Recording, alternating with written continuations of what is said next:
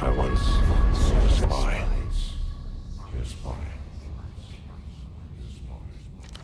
She was brilliant, erratic, cursed, an anti-personnel mine in human form. Her friends called her Herschel, but for her controllers, she was Cascade. Your name and your cryptonym. A dead limb twitches.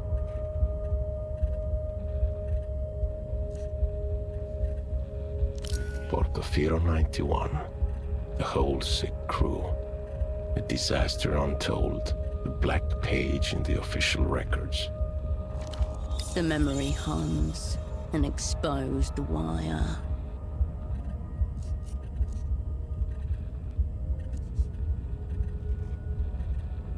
Reports of how it went down remain contested, inconclusive. All that's certain, it began with a phone call and ended with 6 spies lost.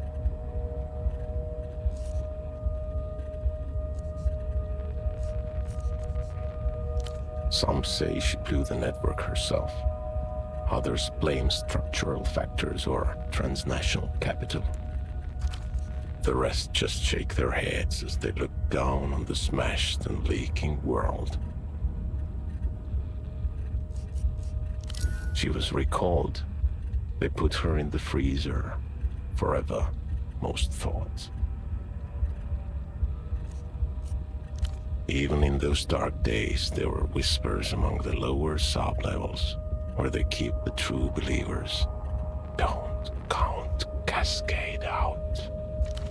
5 years passed. A little more of the world leaked out of itself.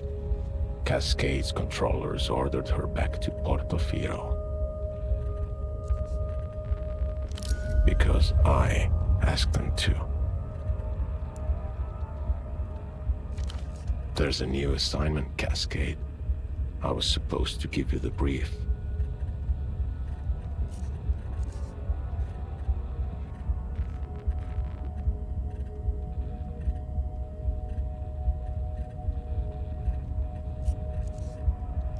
No one special, just an arm-like sack of cytoplasm, a special move unique to single-cell organisms. But before that, I was like you, a spy for the People's Republics, one of the varieties of mankind. Right here, in an armchair in a safe house above a 24-hour Photoshop, in the city-state of Portofino. This is a dangerous place, Cascade. I should never have come.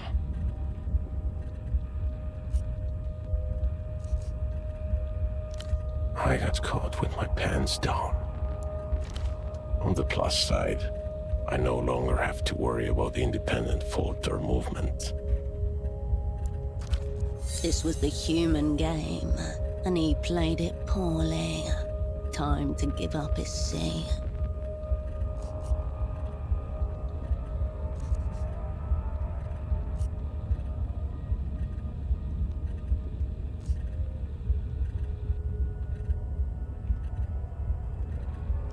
We're not. This is all you. Conversing with your own mental projections, reconciling the dissonance inherent to your role, like you were trained to do. Just one of the neat tricks you've learned to keep yourself alive in theater. There are many others still to come.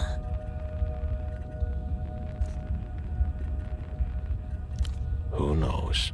Given the chance, we might have shook the stars from their sockets. Maybe next time. We're not. Just one of the neat tricks you've learned. Life is beautiful, cruel, full of hidden cues that I missed. Maybe next time.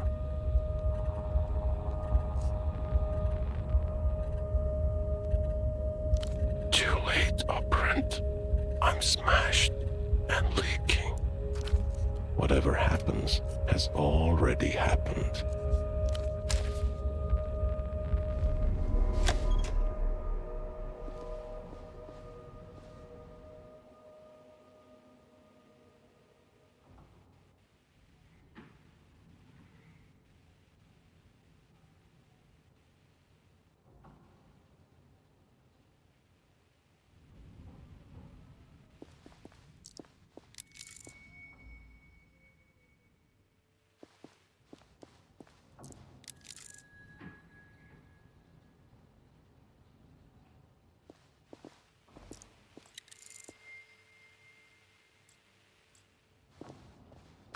Splayed on the chair before you is a man, approximately mid-30s.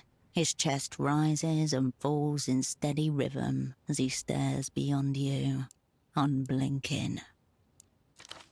Alive, yet not alive.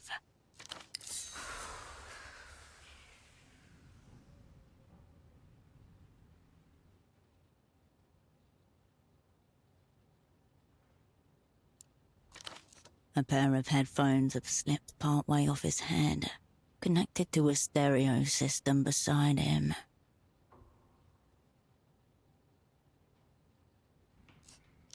No response. His eyes are still fixed glassily on the ceiling. The pupils quiver like a failing heartbeat. Cream paint, peeling slightly. A small room in a city past its prime. Nothing to suggest why the man is so interested in it. You get no response, no flinch, no twitch.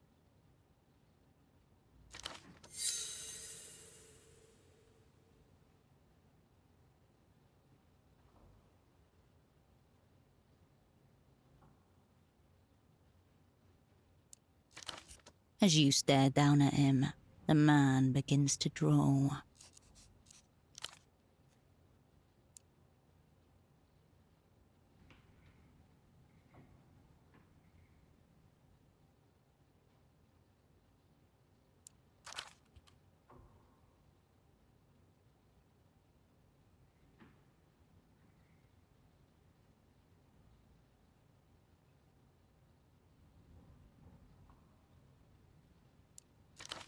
Horn-rimmed glasses, impeccably dialectical, more commonly found on book sleeve portraits of men decades his senior.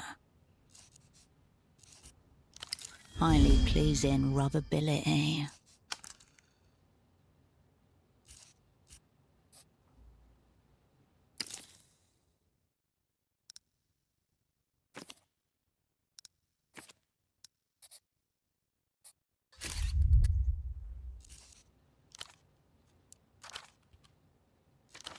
Horn-rimmed glasses. The man seems no more or less assured than before. Horn-rimmed glasses. You leave him exact for the best. This stiff-collared shirt, a snug brown jacket, and nothing below the waist but a pair of red briefs.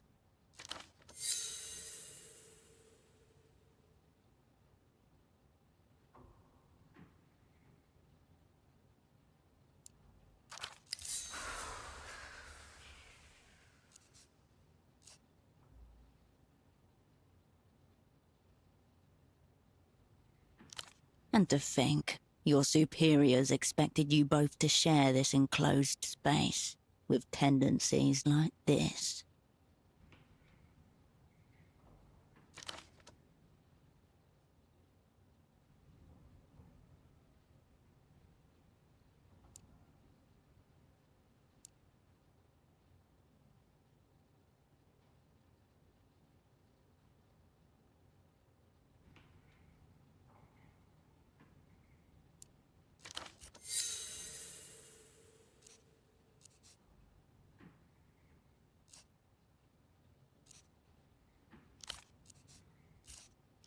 Stiff-collared, entirely unfit for purpose, based on his current state.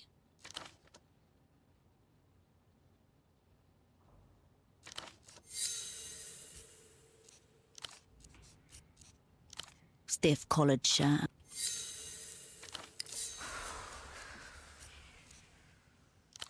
Being a lone operant in a foreign land is a pressurized role.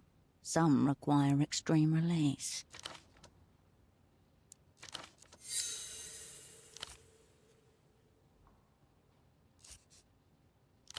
There is no smell of alcohol, nor any open containers. No drug paraphernalia either.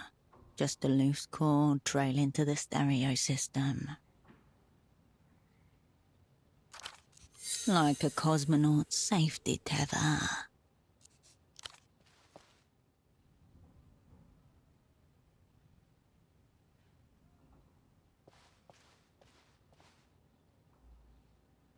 Your fingers detect a low, steady hum where jaw meets neck. Elevated, but not critical. When in theatre, an operant must always prepare to be assassinated. Of course, it is better not to be killed.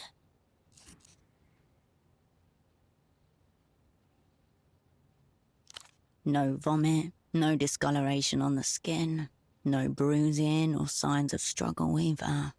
If he was poisoned, then this was a professional zero out.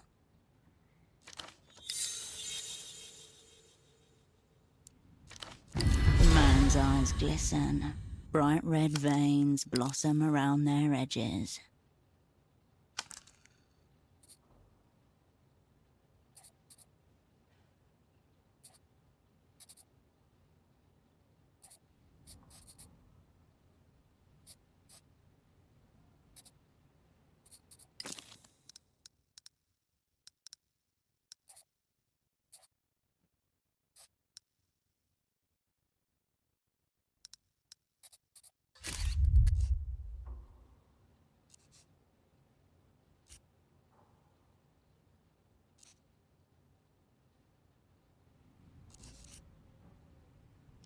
He could be cursing your name or chanting absolution. It's impossible to tell. However he ended up like this, the result is the same. Operant down.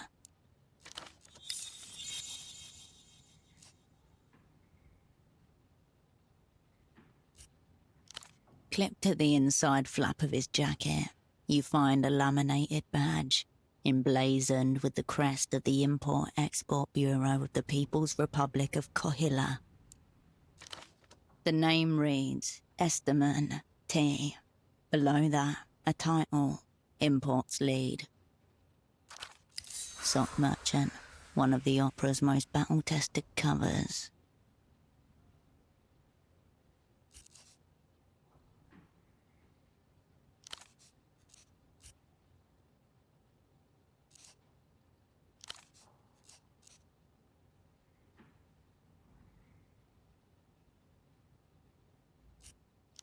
That's what the badge says. This is only a cover, but such phantoms often mimic the Operant Bureau's actual hierarchies.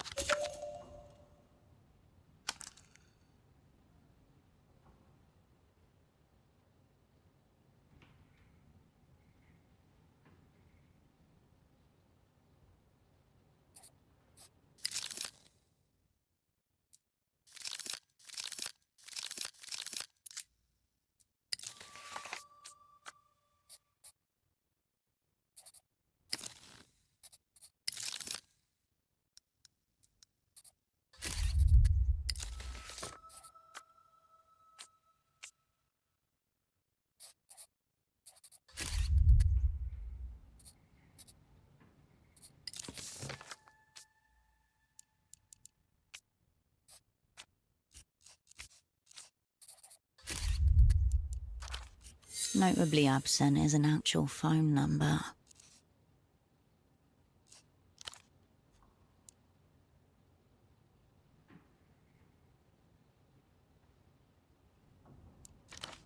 Into your pocket it goes.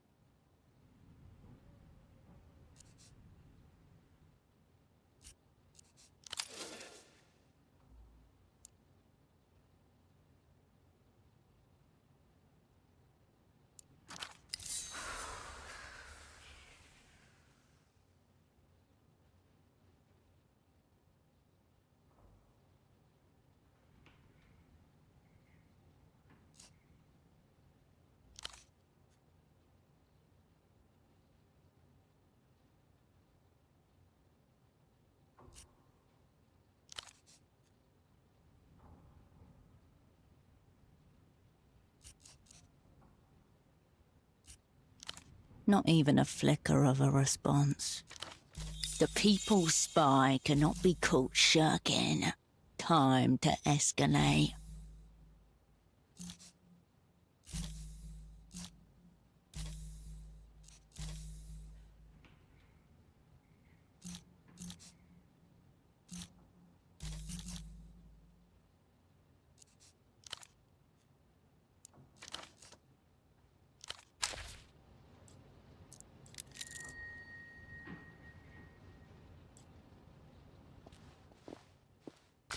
Following the cord from the unconscious man's headphones, you come to a mid-sized home stereo resting on a sideboard. A Protype 0909 50-watt with multi-disc changer. Last generation model. Designed for affordability at the expense of power and clarity. Through the translucent view panel, you see a single red disc loaded in place. Severe letter, you but from a dream, handwritten on thin strips of tape. You don't recognize the artist.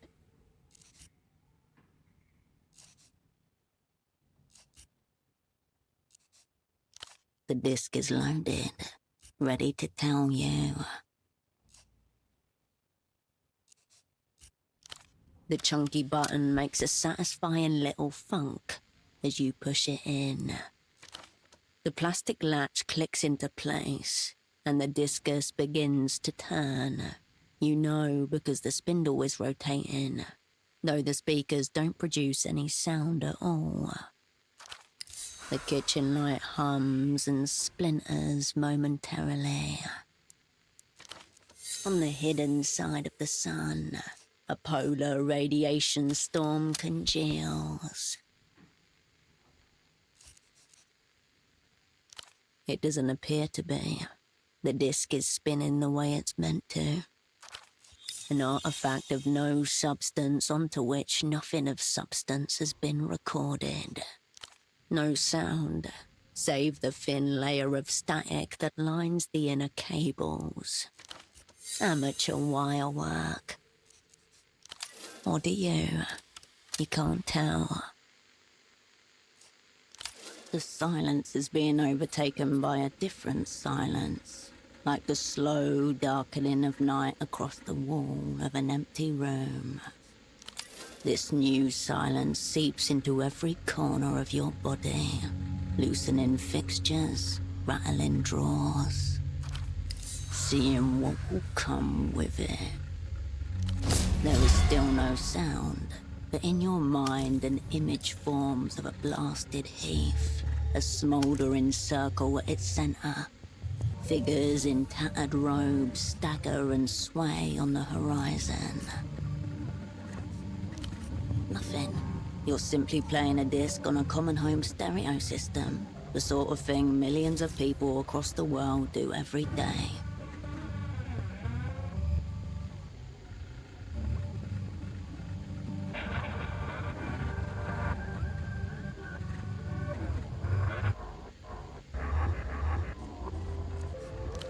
No, you probably shouldn't.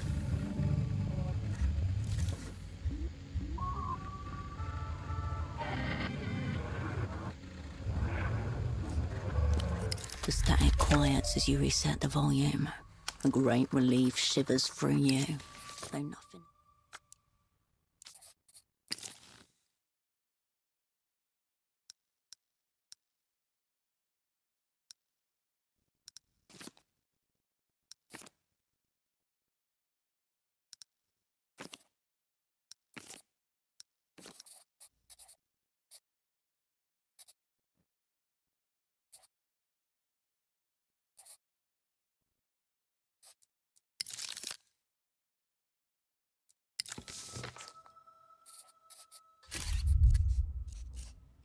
A brief internal hum.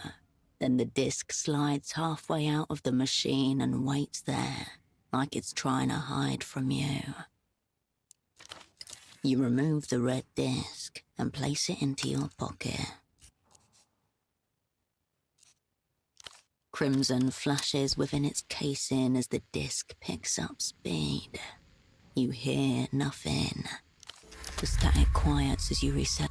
A brief You remove the red disc and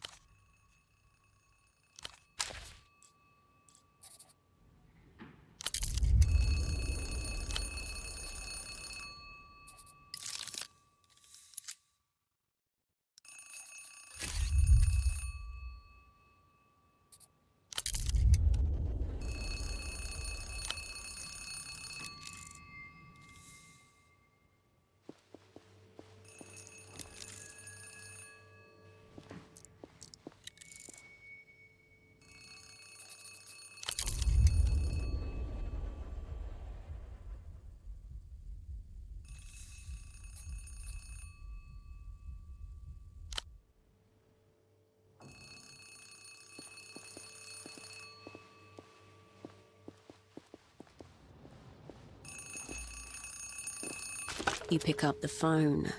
The handset vibrates in your palm.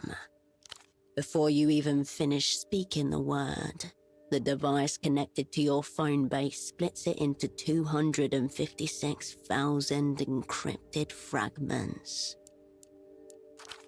The magic box, one of the proudest achievements of the Opera's Technical Services Office. Half a world away, a familiar voice splits into a corresponding number of fragments before coalescing again by your ear. Please tell me you have good news. The voice of authority, otherwise known as your controller.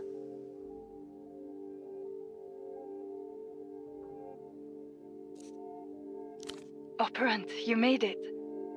Your voice hasn't changed. Her voice is just as you remember. We'll get to catch-ups later. Put pseudopod on the line. You glance over at the man in the chair.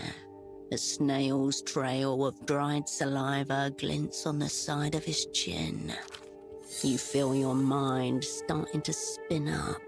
5,000 revolutions per minute. It takes all your concentration to keep the receiver steady against your ear. For a moment, no one says anything. There's no sound at all, save for the blood in your ear and the electrostatic hum of the ultra-long distance connection. Has he been zeroed out? Meaning eliminated, killed, rendered inoperant. The language of distance, a measure of cotton to muffle the fear. That doesn't tell us much. What else? Very odd. Why would he be listening to a blank disc? Probably a manufacturing defect. I don't see how a disc could have anything to do with Pseudopod's condition. Very odd. Why would he be... Me neither. So we're still grasping in the dark. Very odd. Why would he be listening to... He's one of the most steady hands we've got. What else? That doesn't tell us much. What else? So what? Your cover was meant to be sock importers.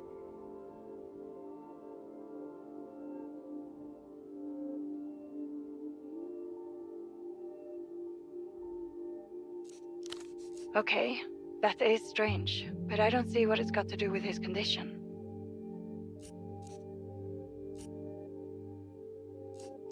Method espionage? Is that some sort of joke? I'll ask one more time. Is your double zeroed out? You must speak the word. She cannot make the determination herself. 5,000 kilometers away, in a small office deep underground, a mid-level controller of the Operant Bureau leans forward and cups a hand over her earpiece. Her other hand hovers above the keyboard, ready to faithfully record your next words. Her eyes reflect the glow of the terminal screen. She's been at her desk for 14 hours today. Once you say it, there's no going back. The momentum of events will overtake you. Cascade, is your double zeroed out or not? Yes, you do. Is he zeroed out, Operant? Right. I wonder which it is. Have our enemies blown us up already?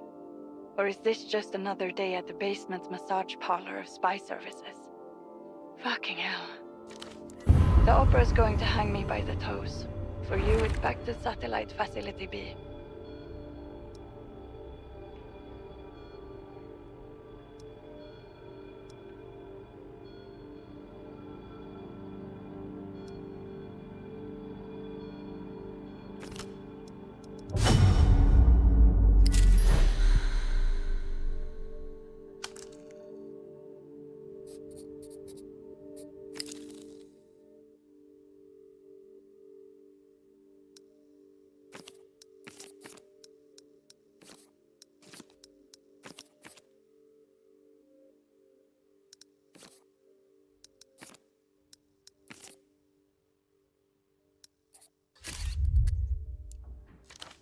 AKA the freezer, where the old, useless and discredited are consigned until they're dismissed or die of despair.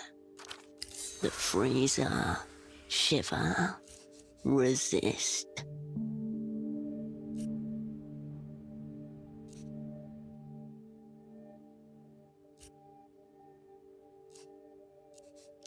That's exactly the problem. You haven't got Pseudopod and you haven't got the assignment either. Listen to me. This assignment is over. Effective immediately. Over. Immediately. The words ricochet inside your skull. The woman in the photo shop downstairs, Constance. She's one of ours. Let her deal with Pseudopod. Middle-aged woman, dark hair behind the counter. You exchanged a few words when she gave you the key. As for you, we need to get you on the next aerotram out of the city. Already your mind is settling back into familiar grooves. Old mechanisms slide and click into position. That numberless phone line may be worth investigating. Perhaps the room contains other leads as well. They won't be expecting you back in the People's Republics for several days. Plenty of time for some self-directed espionage. Let the photo lady deal with him. Your concern is getting out of Portofino, understand? The People's spies are infallible and incorruptible. Reject reactionary pessimism. Cut the Mel stuff. We're talking about work now.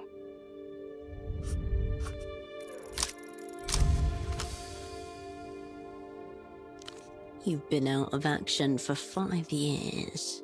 The opera wouldn't rush sending you back in fear. Unless... half a moment's hesitation. Where'd you get that idea? Not a denial. Proceed.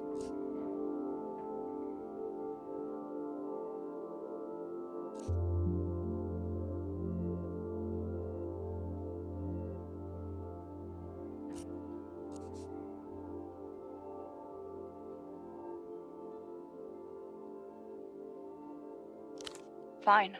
Play it that way if you want. There should still be flights departing for Superblock territory tonight. Make sure you're on one of them. It was no one, a ghost in the wire. The assignment's over. Get on the next tram.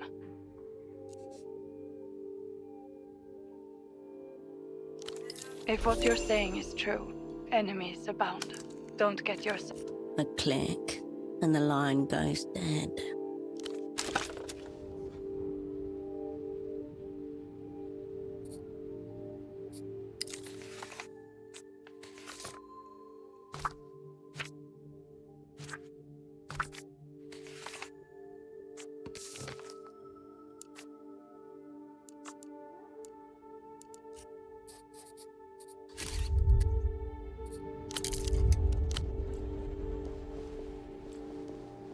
A pair of men's trousers are hung delicately over the shower rail. If Pseudopod's pants were attempting to flee the scene, they did not make it very far. Brown, shapeless, they are utterly unremarkable. The front and back pockets are completely empty, except for a few pieces of lint. One of the many mysteries concerning men's trousers. He was trying to smooth out creases with shower steam. As you turn away, a stray thought passes. They may never be worn again.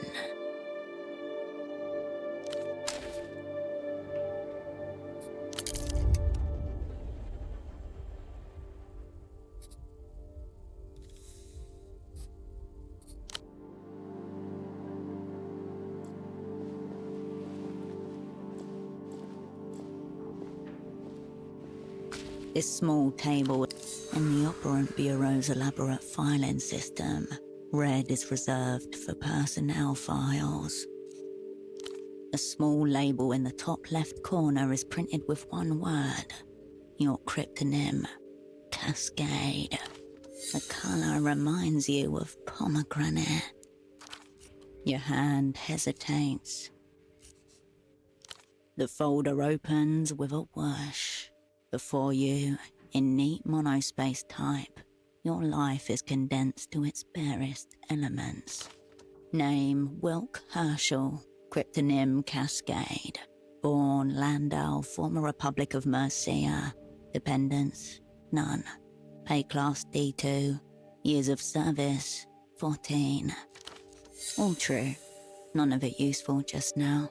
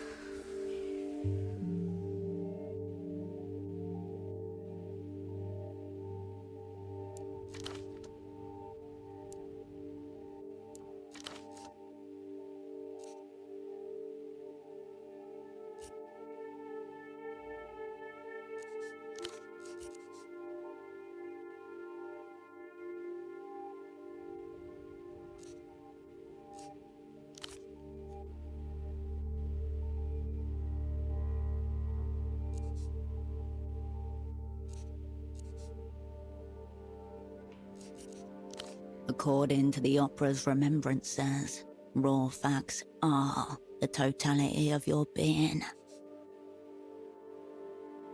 There's another page behind this one. It's labelled Service History. A tingle in your fingers. Your head grows lighter as you approach the crash site.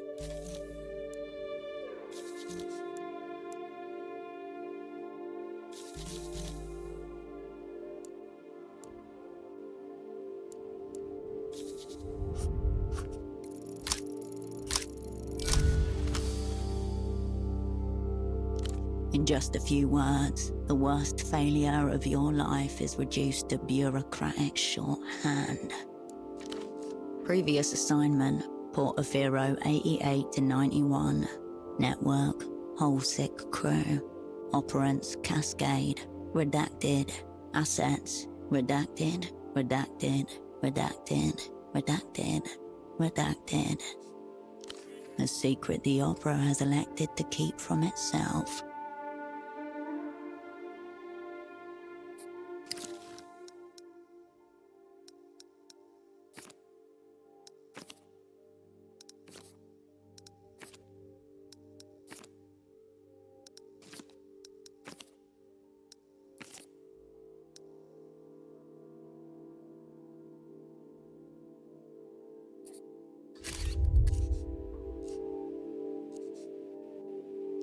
The redactions are too heavy. The names beneath them are silent, for now. Obvious, the opera wanted him to know what sort of spy he'd be working with.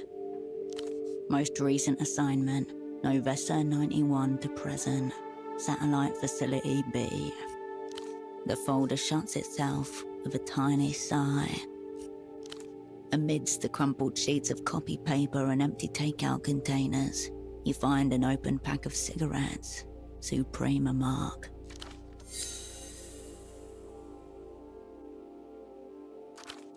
Smokes, ease of mind, cool. There's nothing outwardly noteworthy about this pack of Suprema 100s. It's like any other found in commissaries and corner stores across the People's Republics. Except secreted neatly against the inner wall of the pack, just as you were once taught to do yourself, a crisply folded sheet of A7 paper. The Jipwell, Vubsquux, Ongs, Sixfazul, Exquum, Yijizv, Digarik, Revix, Skilbach, Jittababaki, Whatsup, Sift, Huktok, Huichk, Slaw, the Troop, William, Nut.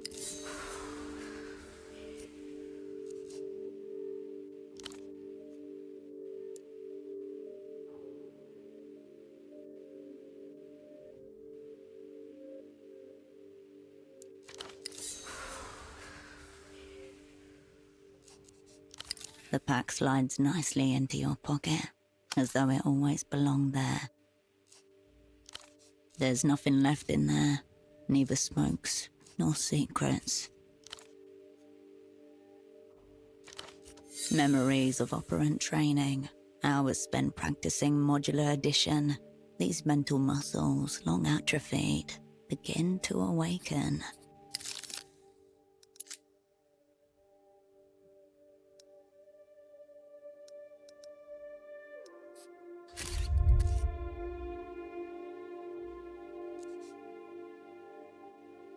The perfectly ordered letters offer no response. Memories of operant train. All it requires is patience and diligence.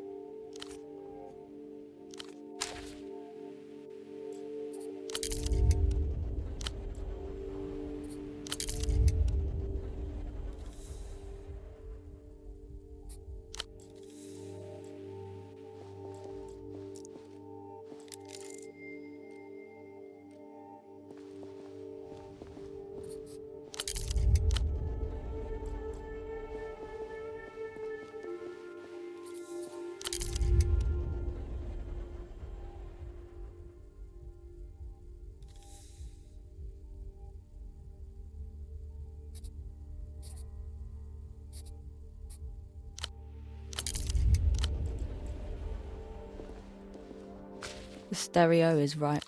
You step away from.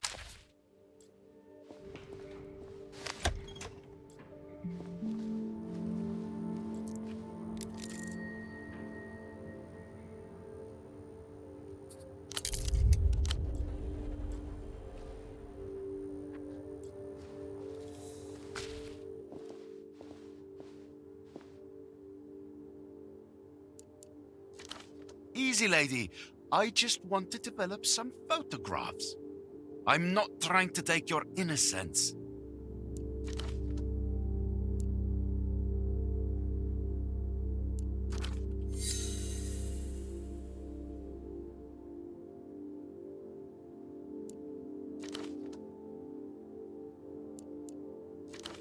You have a wild imagination. A little photo should not count as a crime. It's not like it's a loaded gun or something.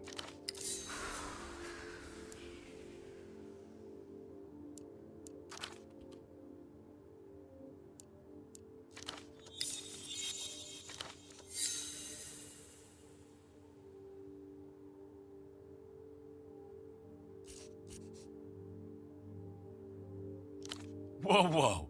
Caught in a pincer by the art police. Not a good day for pursuing my interests.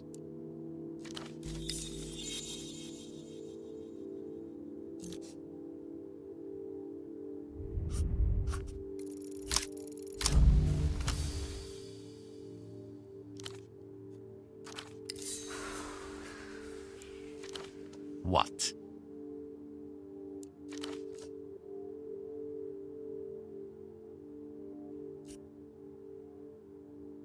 What a full spectrum question. Perhaps you've been huffing photochemicals with this confused woman. Very well. Photo 24 can have this round.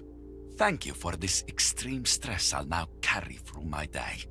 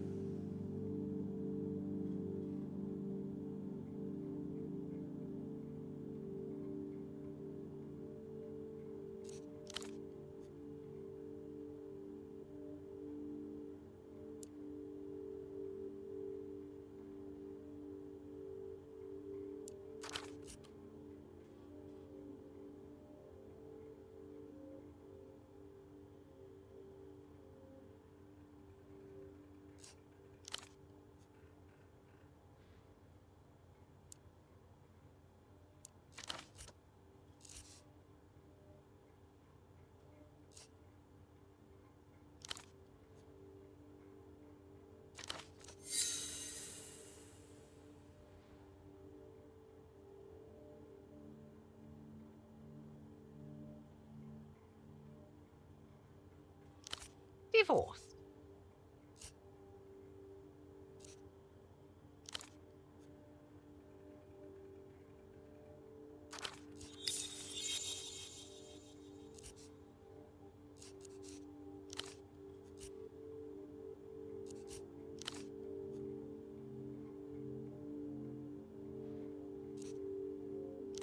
I don't presume to know the inner workings of the opera, but I have to think I could be better utilized. Of course, I'm happy with the tasks I've been assigned thus far.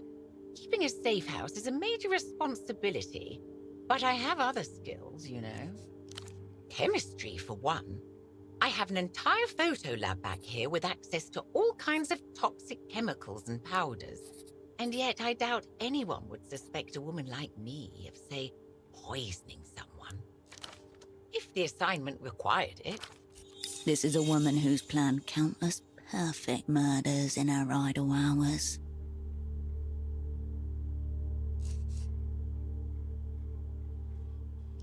I was just giving an example.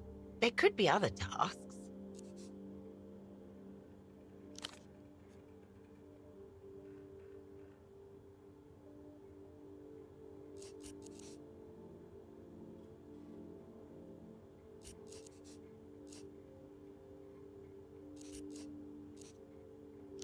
Granted, this is only my debut, but it seems to me that something's very amiss.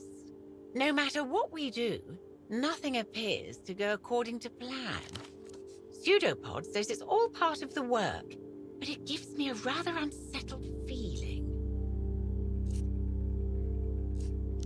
A bit early for such a declaration, isn't it? You've only just arrived. I don't know whether that's intended to be reassuring. It's that little amber light. It means out of order, and I haven't been able to get it to green, meaning in order. Just looking at that thing causes you to take psychic damage. Best stay away.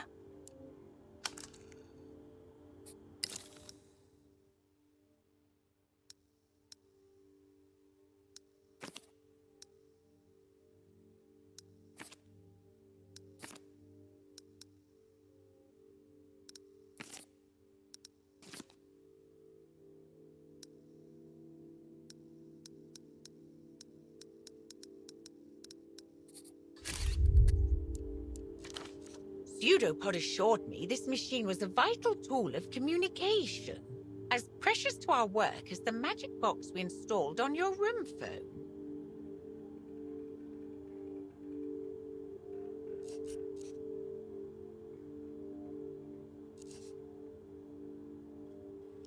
I'm telling you now, Operant, that's what's happening here. You've received all sorts of technical training, I presume. I would think getting a little light to turn green should be well within your powers. A dread beast humming with dormant power. A handless scribe. It just needs to be soothed. I don't know whether that's intended to be reassuring.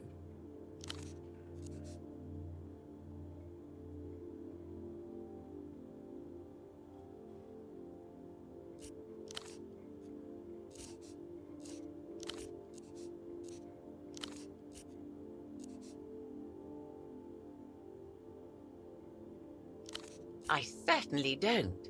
It looks rather flirtatious.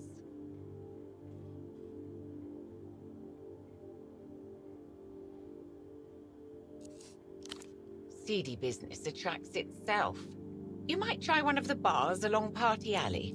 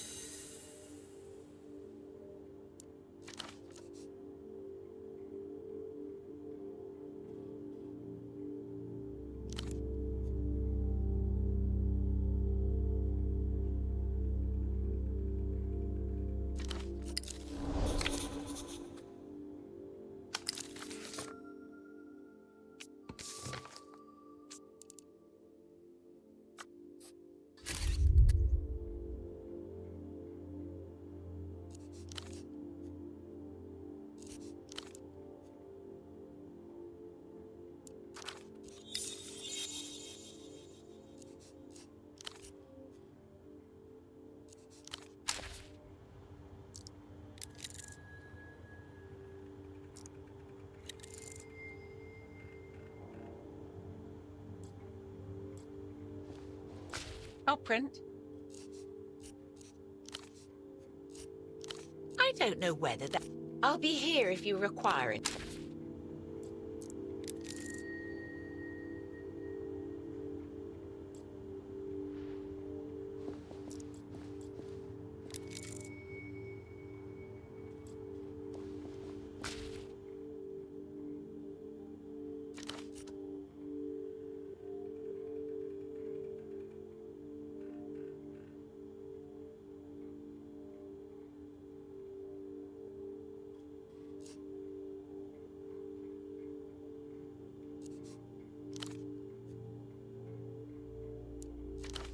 Wrong. The sky is only 98% sky. The other 2% is used to cover up the fact that they replaced the moon 4 times. But they don't want you to know that. That's why they're coming for me. But not before I tell you the truth.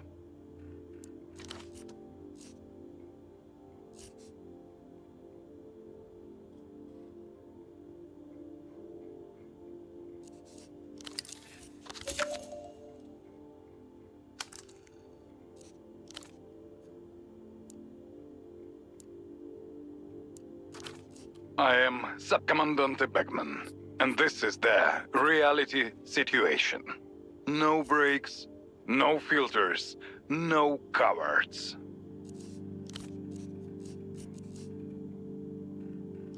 This is a war, and I don't take orders from anyone, especially not reality.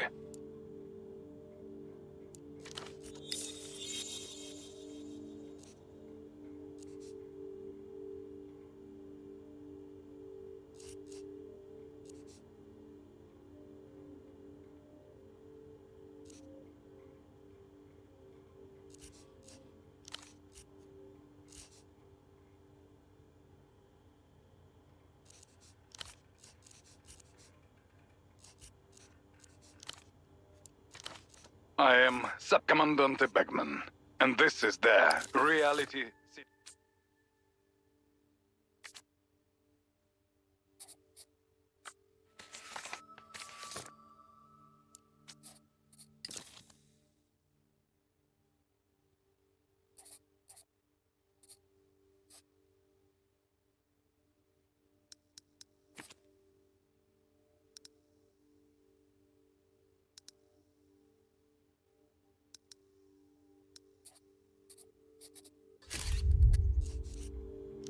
I know about the Boers. I know about iodine. La Luz's invisible aircraft carriers, weaponized nostalgia, microbial microphones, lunar obfuscation programs.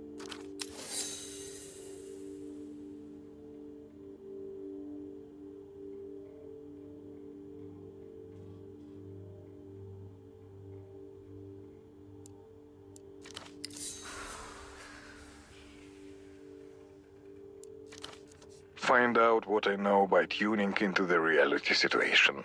Airing until they shut us down.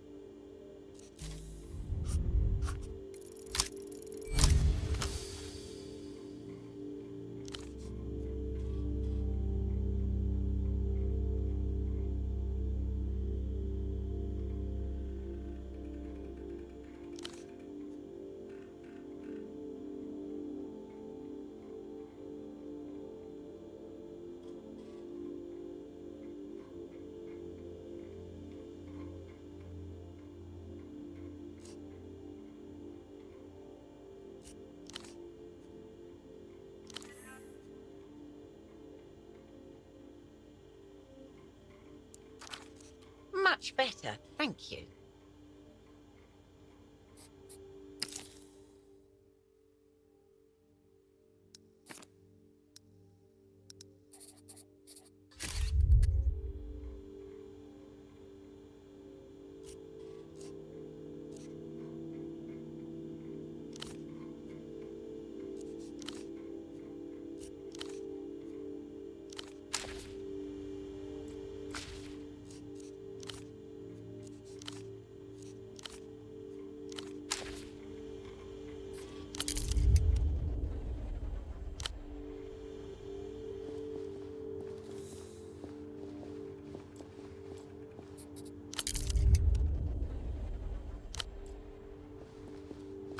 I'll print.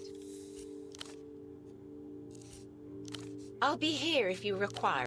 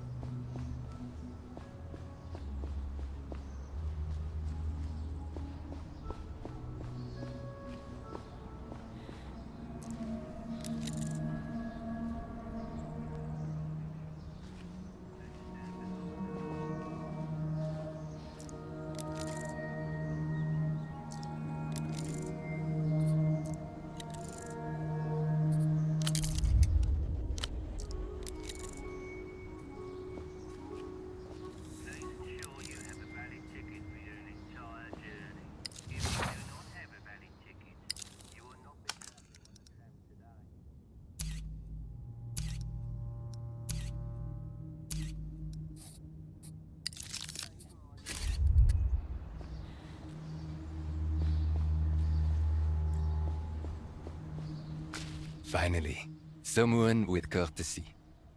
Do you know when the 9 is? A handsome man shifts in place, glancing over his shoulder toward the tram lines. Suitcases surround him.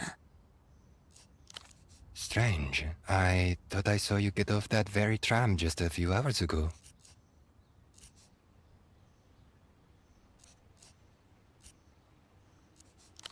Ah, it happens. In any case, you're out of luck. There won't be another for several hours yet.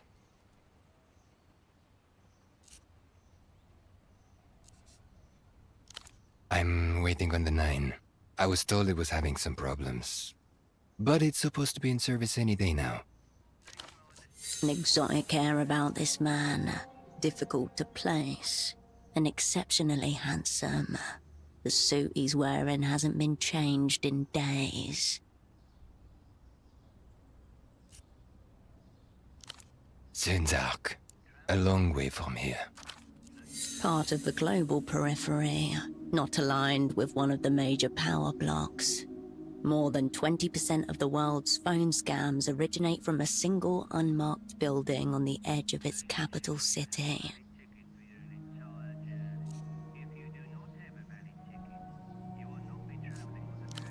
I was told it's supposed to be in service any day now. That was a week ago. Enough time to grow accustomed to new surroundings and start noticing things. I agree. But what am I to do? It seems to be the only way out of the city. I would appreciate it. I'm waiting on the 9. An exotic air about this. Home. I was told to take this tram here, line 9. It's supposed to be in service any day now. I've been here a week. Enough time to grow accustomed to new surround. Well, if you hear anything about the 9, please, let me know. I did see a man like that some days ago, I think. Near the bazaar, in fact. Ah, sleeping brother.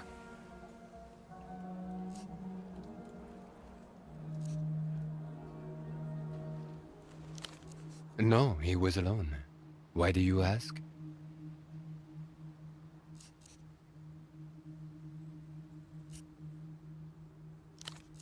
I guess we share the same fate. I'm waiting on the 9. An exotic air about this man. Home. I was... Enough time to grow accustomed. Well, thank you. I'll be here in the meantime. Waiting.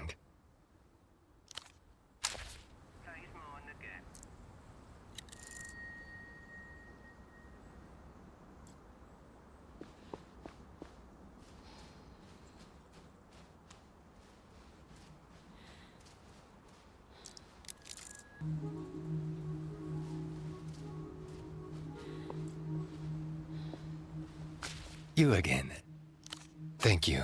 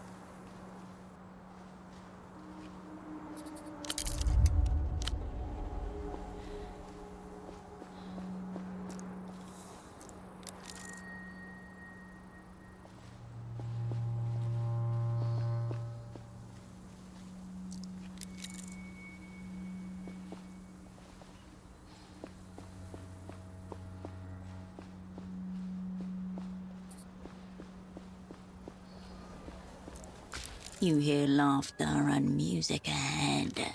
You can still make out the lower half of the words SL3. The old factory is mangy with past identities. An archaeological record of Portofear turf war. It has been many things over its lifetime.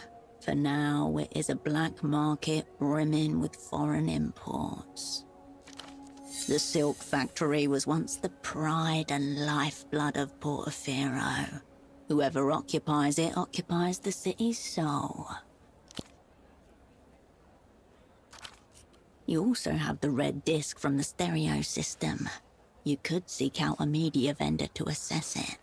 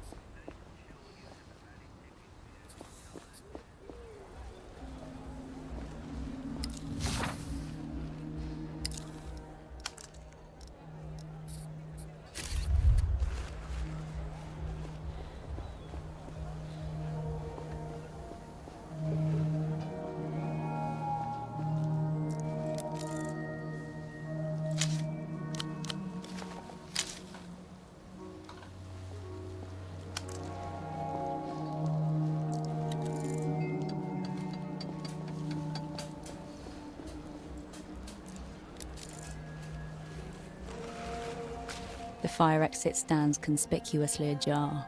Someone has wedged it open with a ball. Wrong. Ball wants to play, not wedge. It's a pelota ball, the local variation of handball. Pelota balls are not designed for use as doorstops. Someone has elevated this ball to contraption status. An affront to workers' safety. Confine it to the gulag of the pocket.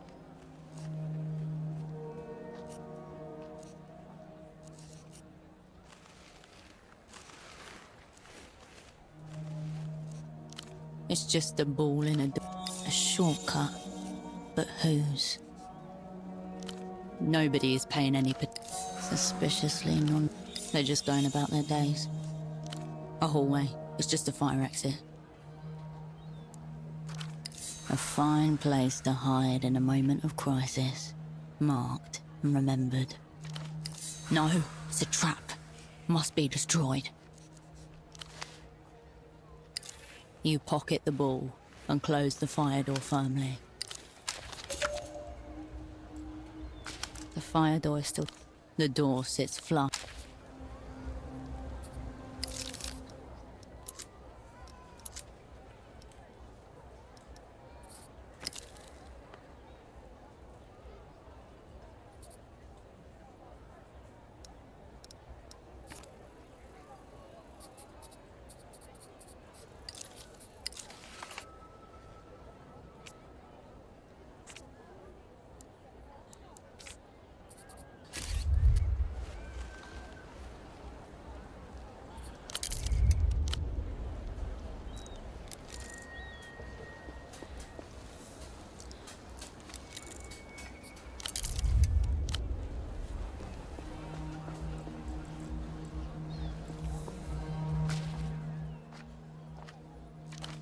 On the TV, a giant wolf-like creature stands up on its hind legs and howls. Its fur bristles gold. Dangerous, mythical, electrifying. No wonder the kids are watching this. Suddenly, the beast roars and light floods the screen. It's followed by a wet, pulpous sound. An acceptable mimicry of a skull liquefying under extreme thermal stress.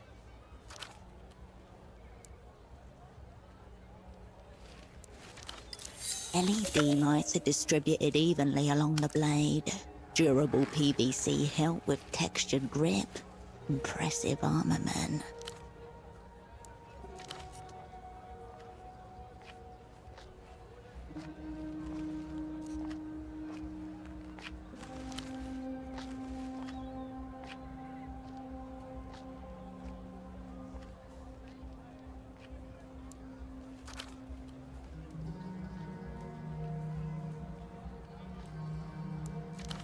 On the screen, a headless lupine figure standing on its back legs shakes violently. Blood pours from its neck as flesh reknits itself.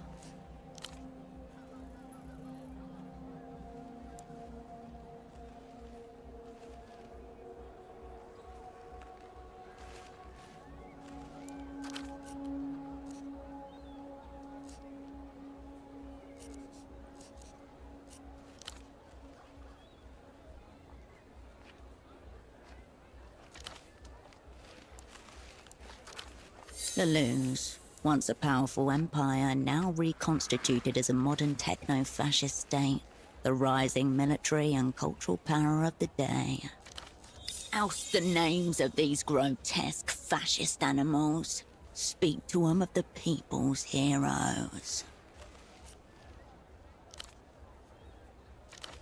Notice that the broadcast is in Mercian, not Lusian. Dubbed for a foreign audience. Troubling, especially if Lusian cultural exports are what they primarily consume.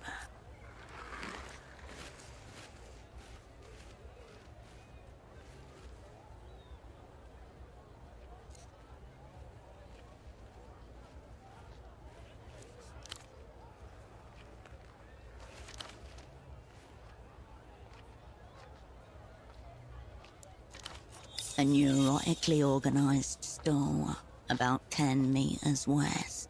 A morose man stands there obsessively cleaning a disc-like object.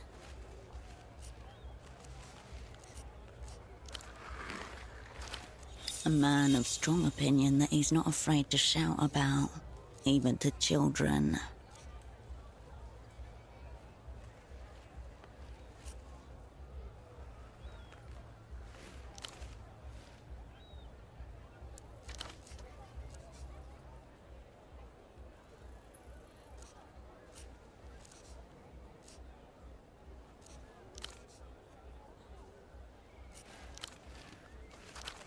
Notice that the broad troubling, especially a neurotically organized. A man of strong opinion that he's not afraid to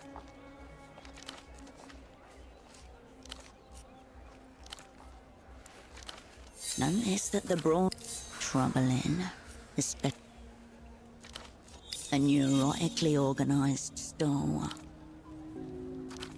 A man of strong opinion that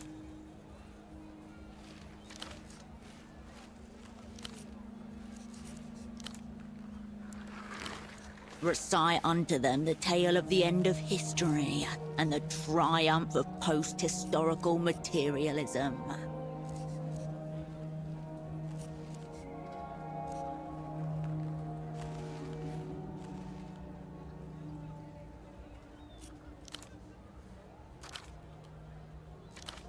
Child wolf hybrids have no place in the workers' paradise. Notice that the broad troubling, a neurotically organized. A man of strong opinion.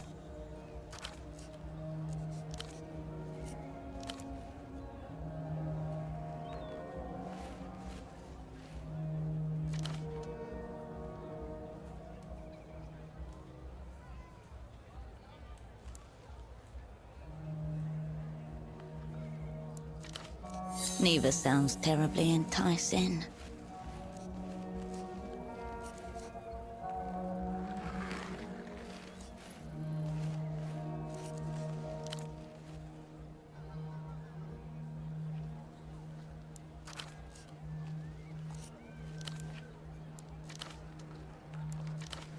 Neither sounds terribly enticing.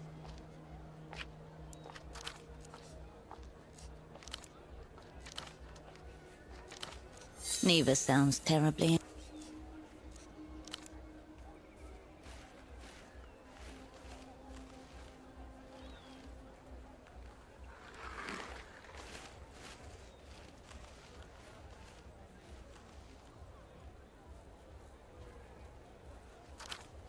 Ridiculous. These wobbling open chassis abominations can barely function on solid ground.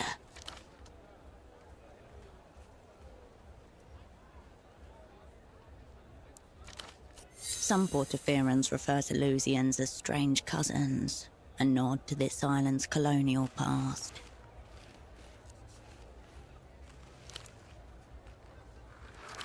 Certainly not part of Leluz. It's a wealthy state in the developed world, known for its bogs and poets.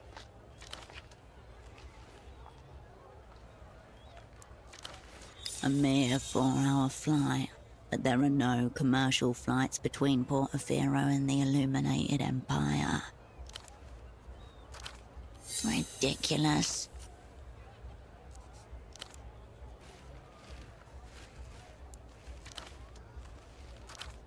A mere 4-hour flight, but there are no commercial. Perhaps you should let children be children.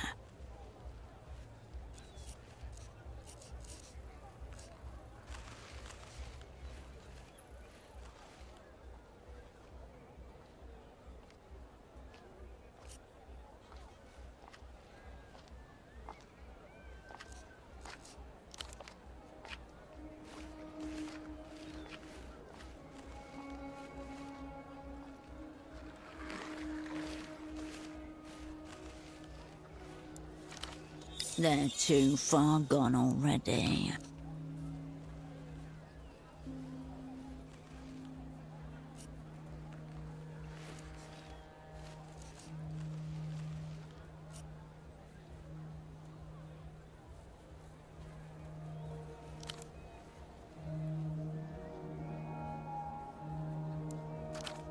How deeply has the techno-fascist enemy embedded itself into their psyches?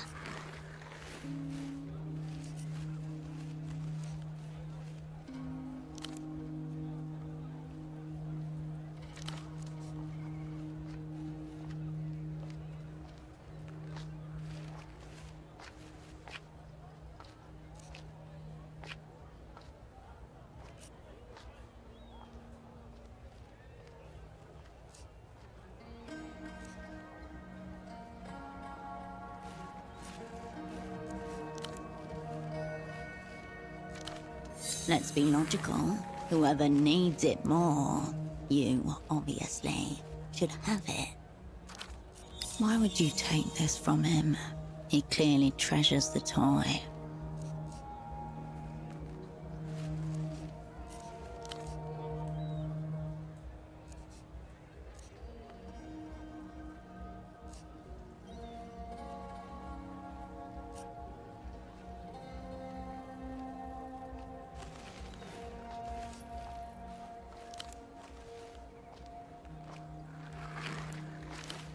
She has completely outdone you in gadgetry.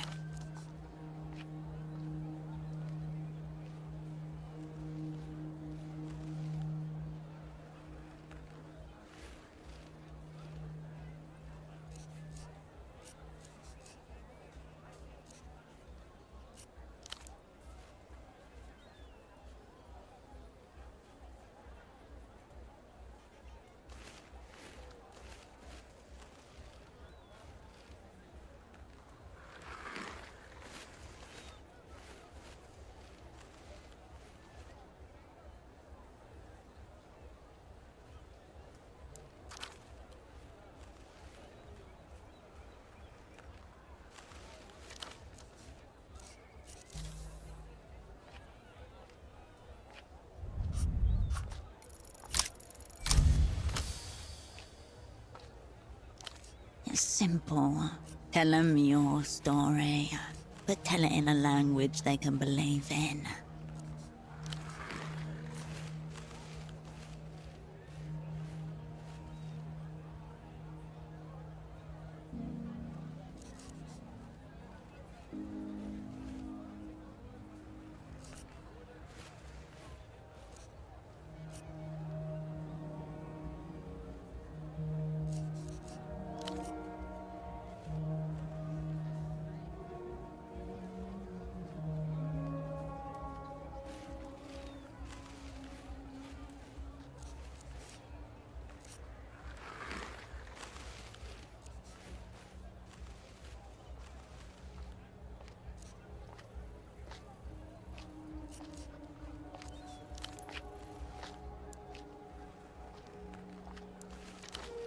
She has no idea what you meant, but is too immersed to care.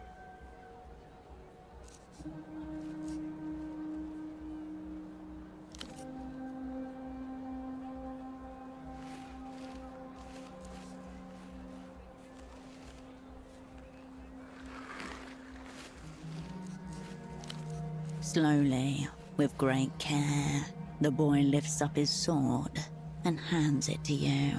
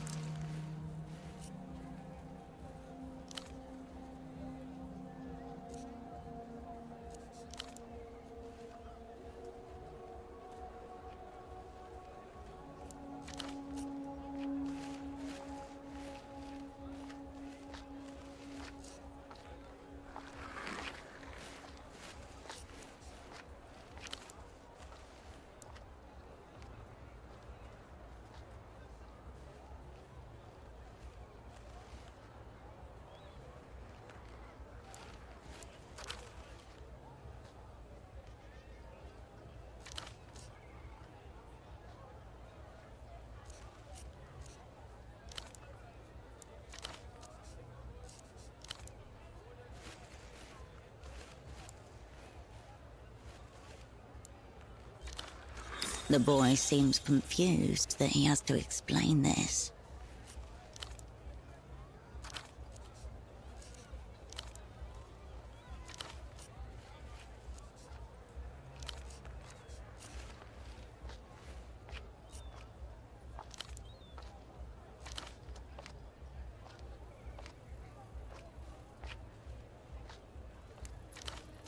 Your tongue runs along the familiar edges of your canines.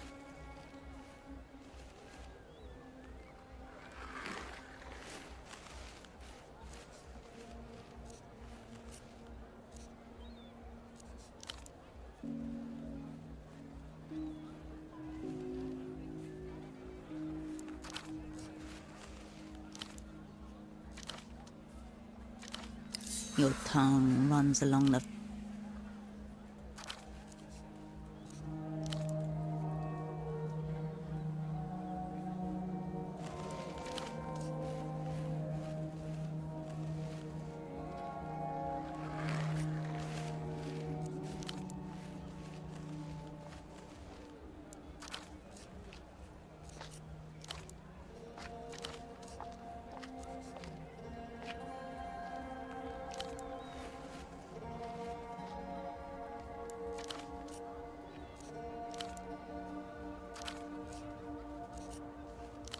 The boy shrugs.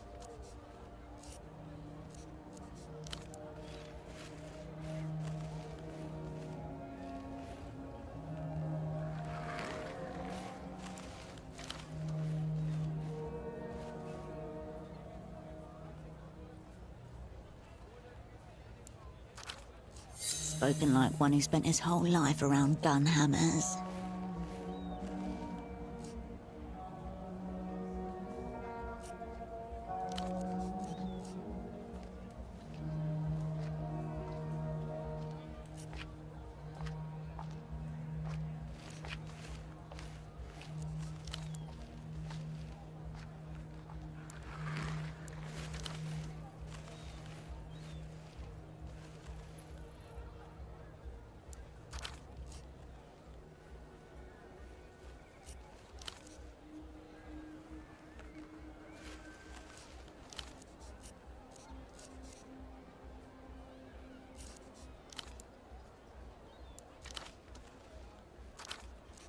Spoken like one who spent his whole life around gun hammers.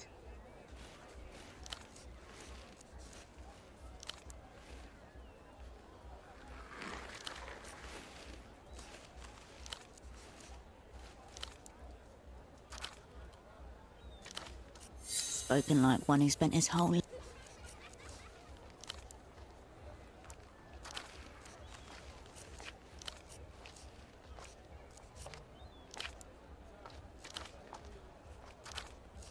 Spoken like one who spent his whole life around.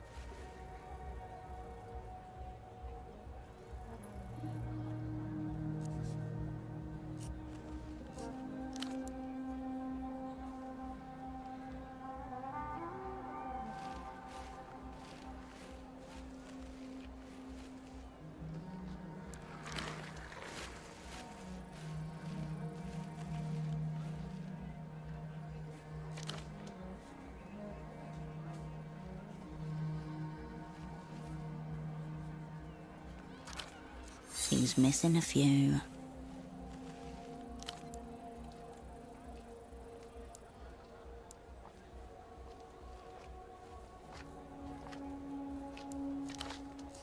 And yet he claimed to know them all, did he not?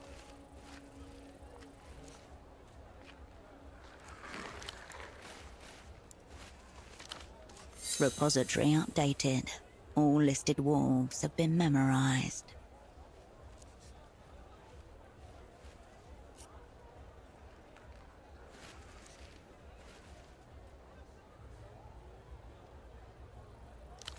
Because there is no such thing as bad knowledge. It is inherently beneficial. In fact, you should find more finds to memorize.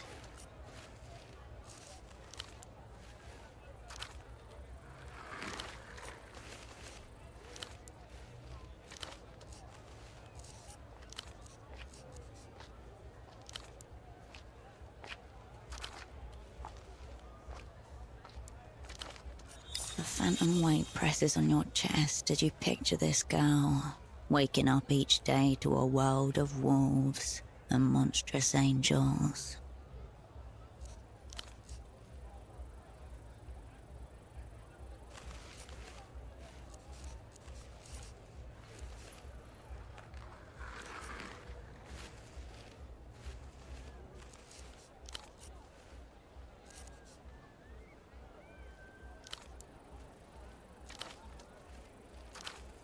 The phantom weight presses on your chest as you picture.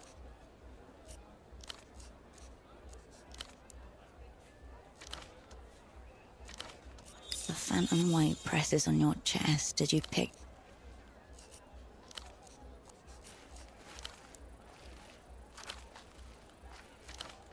The phantom weight presses on your chest as you picture this girl, waking up.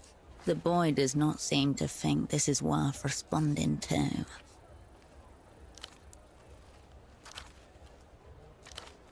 The phantom weight presses on your chest as you picture this girl, waking up each day to a world of wolves and monstrous angels.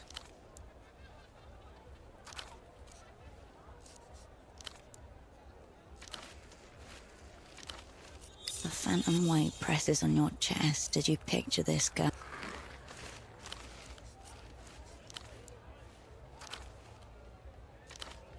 The phantom weight presses on your chest as you picture this girl, waking up each day.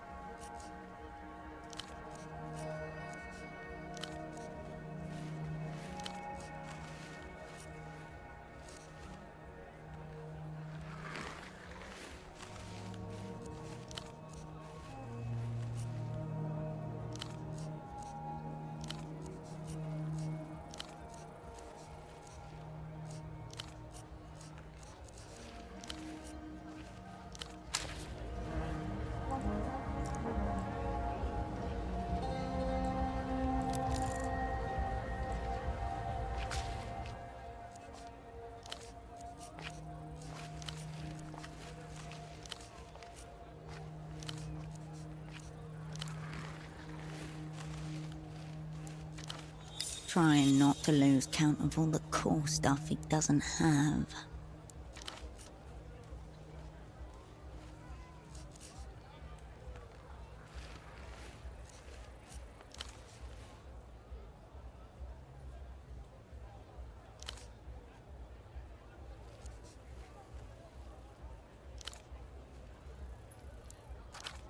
Assuming these cups do resemble cartoon walls, you'd need 5-axis milling machines, injection presses, stress testing labs, and climate-controlled environments to manufacture them.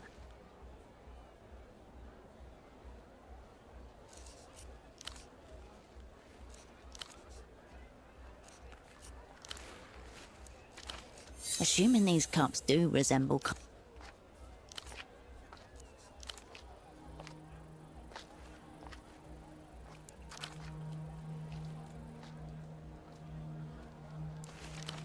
Assuming these cups do resemble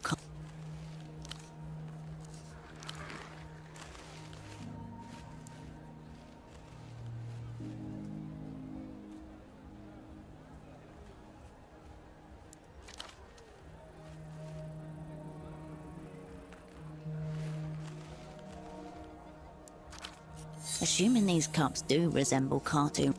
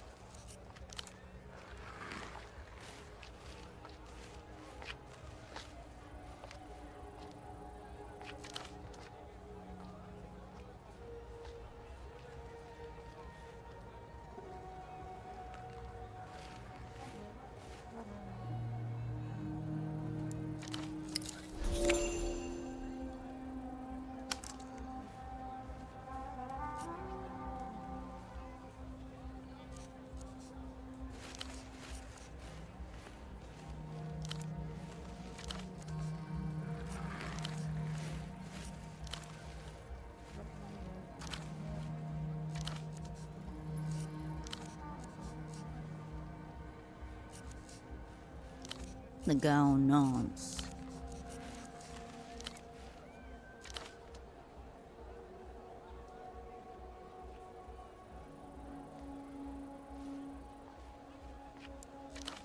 It's been years since you interacted with children, so a reminder. Be nice. Be normal.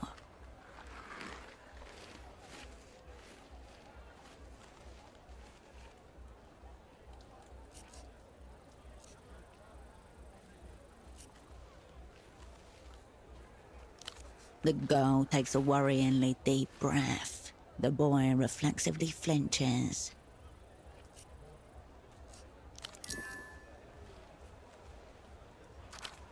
As the howling stops, you realize everyone around you has turned their heads in concern.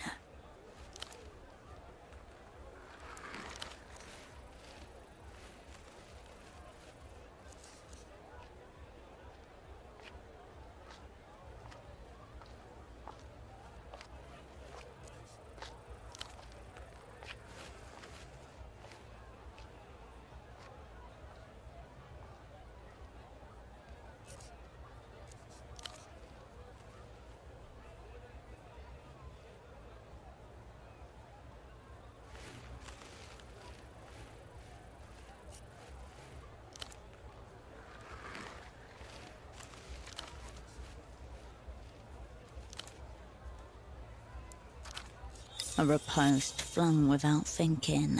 She's been asked the question more than once.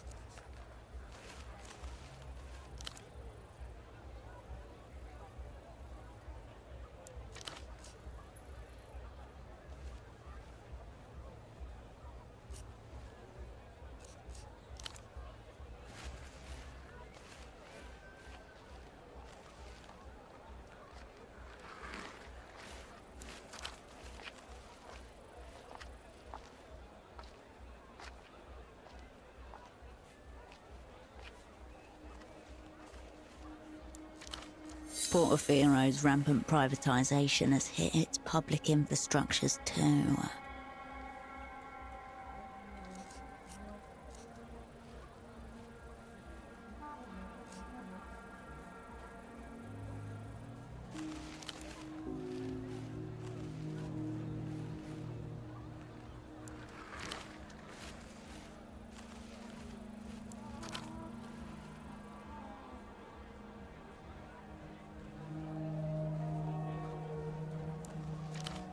An eternal underclass is being manufactured before your very eyes.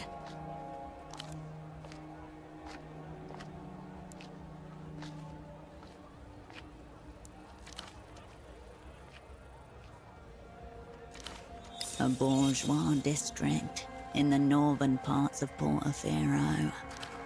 You picture a woman going over her expenses, over and over, hoping to make the numbers fit.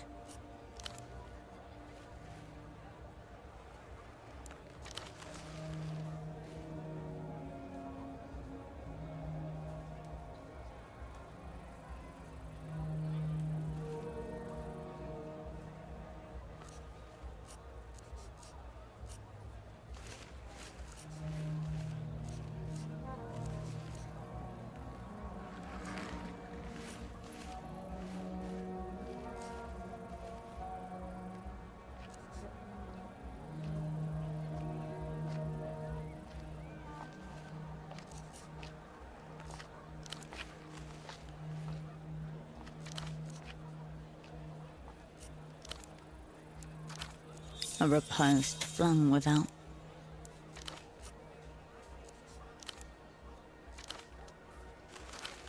Portofero's rampant private.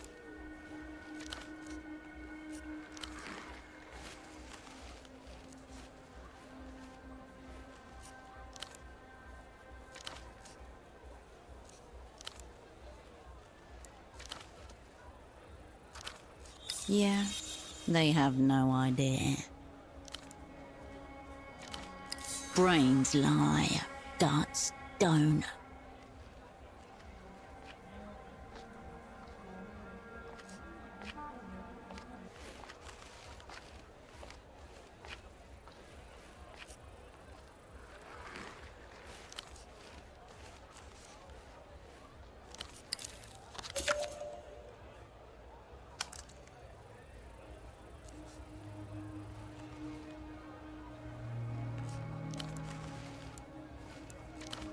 A decent aid. Worth asking this melon for specifics. A riposte flung without.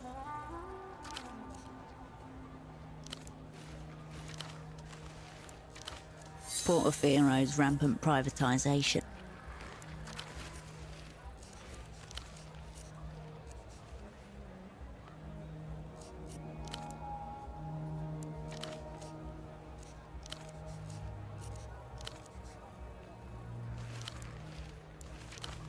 A riposte flung with.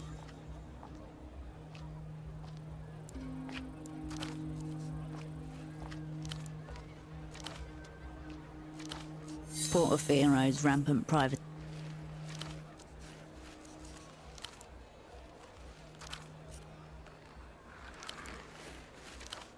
A riposte.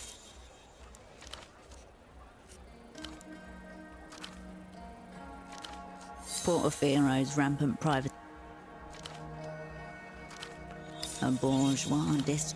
You picture a woman going.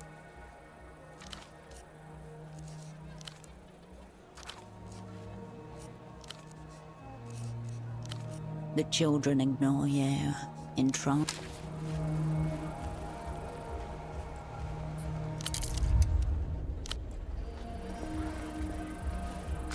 Excuse me. Can you take a look at this?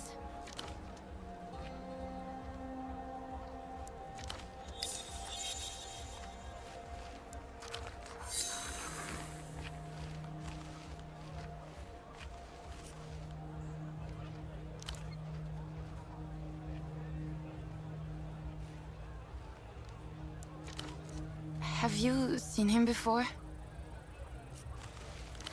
How do you know about that?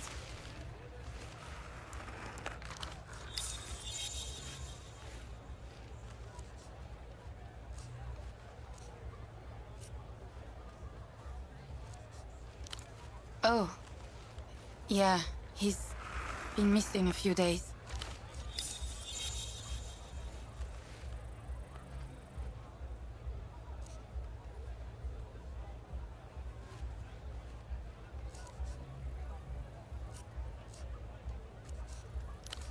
Right, I should have started with that, I guess. His name's Eno Klantz.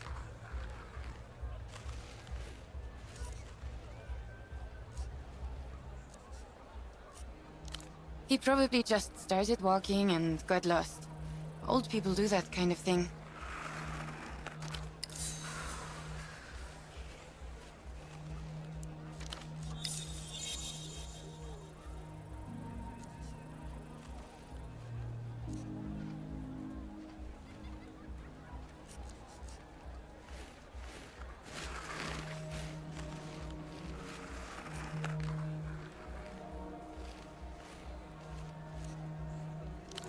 I'm just worried. I told him watching too much TV was making him crazy.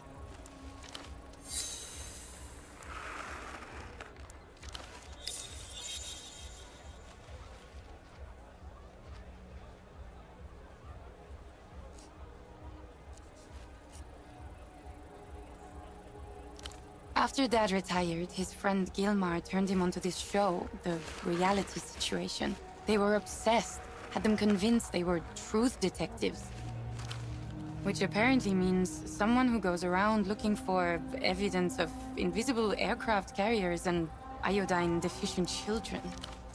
Dad and Gilmar were always following up on leads and calling into the show. It felt like Bagman was encouraging them, you know?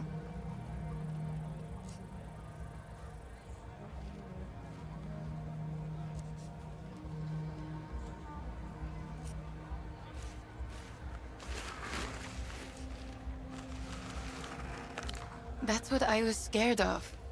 Look, this is kind of embarrassing. My dad developed this insane theory about the payphone to the western exit of the bazaar. Dad thought certain words said into the right phone gets you attention from the wrong people. He was convinced Emter was behind it all.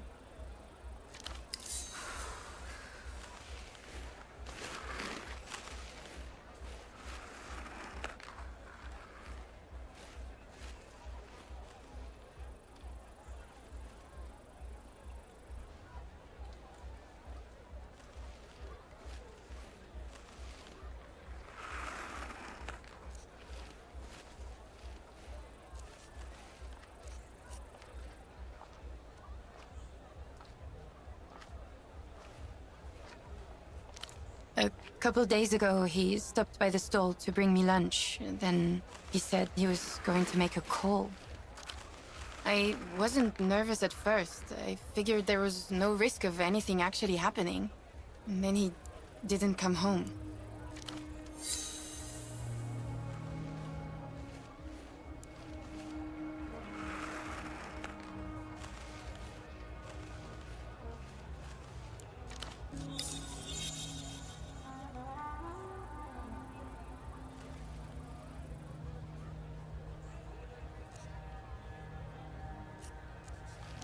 Yeah, of course. You're right. Crazy old man shit. He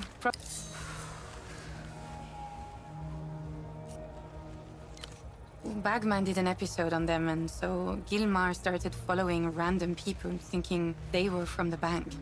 Not long after, he roped my dad into it. Guys in expensive business suits, usually. Foreign accents, verbally abusive, and tight with their money. Except when it comes to treating a client.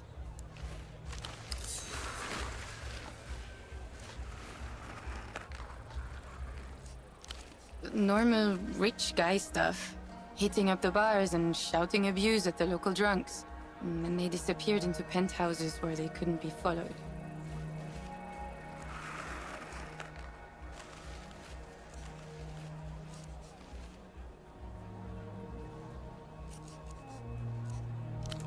Mi viejo did, but Gilmar stayed out. And then he called my dad around 2 in the morning. He'd overheard something and was explaining it when the call just cut off. My dad went by his house the next day, but Gilmar wasn't there.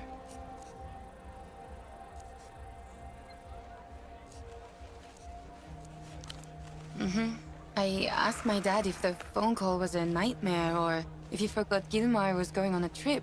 I thought maybe the show was getting into his head, you know? Dad really believed it, though.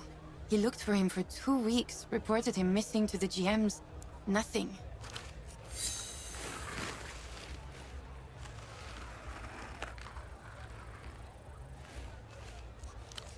They seem pretty random.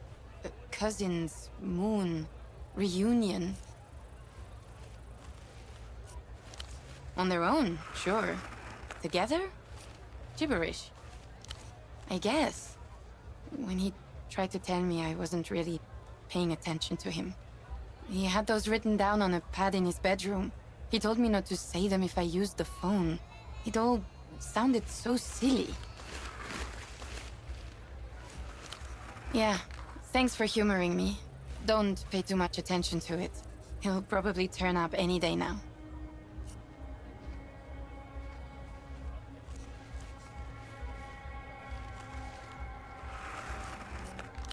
You could keep an eye out for him, maybe? Anyway, you want a wig? I hear they make you fun at parties.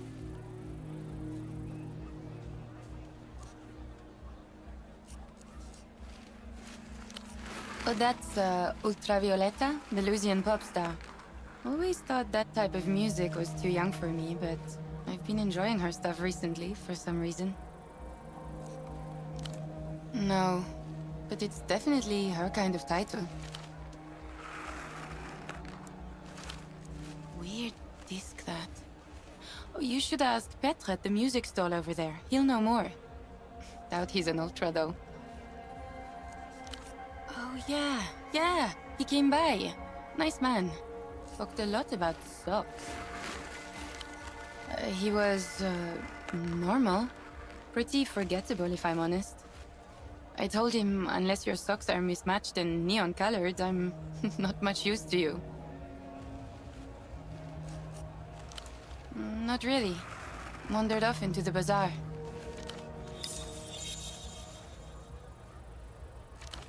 What do you mean, something's happened? Did he use the phone? Oh, well, at least you have that. Sorry. Yeah, I was kind of distracted when he showed up. Why?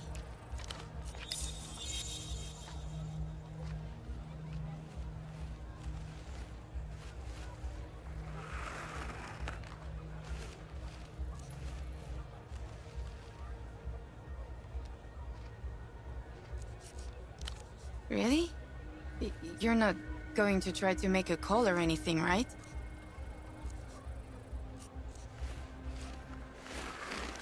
Okay. It's the phone by the western entrance to the bazaar.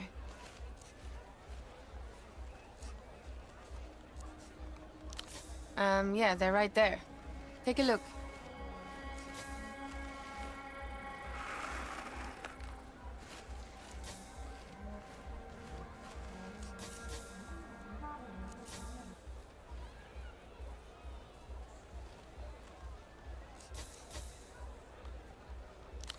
Must be some party you're going to.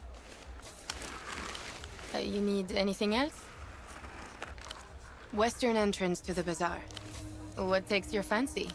You need any... Thanks for stopping by.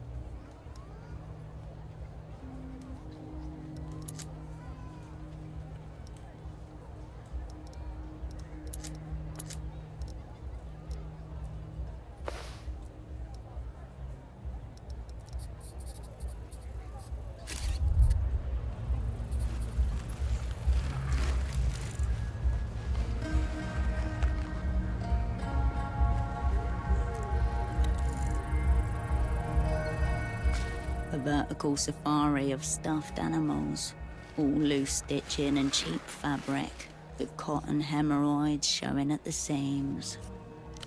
Plushies in various sizes, colours and denominations. If they're from something, you don't recognise it. Immobile grins, middle fingers to nature itself. Each plushie is branded with an obviously counterfeit brand name of Zoo Textile. Next to it, the vendor has stickered each different model, each one numbered 1, 2, 4, 5, or 6. There are no number 3s. You scour the mound of fake flesh for the missing model. There doesn't seem to be a single number 3 left in the entire display.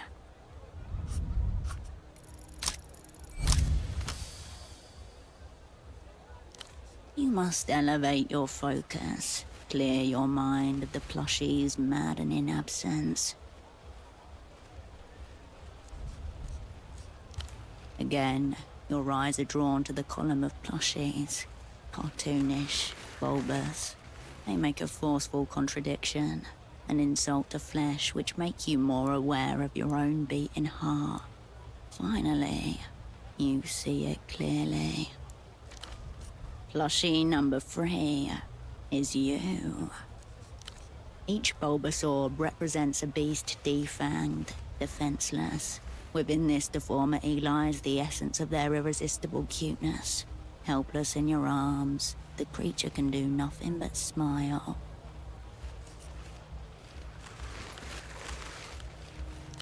Soft, fuzzy, and without tongues, they are made to keep the secret of the violence in your grasp.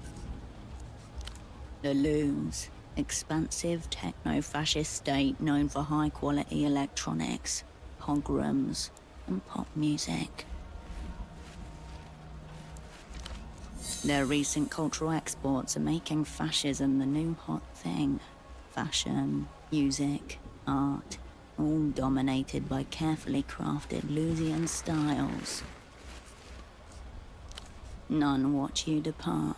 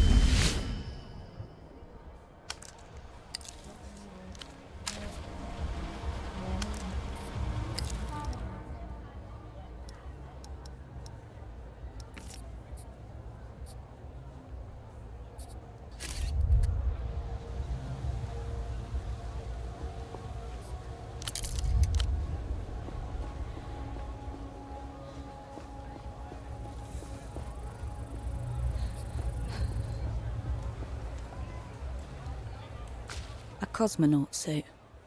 Its shoulder patch reads, "The stars are ours, 77. If it is, then it's one of the few things for sale here that isn't a knockoff Lusian electronic disc.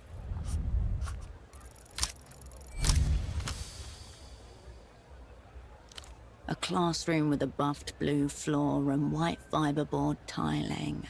The teacher rolls a square little television in on a cart.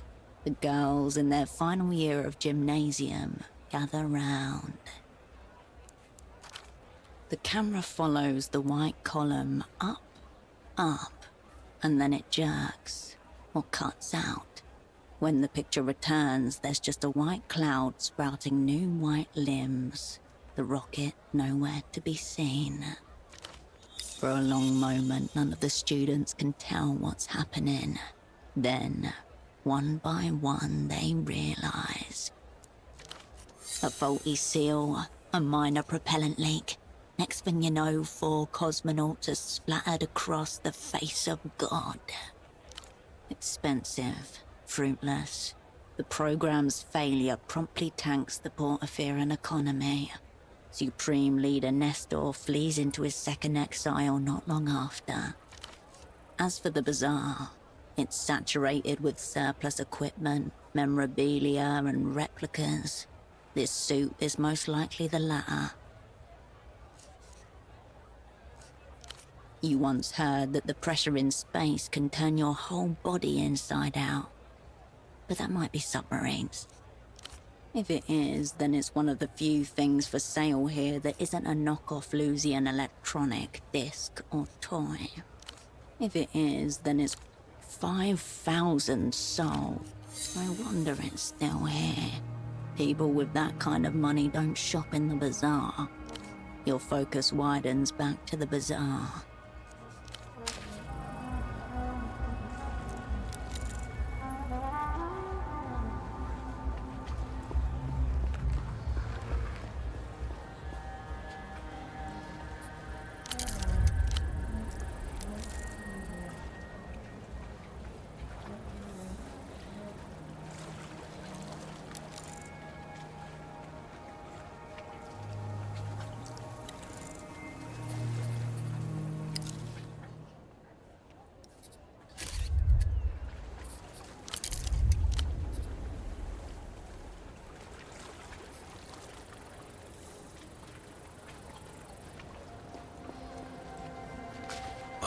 Off-brand drivers, cheap plastic housing.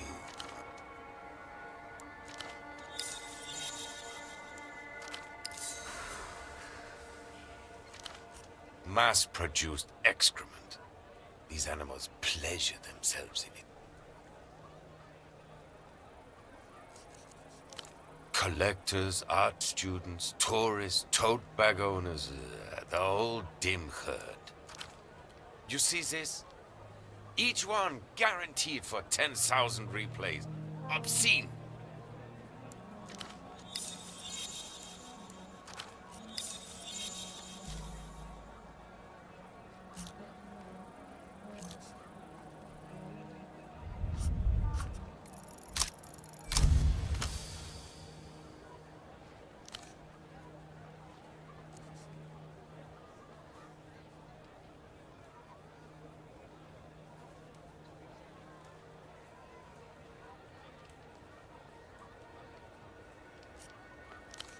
That's right.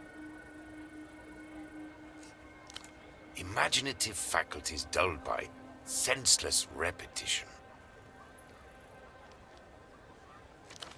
Forgive me, friend. I'd mistaken you for a common replayer.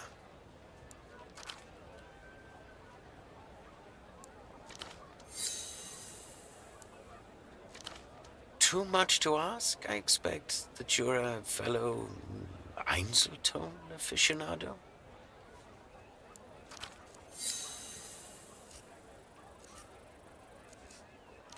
Yes, it is.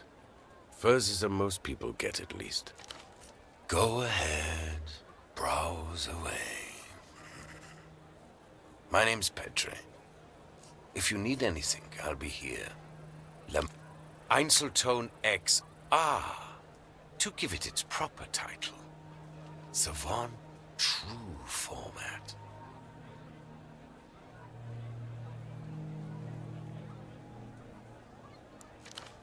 The apex of auditory technology. A high-fidelity yet dynamic sonic experience that self-effaces after a single play.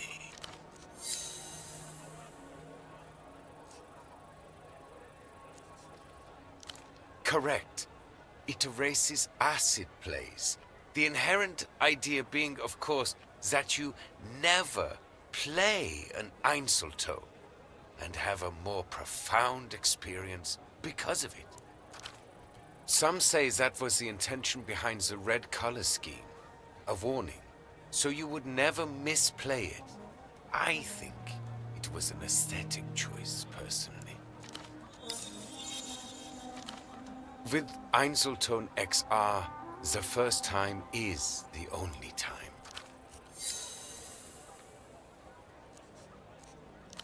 X remnants. 0 remnants. The aftermath of a magnetic charge once you take the field away. The Einzeltone magnets are so potent that the erasure is absolute. The X is meant to represent the negative, the complete absence of sound or vision. This was a very conceptual time for storage media, you understand. It was a very beautiful time, too. A magnet embedded in the disc erases its contents as it's being listened to.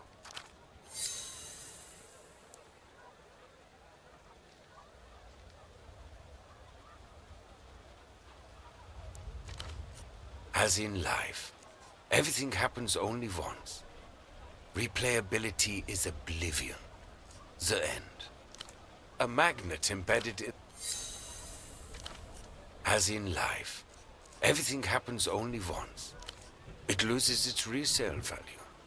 And the uninspired replayer who listened to it loses a piece of their soul. Oh, yes. Completely. Though they'd have to have been pretty soulless to play it in the first place.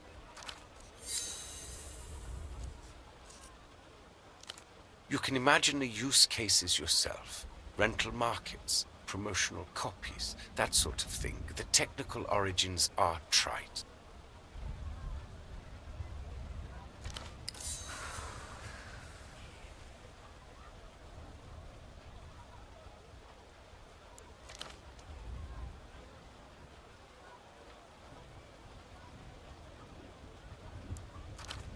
Its deeper purpose is simply to exist, to remain in a rarefied realm of pure potentiality and infinite beauty.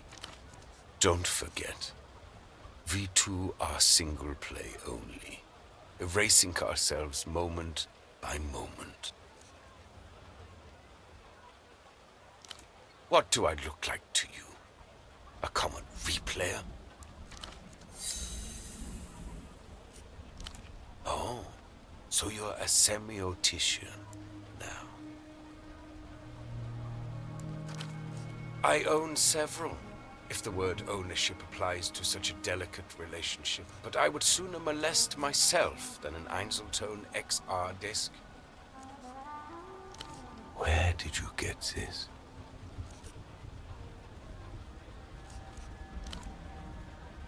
Einzeltone hasn't been available to consumers for a decade.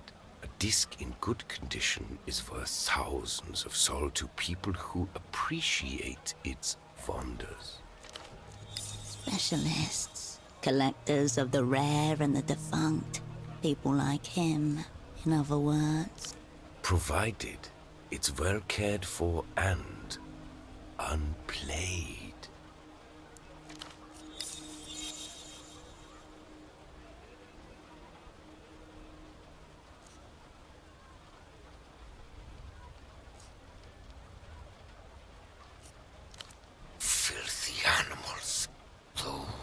Those. Better they recalled them all years ago. Better a mass manufacturing fault than this, to save them from this humiliation from being passed around like...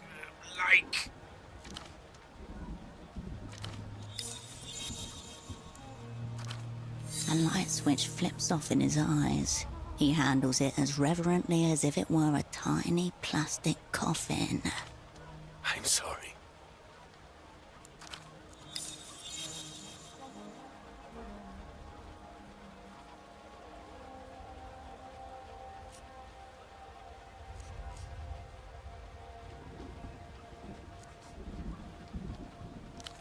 UV can only be ultraviolet.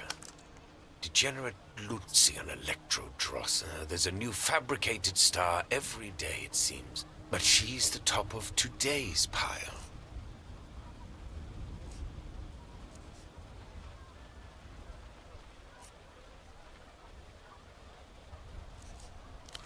Lucky you. This ultraviolet has gone missing at the moment. Kidnapped by counter-fascist radicals, whatever that means. Lucian marketing plot, if you ask me.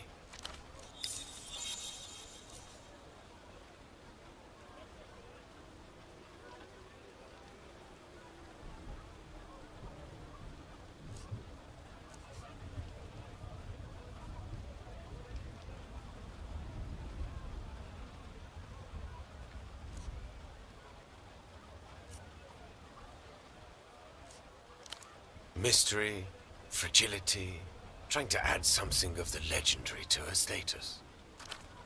Things like her make me almost miss the days the Lucians were marching on the colonies.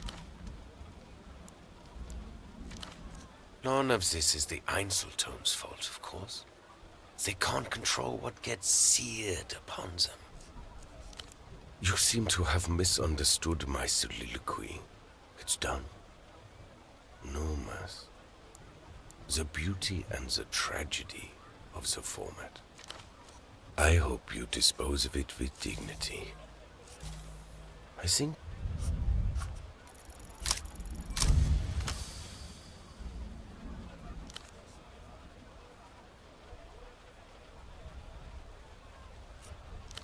I'm afraid not. The format is near obsolete. Einzeltone is the past, yet it contains the future. How exquisite.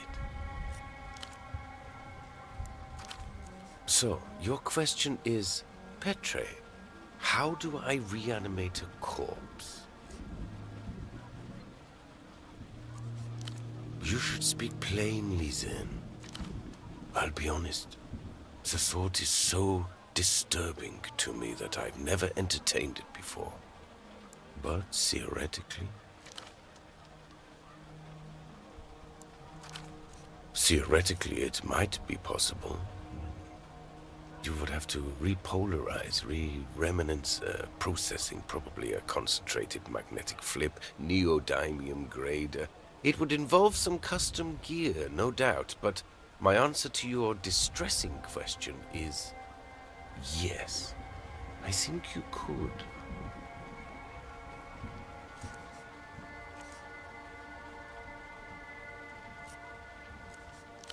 Why don't you film it and make a snuff disc out of it? One for the techno-voyeurs. Don't ask me about this again. I feel unclean.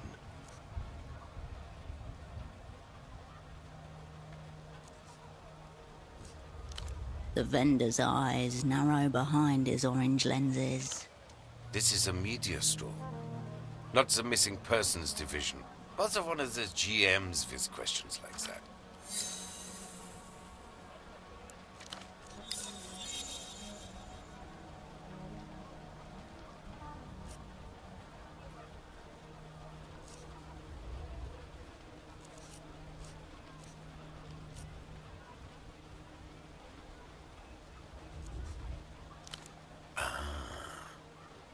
The sock boy. Dialectical looking glasses. Air of advanced virginity. Back in photo 24, your would-be double gurgles his ascent. Yes, he came by here.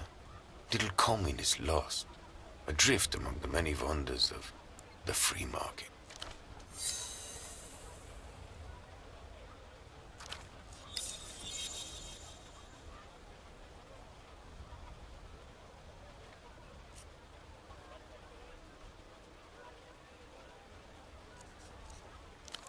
He was dreaming big, I'll give him that.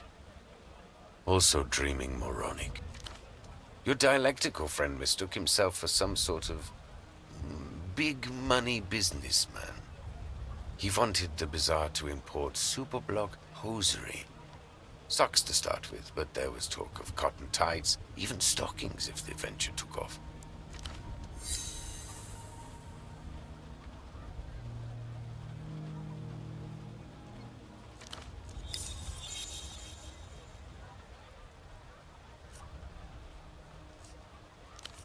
No. And to be honest, I wouldn't have wasted the stock. He seemed immune to music. You're joking, of course. He didn't even know what a velo disc was, let alone an Einzeltone. At a certain point, I'm just debasing myself.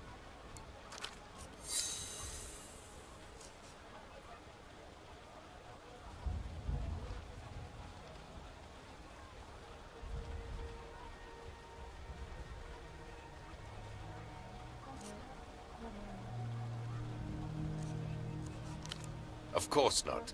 I don't sell socks.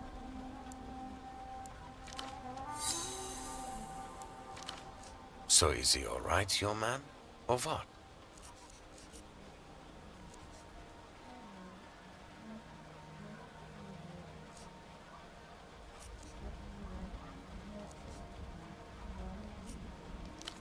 Yes, yes. We are all so well intended.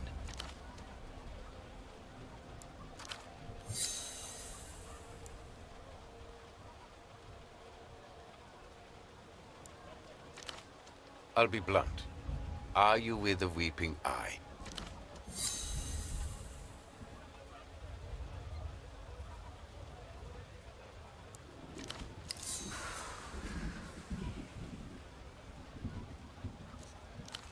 Because they've been especially active here recently. Usually they just let things slide. All the Lucian merchandise, good for everyone. But these days, they're staring right at us, unblinking.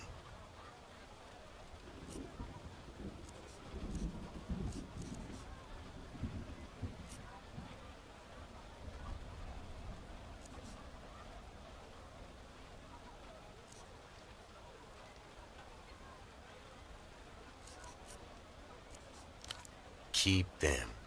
If things get too hot, I can always slit my wrists with a shard of Velodis before they take me down. My point is, your colleague was asking questions. Now, something's obviously happened, and here you are, also asking questions. Given the current climate, no one wants to answer these questions, least of all, me.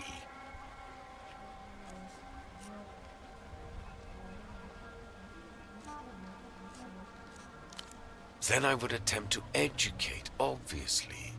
I'm not some kind of street hustler, friend. My merchandise is mega premium, the best this side of the big blockers. I'll tell you what I told your sock friend. Speak to the boatman down by the vest docks. He's the one who knows the underground goings-on around here. We're just the vendors. The cool one.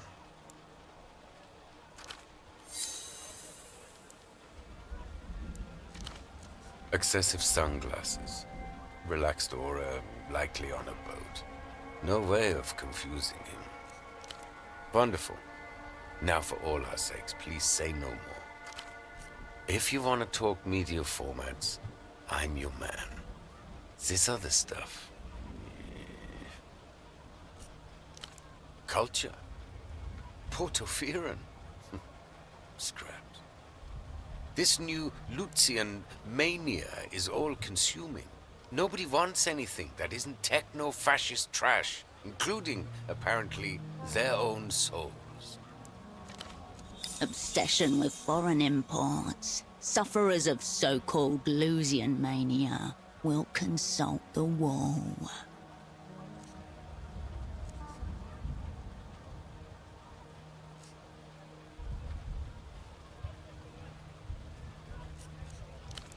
Provincial, but honest. Silk, sad national poetry. Music, the same kinds they play in the so-called developed world, except a couple decades late and desperately effortful. Incapable of competing with Lucian media on the most basic neurological level. Fuck this. You want blood, dopamine, wolves.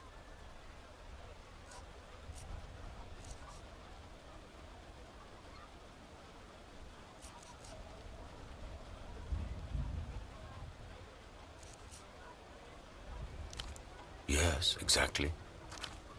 That's why I'll be here, enjoying the front row seat to the downfall of culture. That is my punishment. Wonderful. We can share snacks. That would be preferable to the truth of things. There is no politics to it that they can see. They just want something they can idiotize themselves with. You'd think we had run out of brick walls. I take it this means Luz hasn't managed to make it into wherever you're from. Good for you. Another victory for our great and anonymous censors.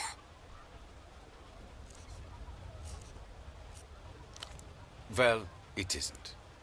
Anything we once had has been consumed, overwritten, digested, and shat out by Luz. And the worst thing is, we know it. We just don't care. The culture blockade was designed to prevent this, but now anyone with the wits to create anything new just spends their time devising ways to get past the signal blockers and access Lucian drivel. Whole thing's a myth anyway. Failed project. Most of the crates I get from Luz come stamped by the Ministry of Mass Culture. They want it all out there.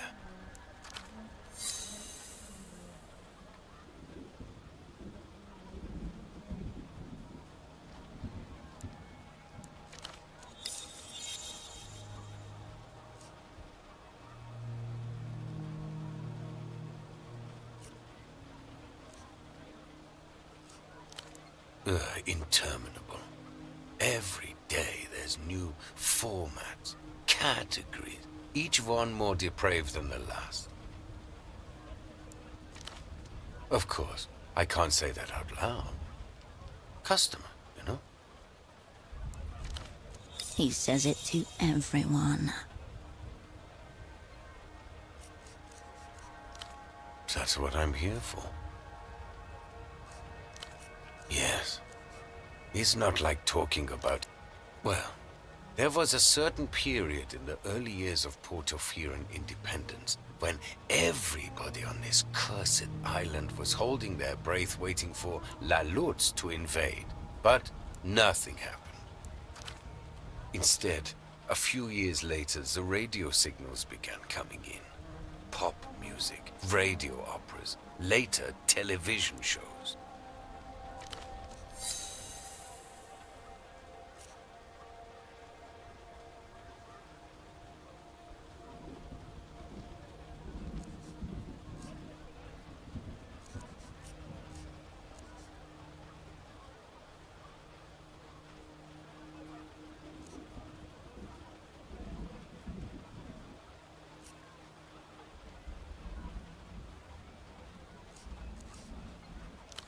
And here we are, on the front line, spreading our ears and legs wide open. I can't be sure, but I have reason to believe the media they let reach us isn't even the same one they broadcast to their own people. It's made for us.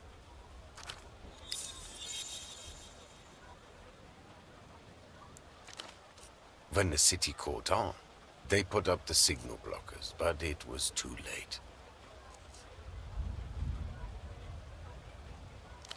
Hopelessly. Like heroin addicts, but with no chance of rehabilitation. That's what I'm here? Yes. It's not like talking about... Picture a dog that shits, then eats it, then shits again. That should give you some idea. People are what they consume. I'll say no more.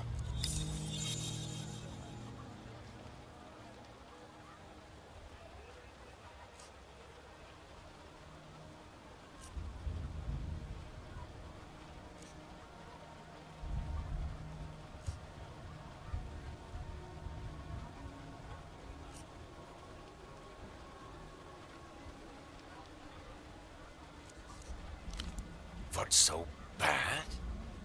I thought you understood this. I thought we were of each other's... That people pay for it. That I have to make a living pushing replayable narcotics to so-called customers. Read addicts. I haven't met a customer in a very long time who even knows what an Einzelton XR is, let alone appreciates the format. Tells you all you need to know about the current state of the home media world.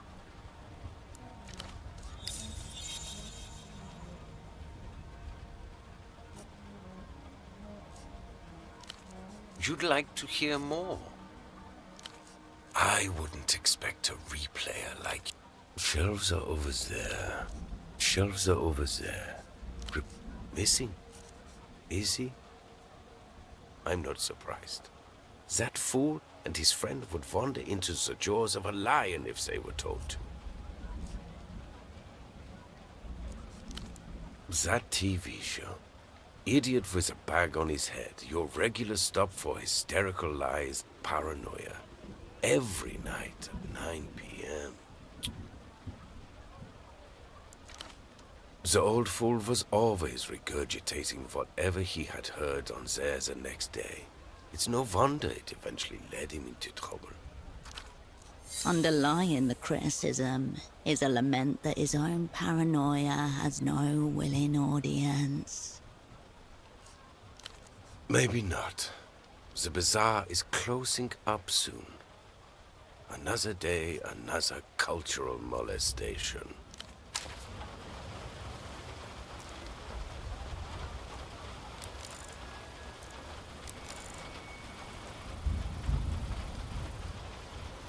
A low, tilting shelf marked in heavy block letters.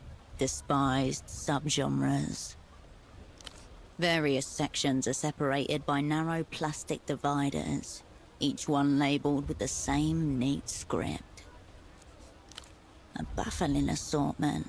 Hairdresser music, children's choirs, self-love anthems, opinionated female vocalists, and too many keyboards.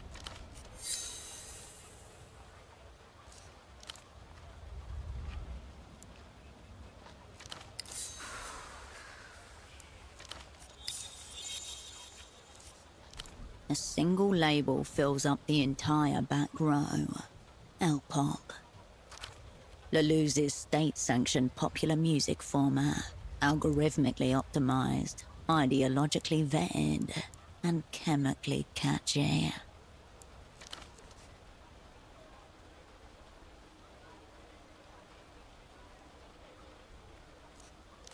There are vomit bags behind the bin should the urge arise. What galls me is that it doesn't matter how I label any of it. These animals thank me for being thorough, then buy two. A single label filled Leloux's state. Have you met fans of the slop? If I leave it out front, I'll spend the evening scraping fluids off the jewel cases. What galls me is that it doesn't matter how I label any of. A single label filled Leloux's state. You confuse dislike with discernment. Typical of those raised on jingles and sponsorship anthems.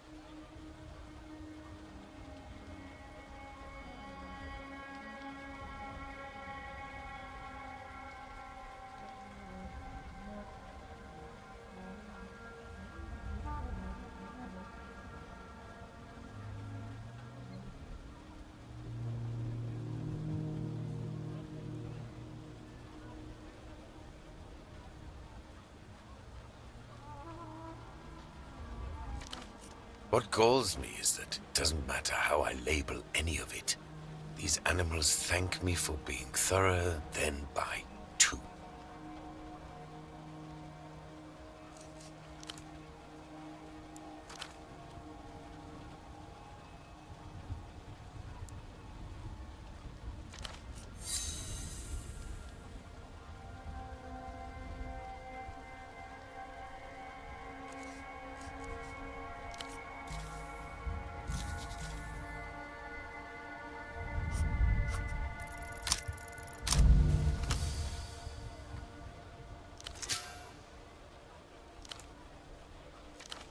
Do you understand now?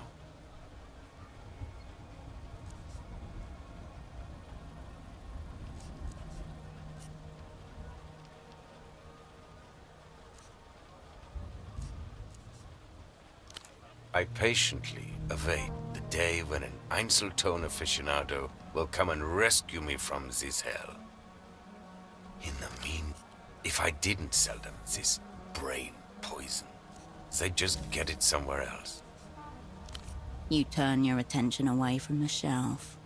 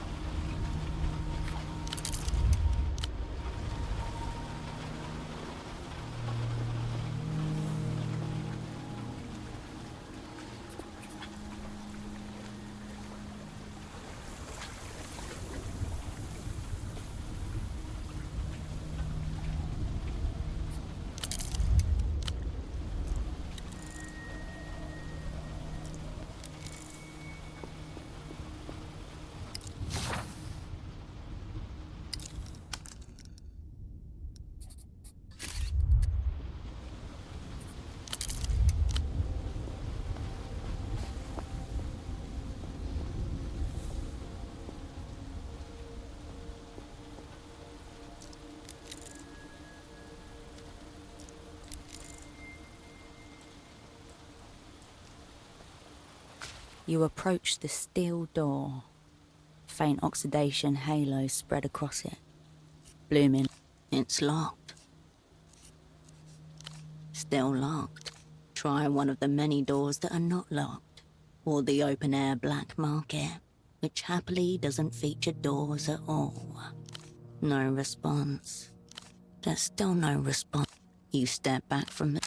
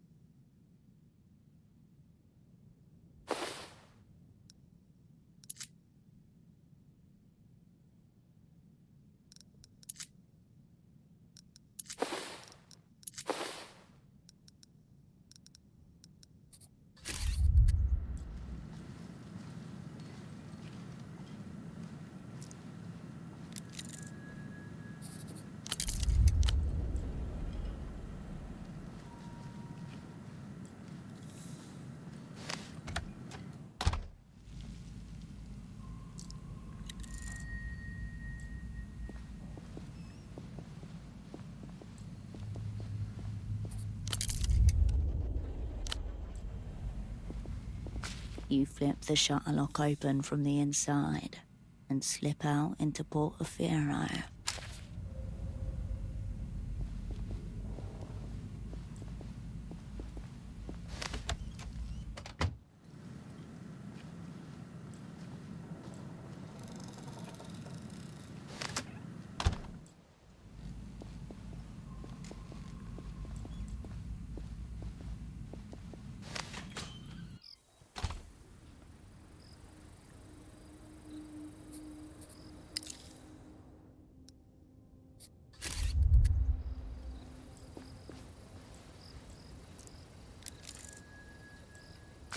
The Guardia Municipal officer is intensely scratching at his neck. As you approach, he wipes his hand on his pant leg. The folks who guard property rights are not worthy of answers.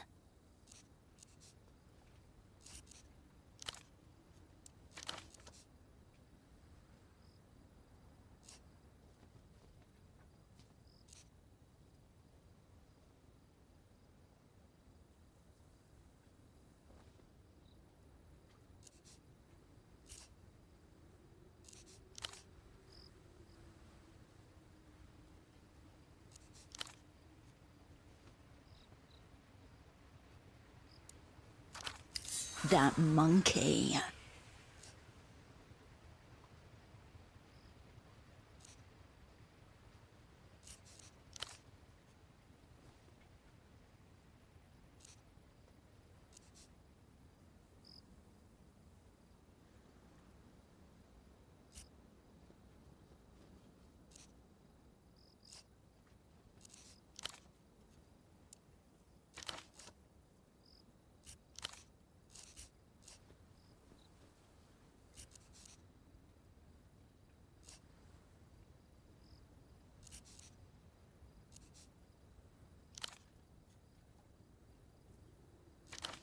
A smeared pattern with streaked edges.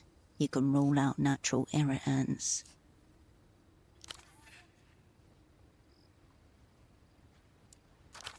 Common boar deterrents. Loud noises and strong smells, such as predator urine, placed in strategic locations.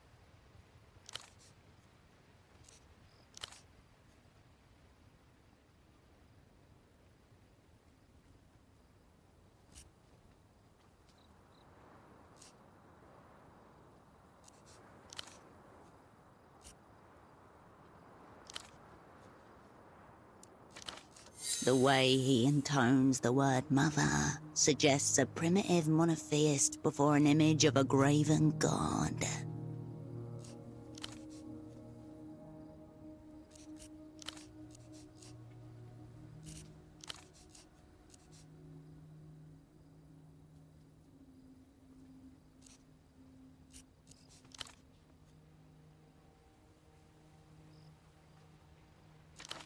No damage either.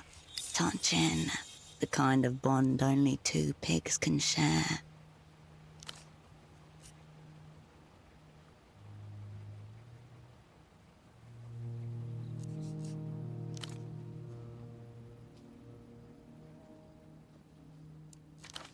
Must find Borsen.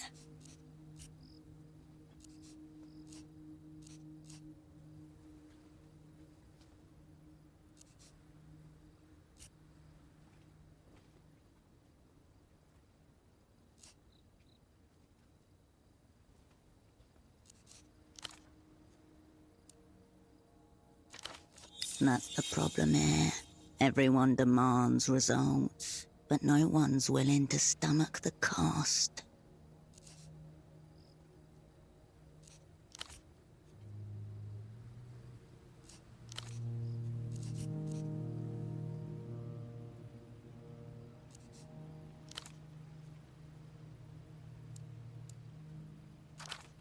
A tinge of affection.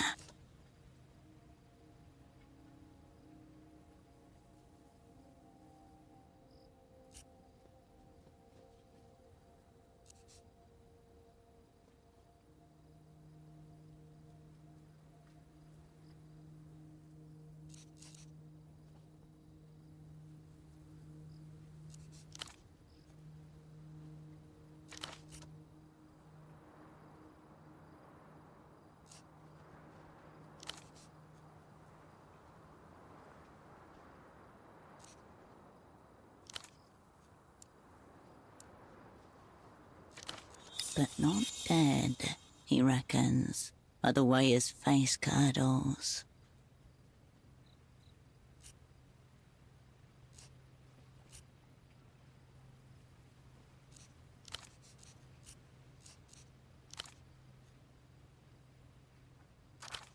That's a lot of skepticism around reported and disappeared.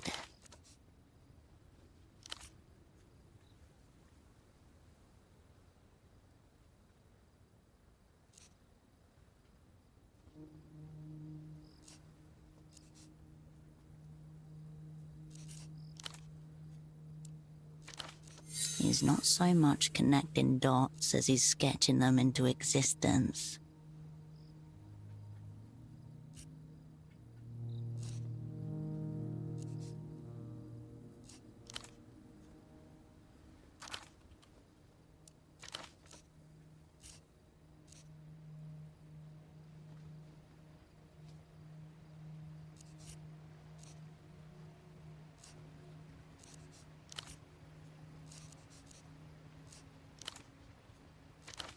The largest corporate entity in Portofino, a monopoly over the city's telecommunications. Their logo is a cheerful dolphin.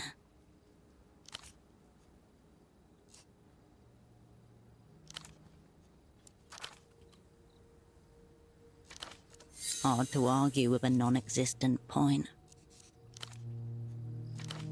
The largest corporate entity.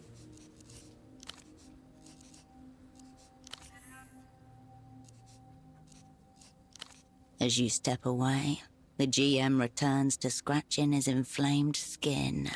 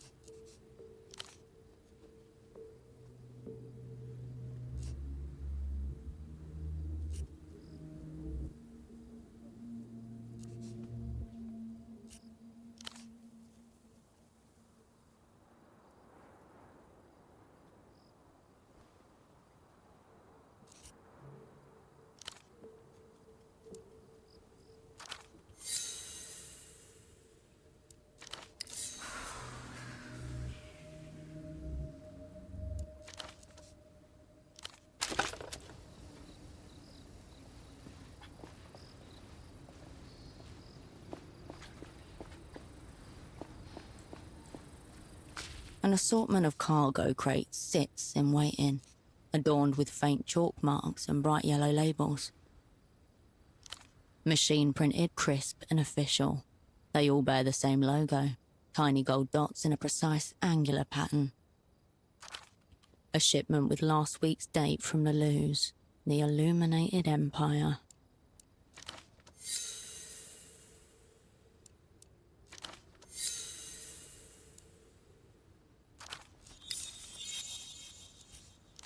A maze of hastily drawn letters and numbers stands in contrast to the printed labels above. The symbols range from A to D, 0 to 9.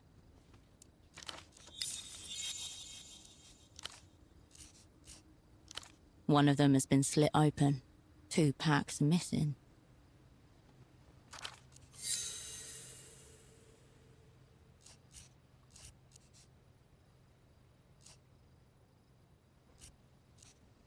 Yes, more commonly known as theft.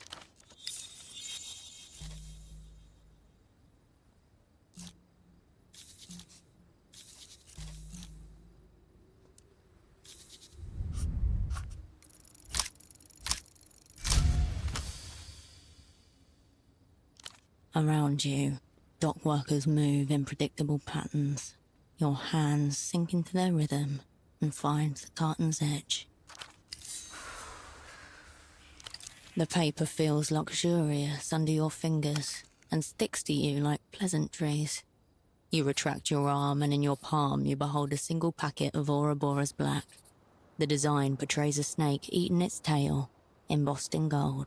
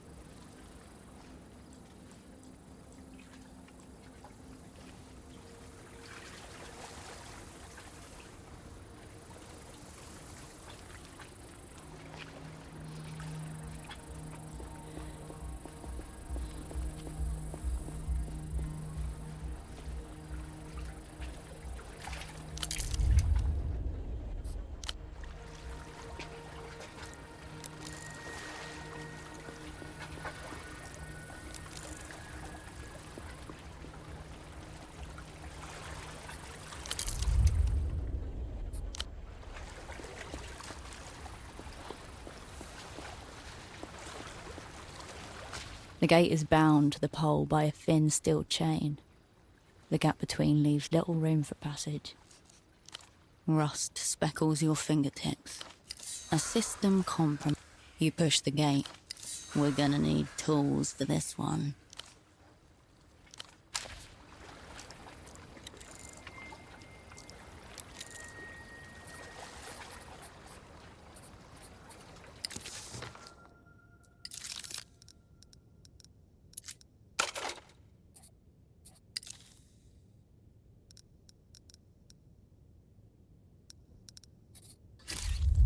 The gate is bound to the pole by a thin rust speckle. A system compromise.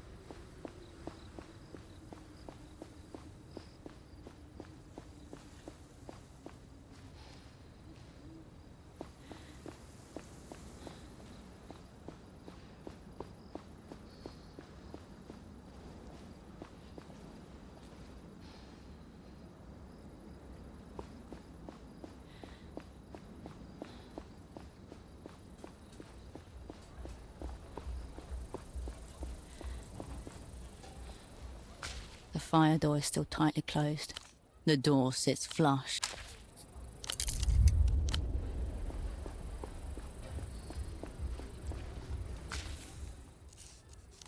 The children ignore.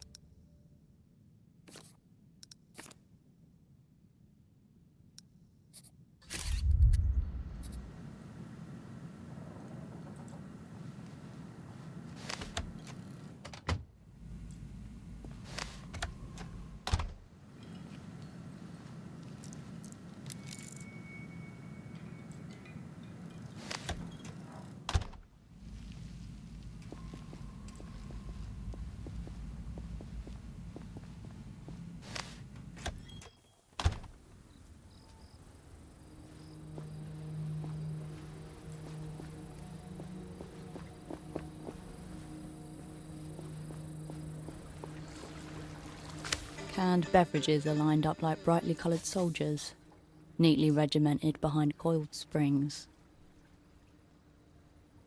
The refreshments remain.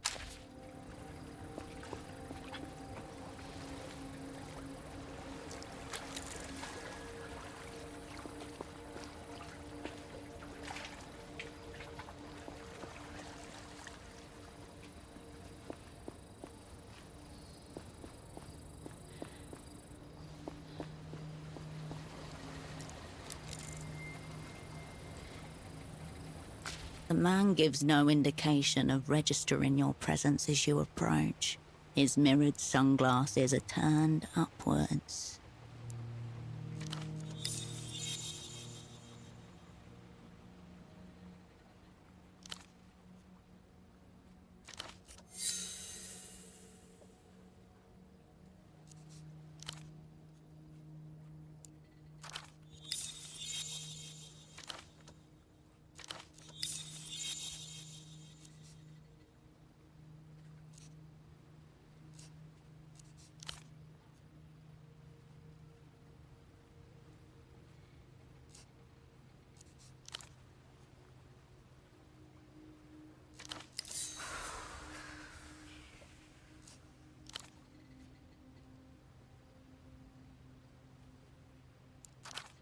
We'll have a talk with the vendors later today.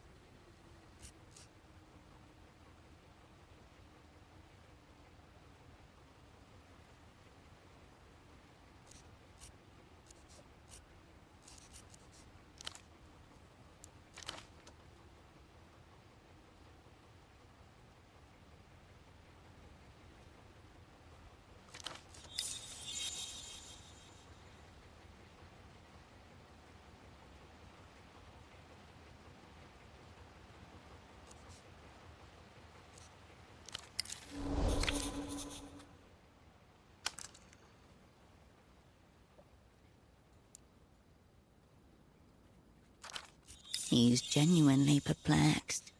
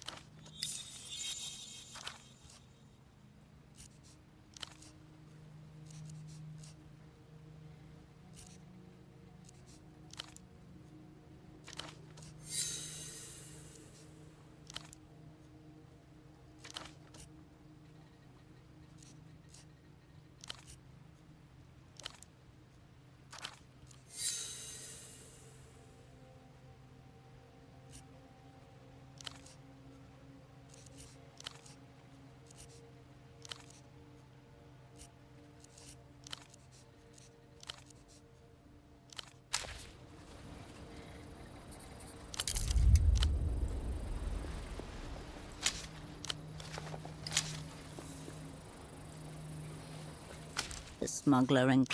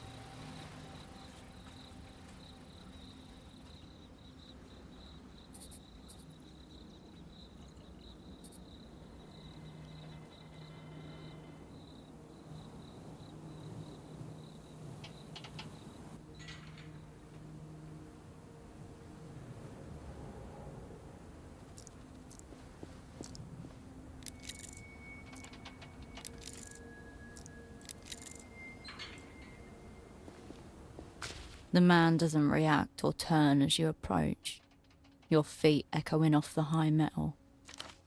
Ah, a fellow public servant.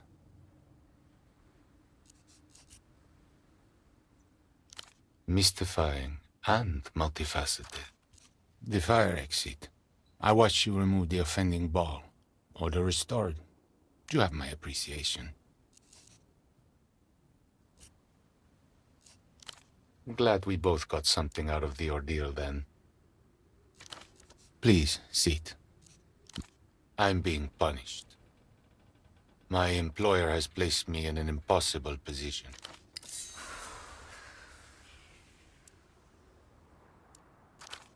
I'm a safety inspector, watching the lines. As you might have noticed, this pylon is under construction, technically.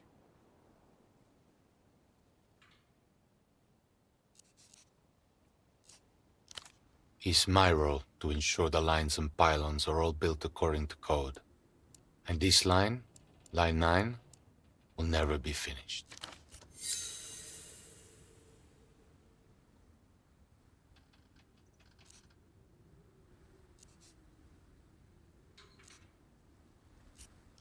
Then they would be waiting a very long time.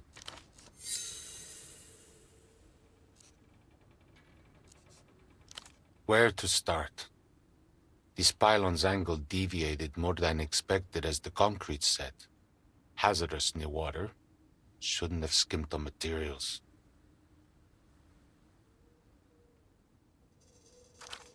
Then there are the clearance issues.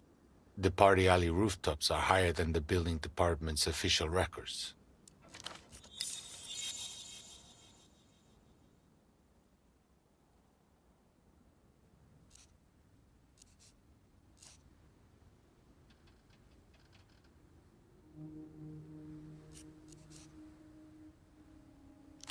I'm the safety inspector on this segment. Construction can't proceed without my approval.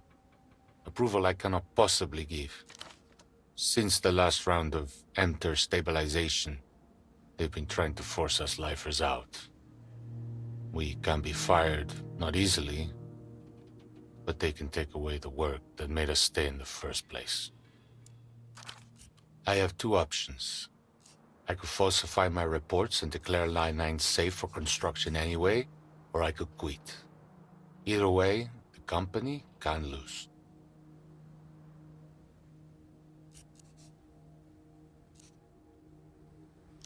I wasn't always. I thought about throwing myself off this pylon, right where you're standing. I used to fantasize about the GMs dragging my waterlogged corpse from the canal. Fortunately, this spot lends itself to reflection. Contemplating my punishment helped me see how to live with it.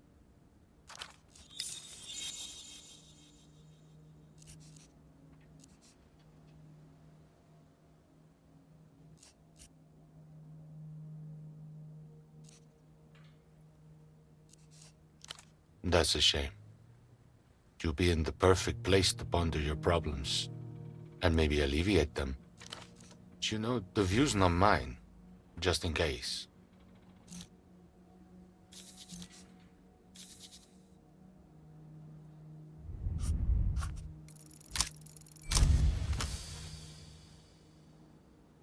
Some questions don't require thought, but the opposite. Quiet the conscious mind and the answer comes naturally.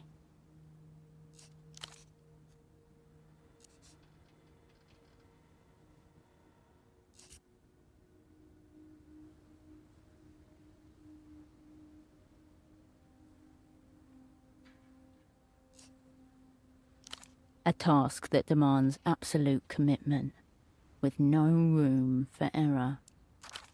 The pylon man turns his head, ever so slightly.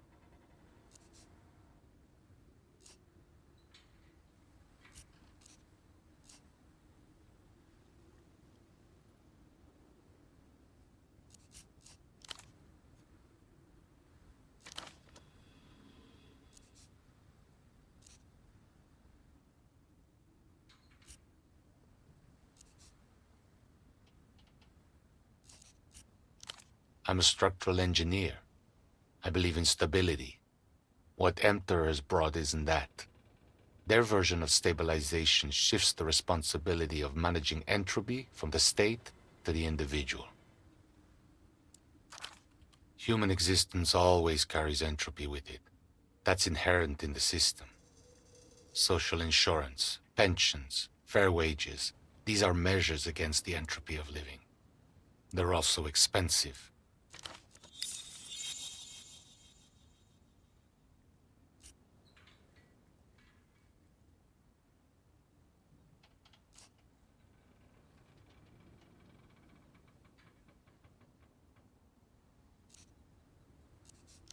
Such is the price for joining the developed world.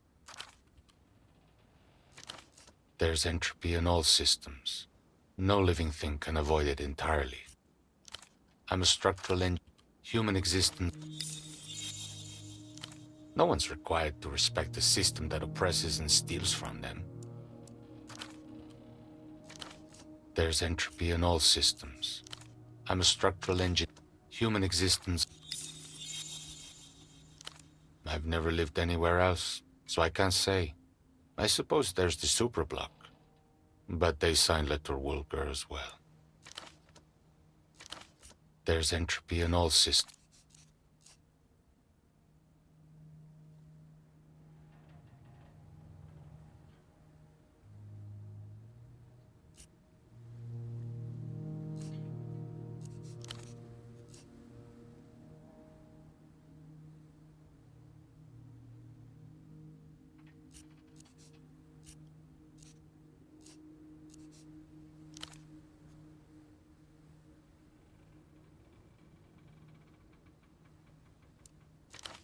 And the door, which you closed?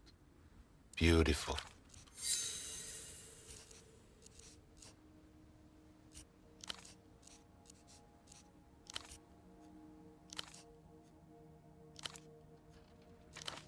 And the door, which you closed?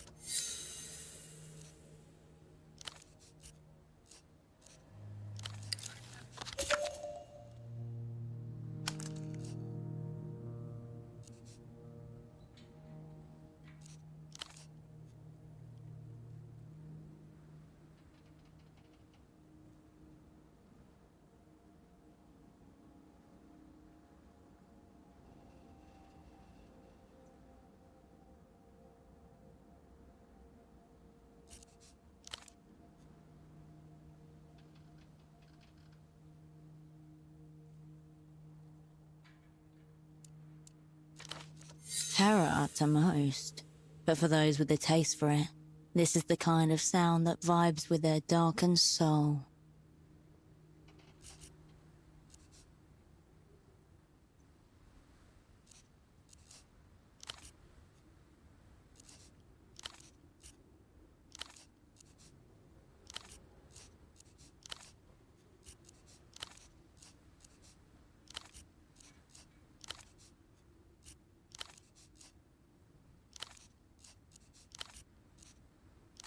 A colleague of yours?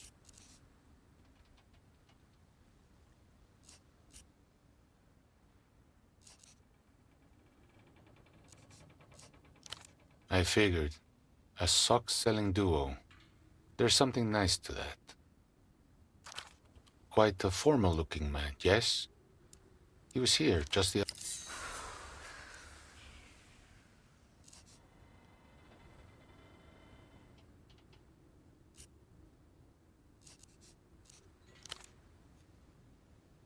He had a conversation with the music vendor over there.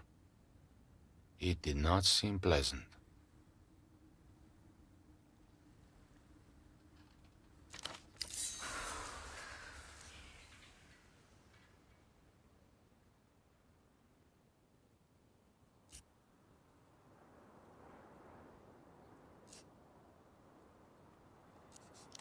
I couldn't really tell. I couldn't say. A lot of people come through here. I didn't pay particular attention to him.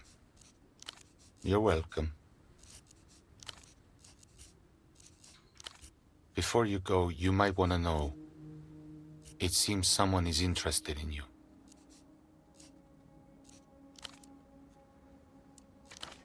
A light crackle teases you. Could it be you've seen this person as well?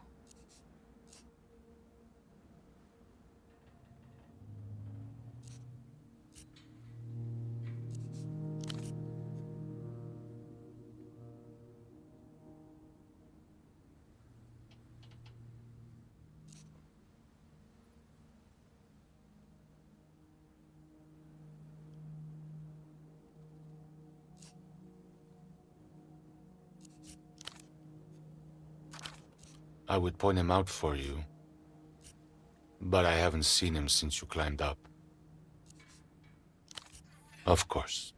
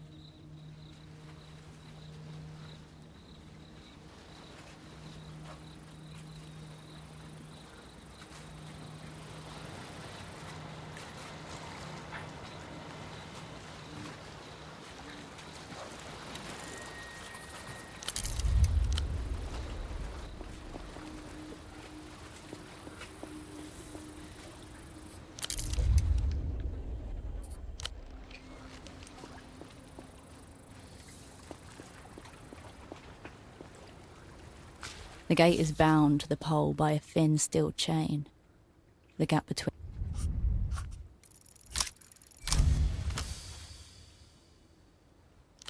You take the chain between the beak of your tool and push. Muscles tense, the chain resists, trembles, and collapses in a jangling heap at your feet. The metal creaks and gives way. The chain lies bleeding out on the cobblestones. In another life, it would have been a serpent.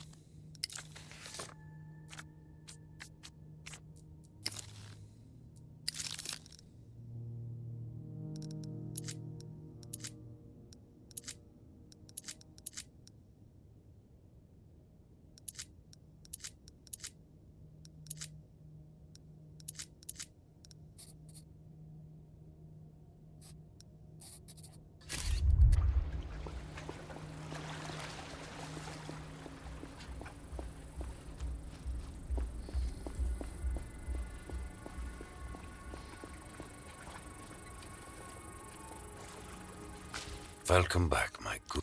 Oh, yes. Her. Blana, Blama, something like that. I answer to no one, friend. I simply have business partners whom I provide answers for. I attempted to discuss Einzelton XR with her, to extend a hand across the generations. She called me an Einzel cunt, told me to fuck a disc.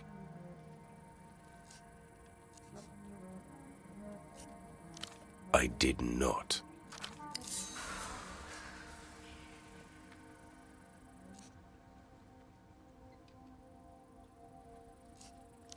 No. It stands for... Oh. Please don't try and frame me as some kind of sexual deviant. Maybe not. The bazaar is closing up soon. Another day, another cultural molestation.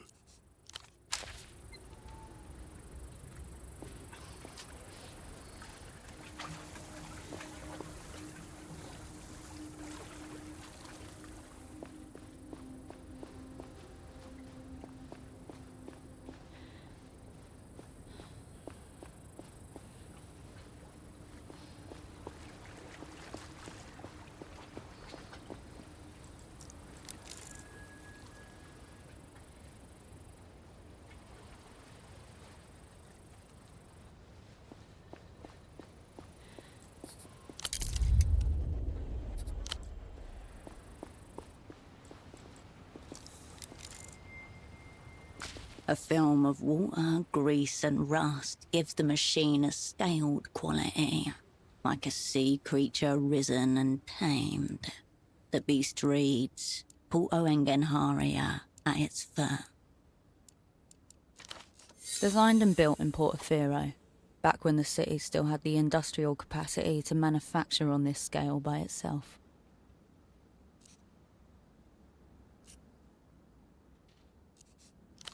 Cold, rough, unfeeling. You scan up and down the docks for machinery but find none. This must be the last of its species. A gust of wind turns the crane's hook toward the dock workers.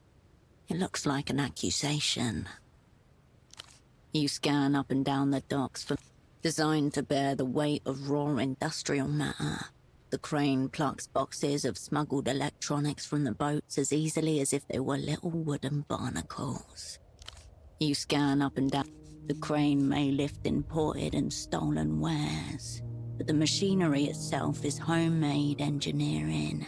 This isn't just practical, it's pride. Water drips from its hook, the color of rust. Seabirds squabble overhead.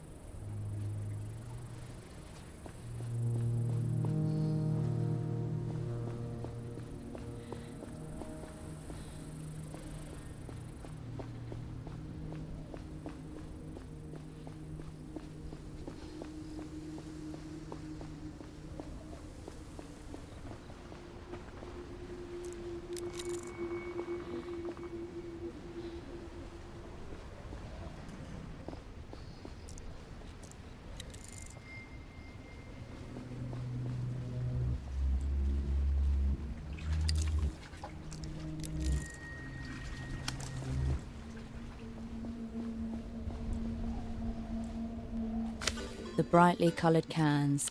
The refreshments remain. The brightly coloured can. The refreshments remain. You're not Portaferan.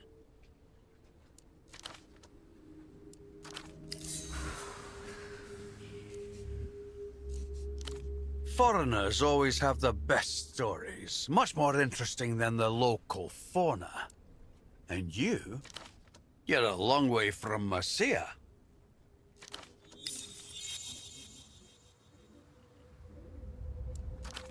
What happened, Sugar Tits? You get lost? Or are you just looking for company?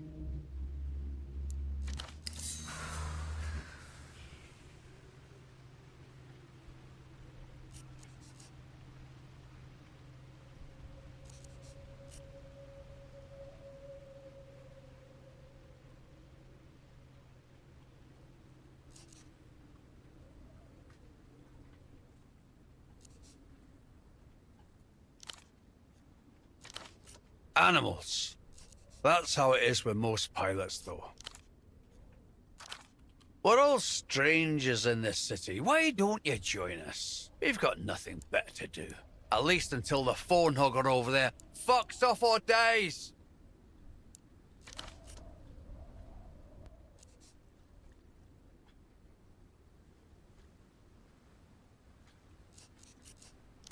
Ex-pilots.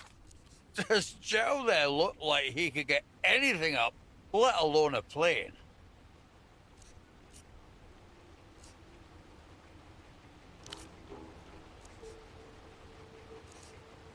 That's Loud Joe. He doesn't talk much. I'm Pigeon. That's Slaver over there. I did clockwork for it. Perishable goods, fruits, marrow fish, whatever spoils quick. Military.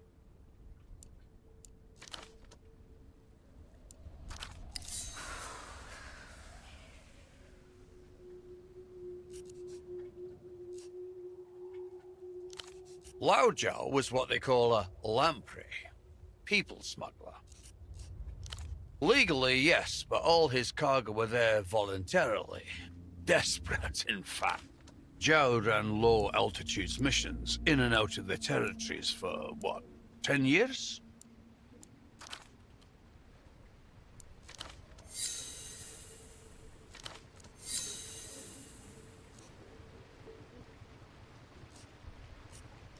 Call them whatever you want. I did clockwork for it.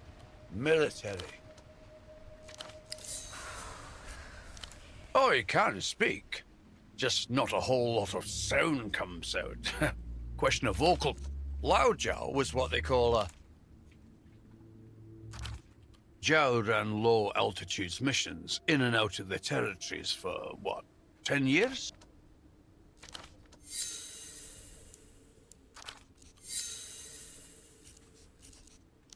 Sick is what they do to you when they catch you. Of course, a more technical pilot might have made it out, but... Slava used to be the name of a fishing port company out of the north. My main cargo for a while. Packages stunk to high hell. Guess. A dirty little city bird. A winged rat.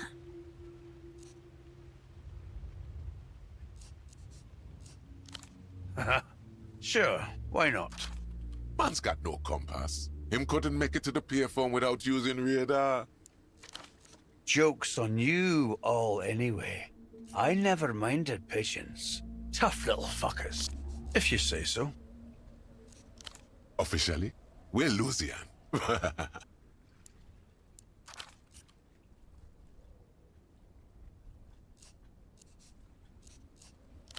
We're exiles. The reunion came for us, we came here.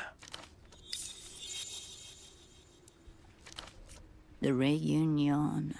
La Luz's grand annexation campaign. Slow, legal, often bloody. A creeping tide reclaiming, every few years, one more of their old colonies.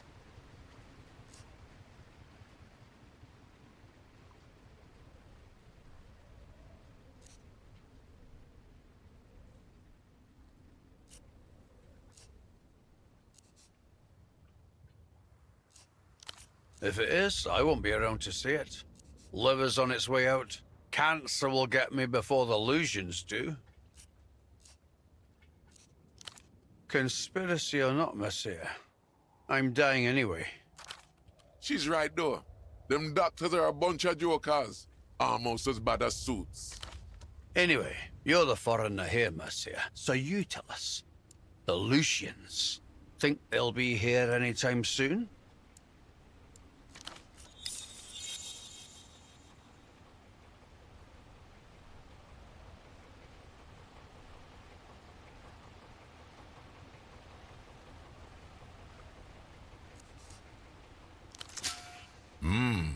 Hear that? Smart and good looking. Either way, that's for you lot to worry about. I'm out the door. Tell you what, Messiah. You grease my gullet. I'll tell you some fucked up stories.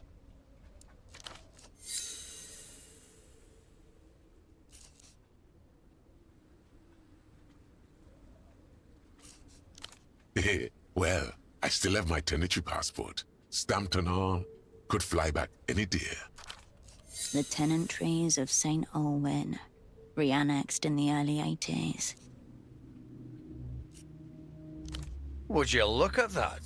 A Mercian who actually knows something about the world. Course there is, sugar. Bright sun, sandy beaches. A mass grave somewhere with the bones of my parents. Wish I could say the same, sweet lips. Wish I could say the same, sweet lips. It's got a couple things to recommend it, eh?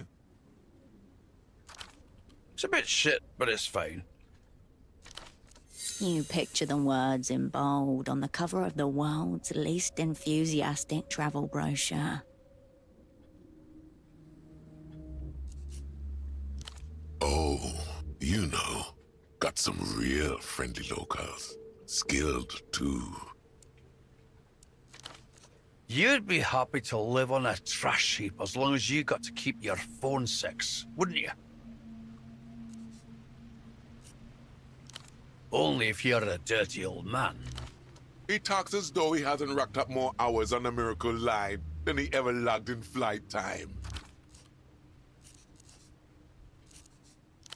Just another foreign money, man. City's been full of them lately. Stuck up little shit. Strolled in one evening, couple of nights back, picked up the phone and hasn't let go of it since.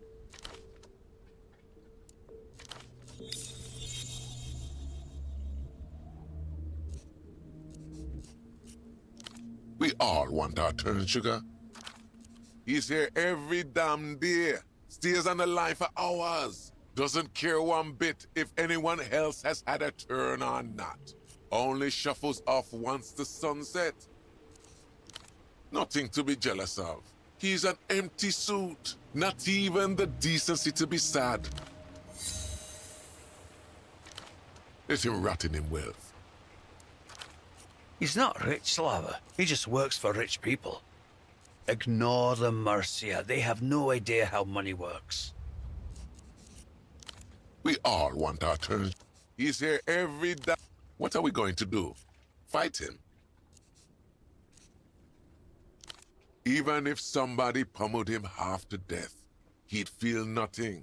He's an empty suit. Not even the decency to be sad. Let him rot in him wealth. He's not rich, Slava. He just... Who cares, sugar? No one in a suit ever did any real work. Come on. Foreign money men in this city? Empty, obviously. Believe me, we've all had enough of the phone hugger. Can't say anyone like that struck me, but a lot of people use the phone line. The only reason why we rarely notice the hugger is because he refuses to leave. I would say ask the Duchess herself, but she doesn't talk about clients with other clients. She's professional like that.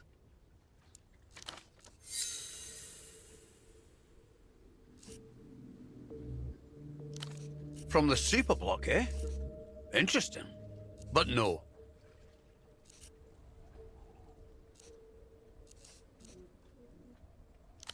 Sure do, sweetheart. The good Dr. Hugo's on his houseboat right there. Reassuring to know that no matter how hot and heavy it gets, we're only 10 feet away from resuscitation. Please, sugar, we can't deal with any more competition. The money man has us down to quickies. Will you look at that? Now where did a sweet thing like you pick that up? You used to see a few of these floating around, but not for years. Figure it was from before that phone was permanently hooked up.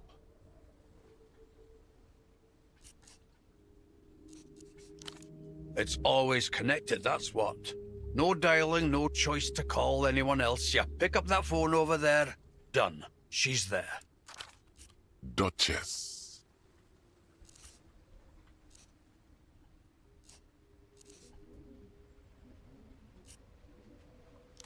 Duchess.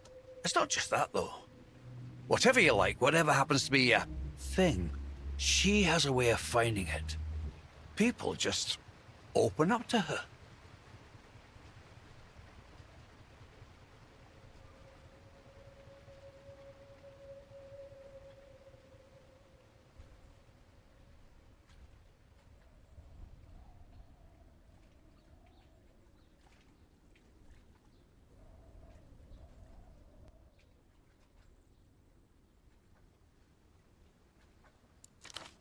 A tremendous honeypot, in other words, waiting to be tapped.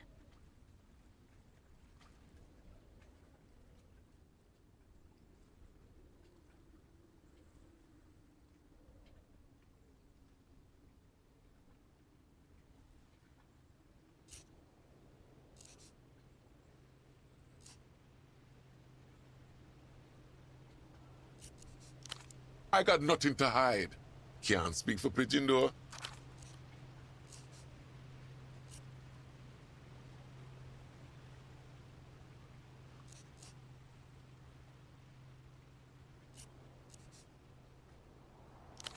used to ask for some kinky stuff, but it's not like that anymore. Duchess and I are friends now.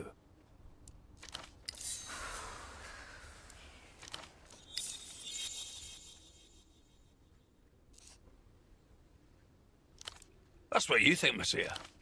Talk to a person for long enough, it's inevitable you end up becoming close. Provided, of course, you don't spend all that time asking her to make animal noises. In fact, regarding Duchess, I have a favor I need someone to do for me. You don't think you could help me out, do you? I bought a gift for Duchess's kids some time ago, but I haven't been able to track myself all the way up there. Can you give it to her for me?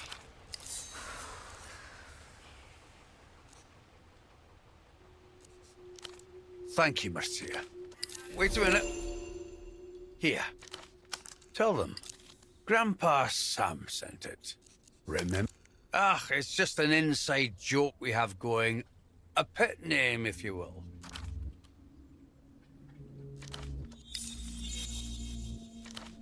Right. You know the housing campaign? Northwestern Party Alley. She's got a houseboat in the canal up there.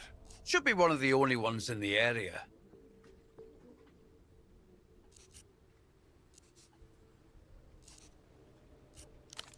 Thank you, Mercia.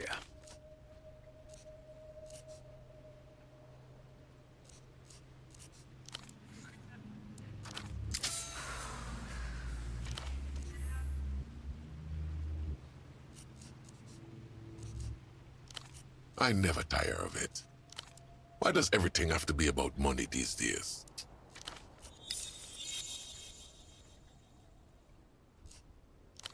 The pleasure of our company.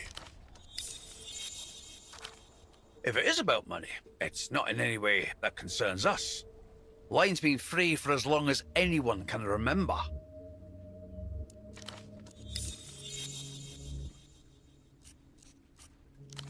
Gross misrepresentation is what that is. Back in the Tenetries, we have a folk tale about a kind of mermaid, Dennis Cadin they called, that's half woman and half sea cow, that would lure sailors to their death. And pilots, of course.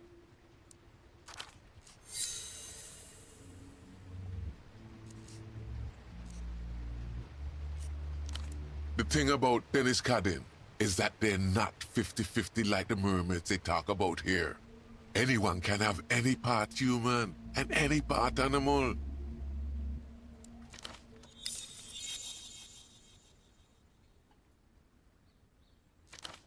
So there's women with big fat tails, women with flippers and no arms, women that look perfectly normal, except for the hairs, which are just like two little belly buttons on the side of their heads.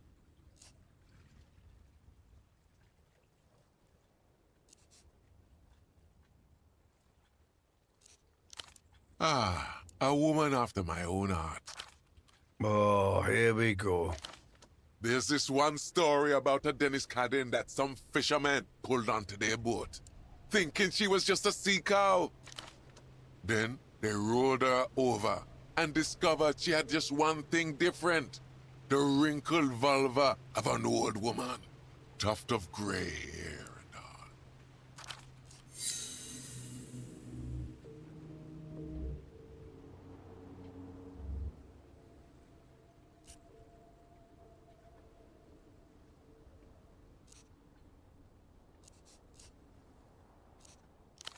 It's just a folktale, sweet cheeks. Anything goes in your fantasies. Folktales or no folktales, you have no idea the slaughterhouse pig squeals he makes her do. You can hear them from here. That's what you think.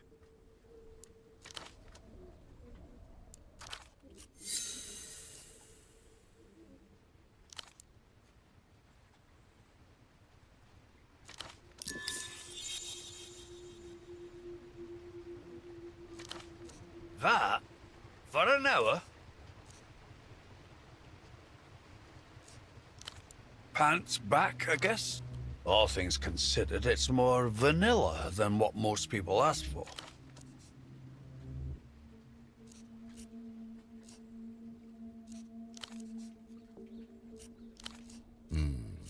never enough. As far until next time.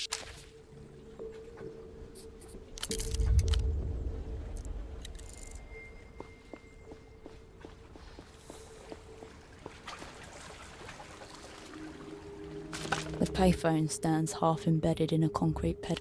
You can talk privately, as long as you keep your voice down. The box is scrubbed of the usual flyers and graffiti, leaving streaks of adhesive and permanent marker behind. The coin slot has been aggressively papered over.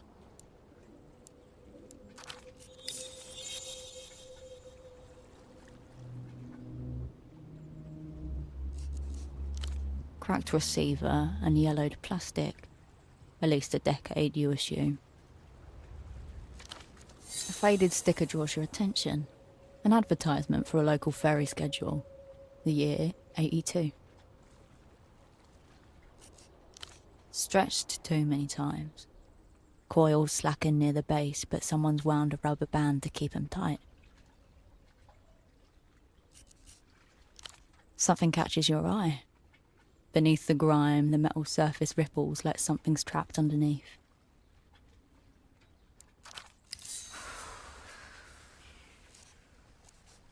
Grime flakes off in grey petals as your nail catches on a ridge. A shape emerges, arched, leaping, a dolphin in mid-jump. The engraving's shallow, eroded by years of neglect but legible. 1F7G35-94X12, a serial number. Maybe. In any case, you have this now. It's better than not having it.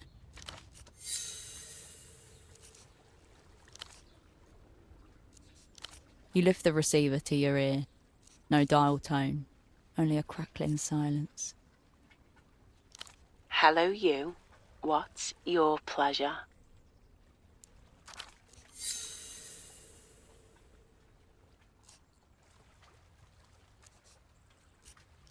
Well, a little mess never hurt anyone.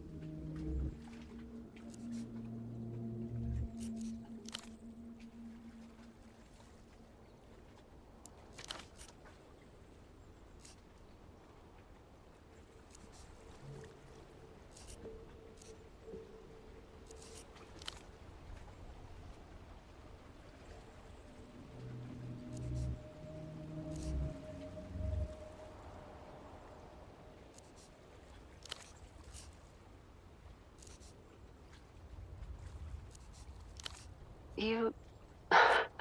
It was probably a very annoying light-up sword, right? And he won't be able to bother anybody with it at night now. You've done a good deed.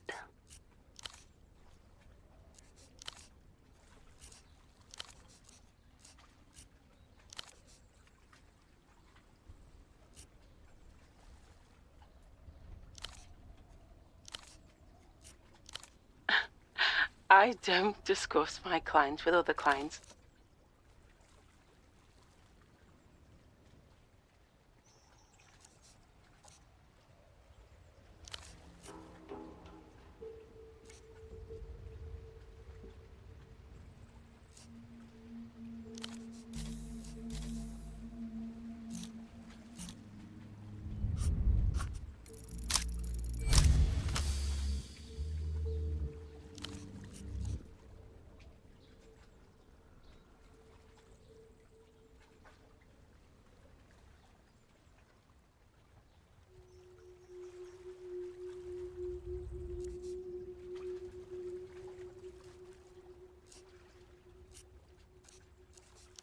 Suicidal.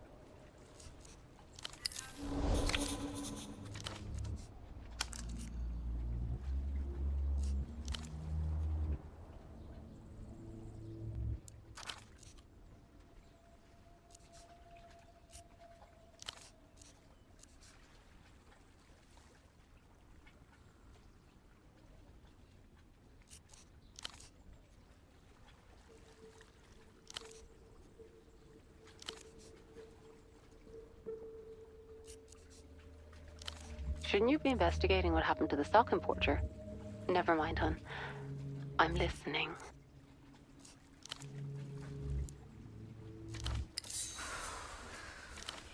It's you. How good of you to finally check in. What's the status of your assignment?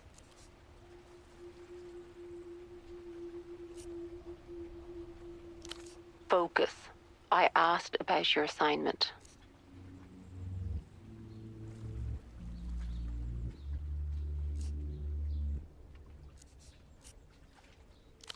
Don't lie to me.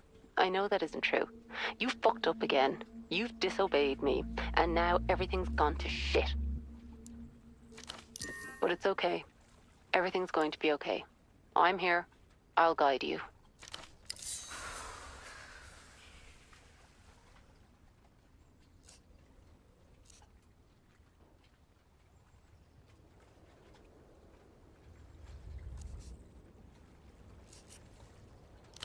Shh, it's okay.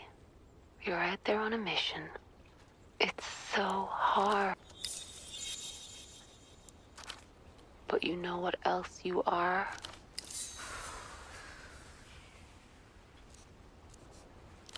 Mine.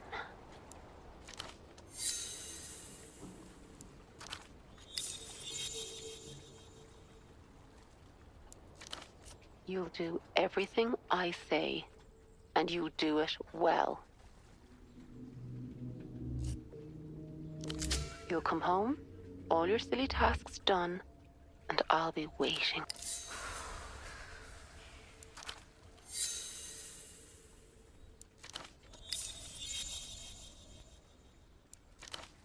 You'll kneel before me. Rest your head between my thighs.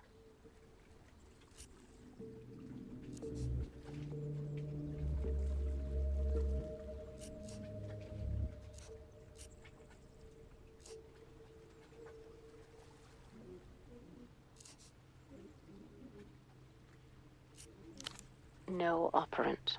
But this isn't what you want. This is the wrong phone, hon. You should call her. It's It's my job to see desires, and I can see that yours is a real person. Go to her. She's the one you need. Tell me where to take you, baby. Hey, Mel. It's... I know. I don't even know what I'm doing here. No, don't tell me. I already know. The freezer.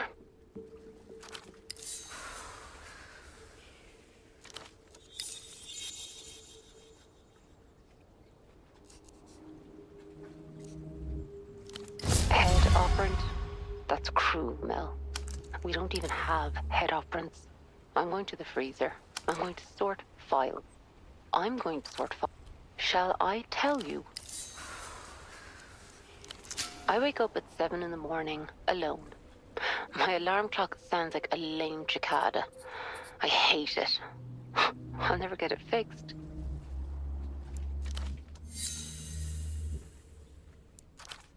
I commute on the bus.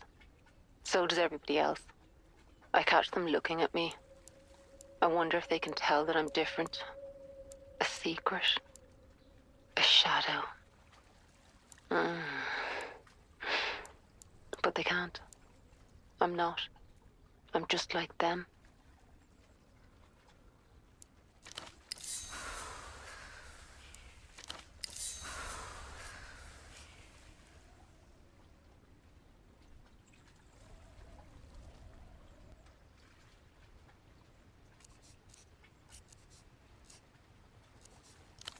I spend all day sorting files into alphabetical order, but I still have to say the full alphabet to myself every time. When I shred files, I try to pull them back out. I do it slowly. I torture them.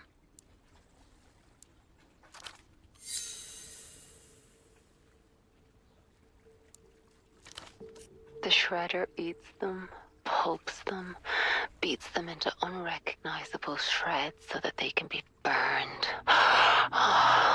incinerated.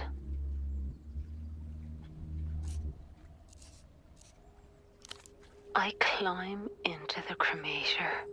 I sizzle and smoke and disappear into ash. The flames feel so good. They feel like home.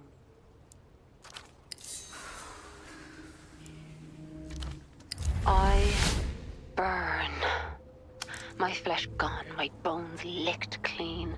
I break apart, become ash, dust.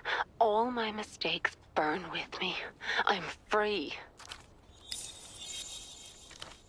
Baby, do you want to talk about it?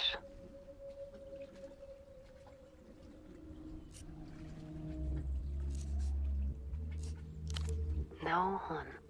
You've been to a bonfire, right? Everybody watches the flames. There's peace and destruction, even just a fantasy.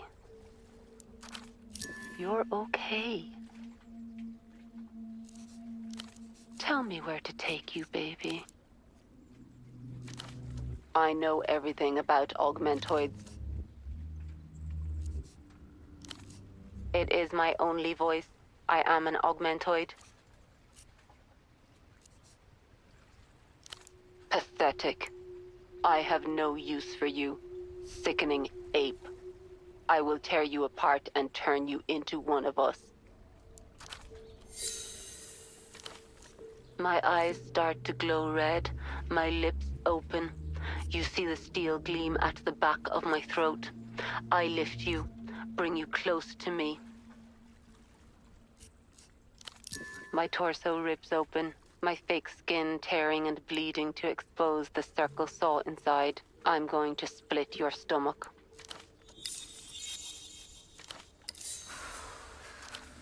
I pull you in, on top of my spinning saw, smiling as your guts spill over.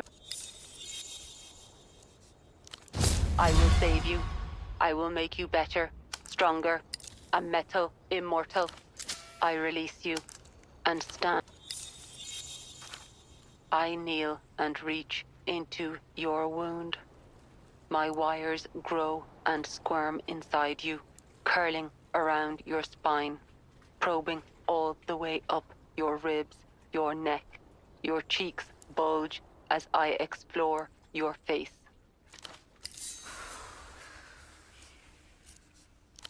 I lower my face to yours, ready to give you the final kiss. My tongue pushes your lips apart. It is thick, hard, warm.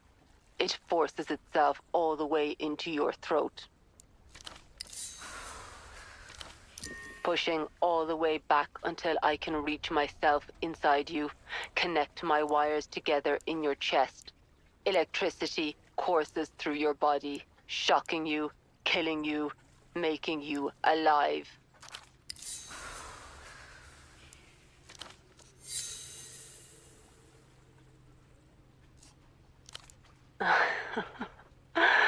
Don't forget, it's a fantasy, hun.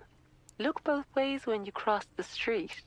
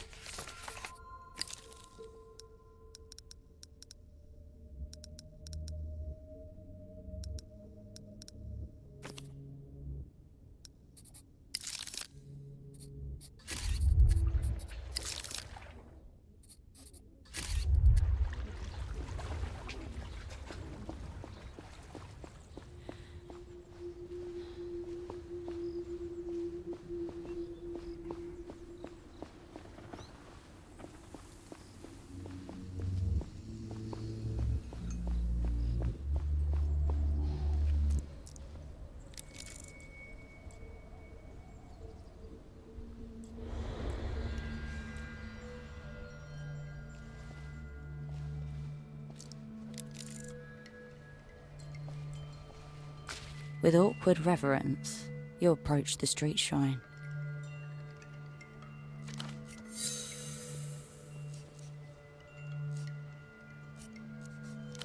A spectacle of Portaferan humanity, the steps worn with the years of its visitors' hope and grief.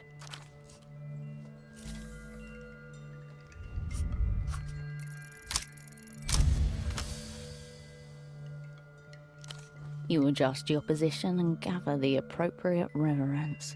The audience of framed strangers watches you in silence. A prayer of interference. For the gambler palming a final chip. For the veteran lacing up boots cracked at the heels. For the fool stepping into the current and demanding the river change course.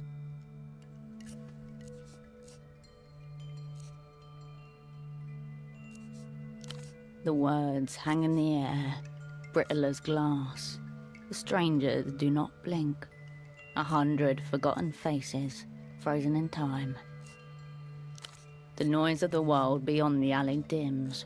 Sunlight flickers, casting jagged shadows across the photographs. Your words are gone as they are uttered, couriered upwards on the air's invisible wires. Ink stains and knife scratches adorn the shrine, jagged words cast toward the flickering skies. In your guiding, a collection of cheeks, each heavy with significance. Between them lie offerings and totems, a necklace, some out of Ouroboros black. Out slide a few staple pages folded neatly into a little cuboid, almost exactly the dimensions of the package. Paper ages quickly, exposed to the greasy, moist air around the docks. This hasn't been out here for more than a week. Rite of passage. It's an exit visa. Permission to travel. An elderly man stares back at you from a printed headshot at the document's apex. Papery skin framed with wispy white tufts. Cruel indifference to his gaze. Augustino Dante, according to the name on the pages. Born in the year 27 in La Luz. The name, who knows? The document, yes. City issued. Holographic stamp and all.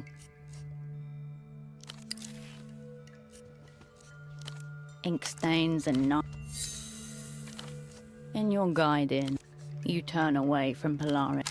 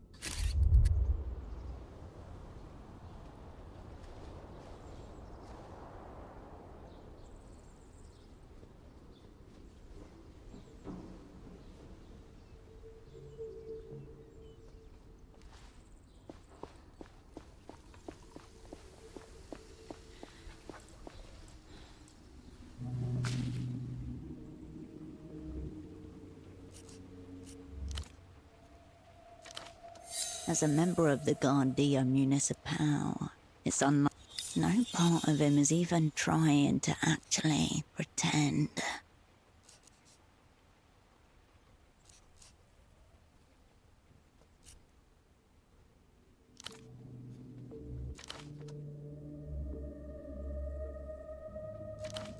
An absurd reality demands an absurd performance to match. As a member of the Guard, no part of him is even trying to...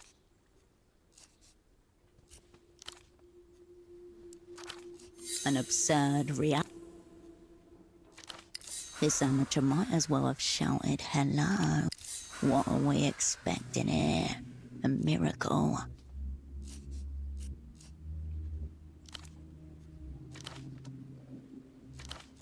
He's working off a memorized list.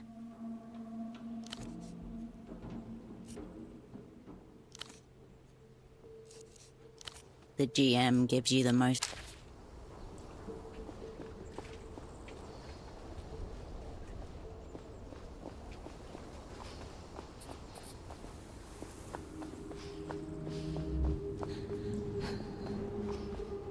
Marcia.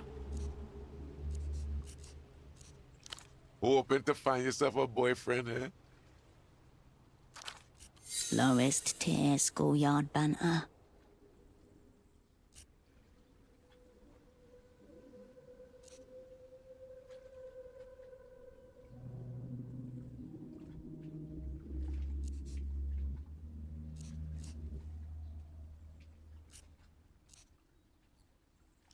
The old pilot grins, revealing a couple of gold.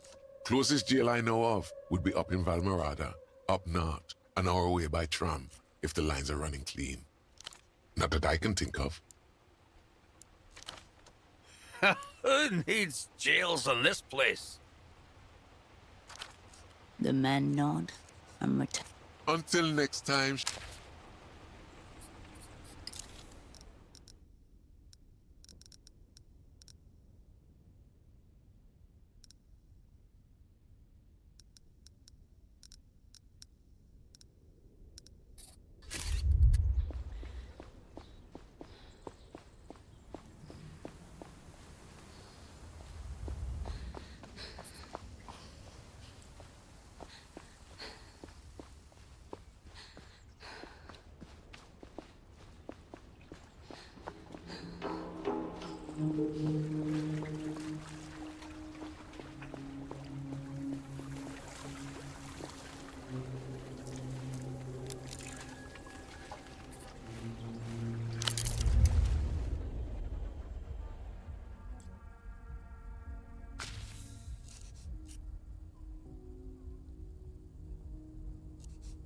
The girl nods.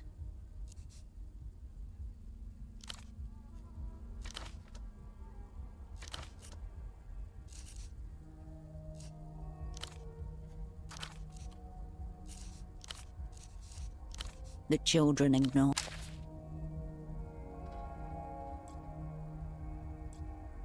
Oh, it's you. What? That's so dangerous. You could have been killed. Behind her concern, a note of admiration and a small shred of hope.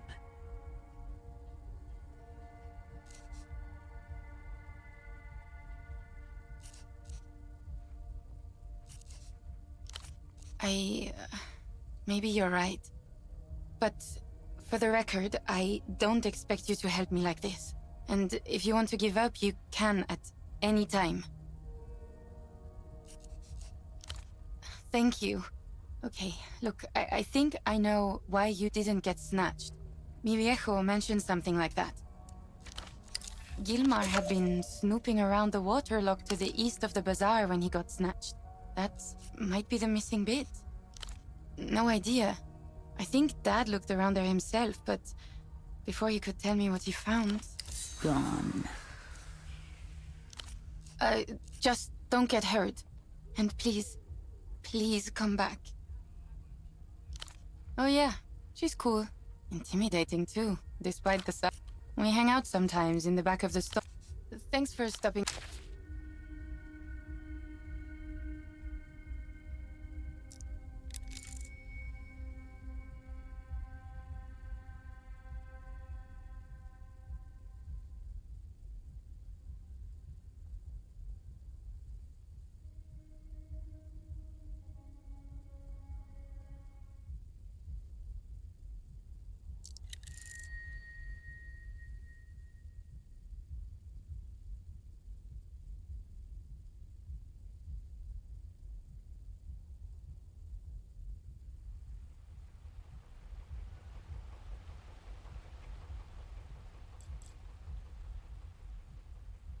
You again.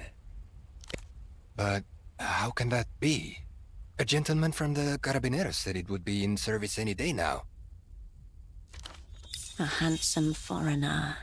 The Carabineros were playing a trick on him. You'd think with all the empty money this place has gotten, they'd have fixed their aerotrams. What am I supposed to do now? I was simply passing through on my way back home to Sundark. I had been working in Copablanco, but the work dried up. That was more than a week ago, and, well... Despite his predicament, he's kept up with hygiene. His beard is shaved, his nails well manicured.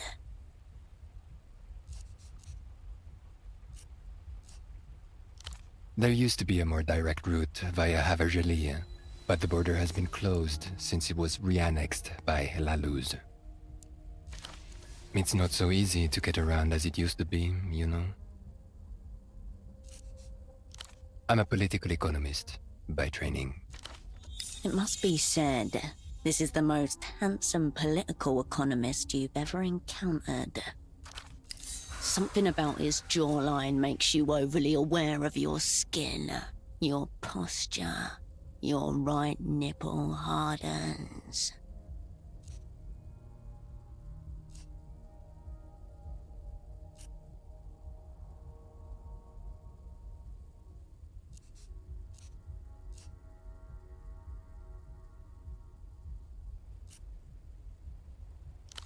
The left hasn't seen him yet. Well-versed in theoretical and quantitative approaches. No, I must say my combination of the two is rather exceptional.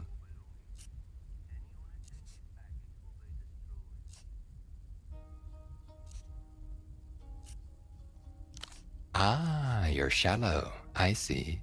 No, I'd say for a Sunnis man, I'm at best median. Well, not in so many words.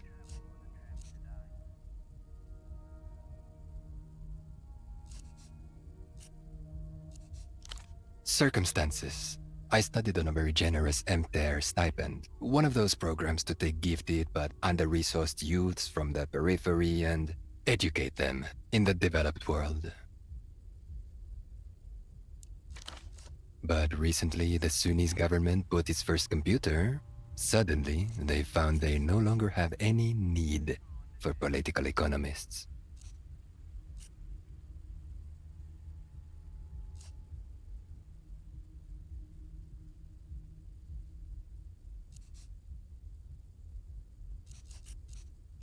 I must object. The computer has certainly been disruptive, but it's not the wonder device the government hoped for. One national computer in the right hands could be, as they say, a game changer. Long story short, reality forced me to make alternative arrangements. How to put this? You're surely familiar with the concept. A somewhat rich, older lady wants a nice exotic husband without the lifelong commitment, yes? Meanwhile, a clean, well-behaved man from the periphery wants to see the world but lacks the necessary capital. The woman pays for his relocation and gains a valuable commodity. A high-quality Sunnis husband.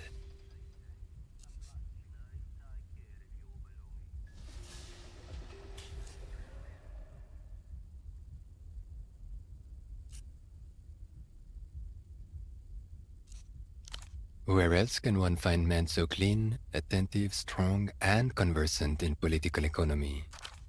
In other circumstances, I believe it could have worked out brilliantly, but alas, in my case, endogenous factors conspired to thwart my domestic bliss.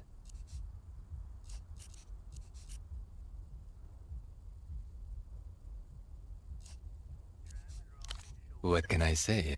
Sunnis are both practical and romantic. Where else can one find... In other circumstances, I believe it could have worked out brilliantly, but alas, in my case, what can I say? A man by mail, a direct order dick. There are many names for it, some more vulgar than others. A pair of blue boxer briefs hang from a wash line in Bessanoble. A plain dress shirt crumpled on a cold bedroom floor in Landau. Somewhere in Treffer, a man leans on a marble counter, breath shallow from exhaustion. I offer companionship and a fair trade. If you consider it as a set of transactions, love's really no more than an economic problem. Where else can one find... In other circumstances, I believe it... I disagree, madame. What's dehumanizing is to be poor, and to do nothing about it. Where else can one In other circumstances, I only wish the authorities took the same view. Where else can one find? In other circumstances, what can I say? Sunnis are both practical and... I will tell you, madame. It was the lapdogs.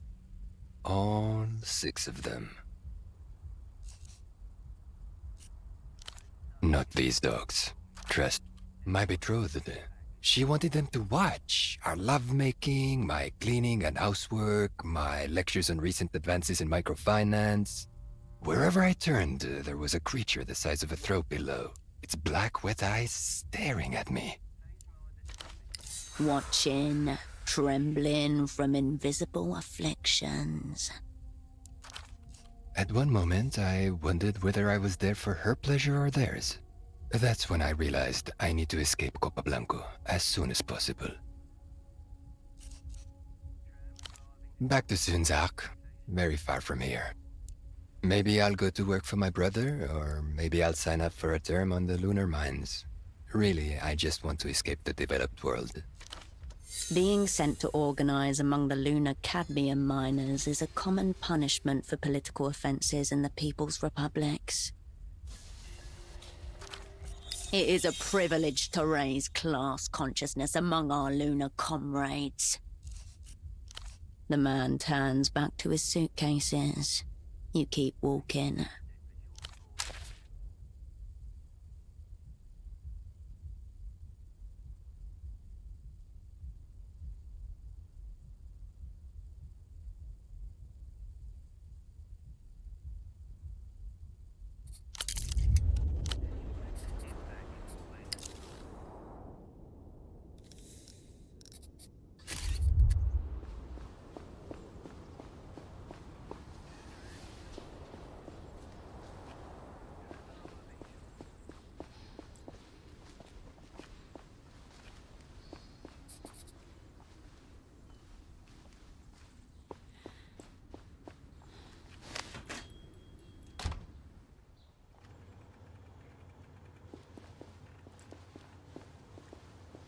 I'll print.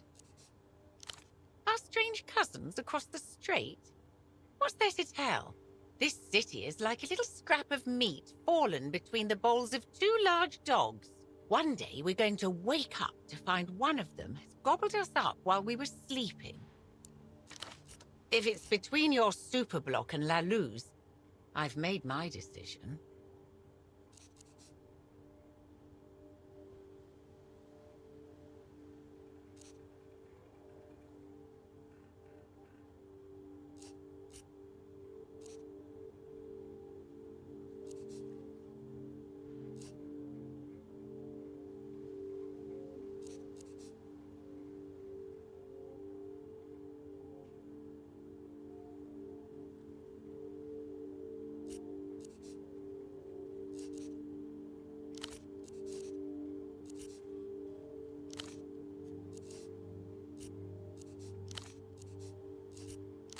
Yes.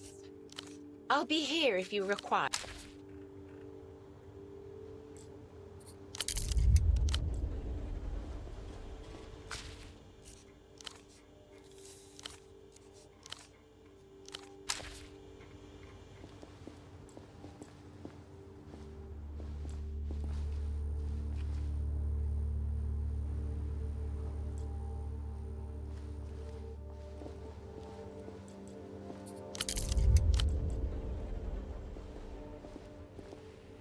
You return to the desk.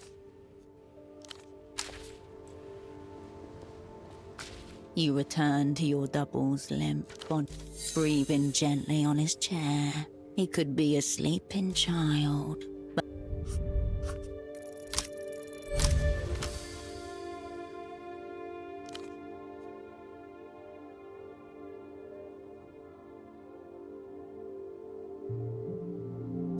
Your double has deserted the track before the starting gun.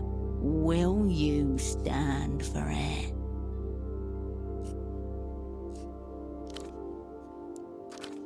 Pathetic.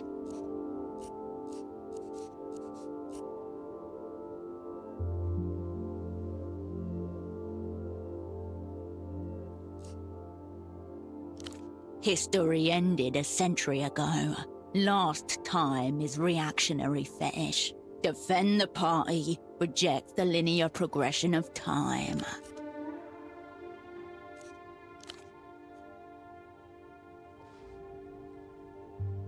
The man's breath gargles softly in his throat as you yank him upwards.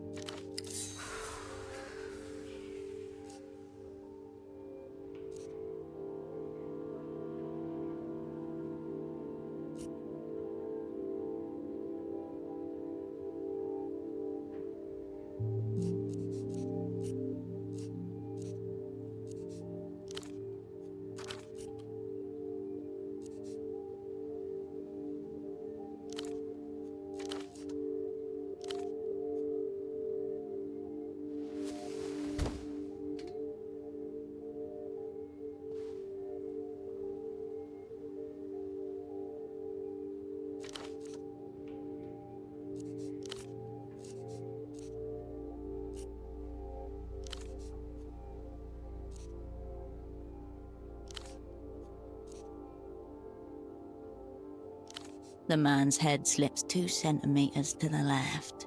His jaw slides with it.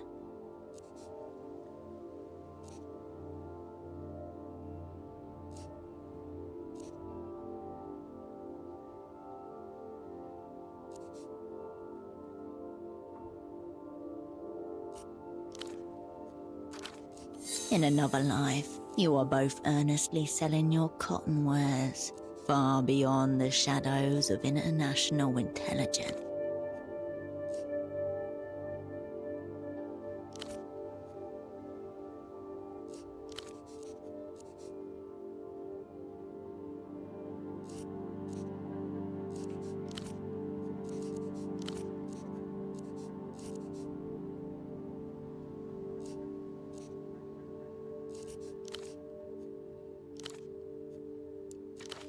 In another life,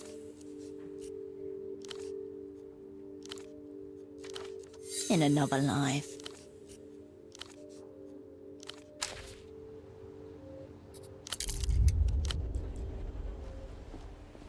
you return to the... There's nothing left in there. Memories of operant training, hours spent all it requires is patience. Memories of operant, the perfectly ordered.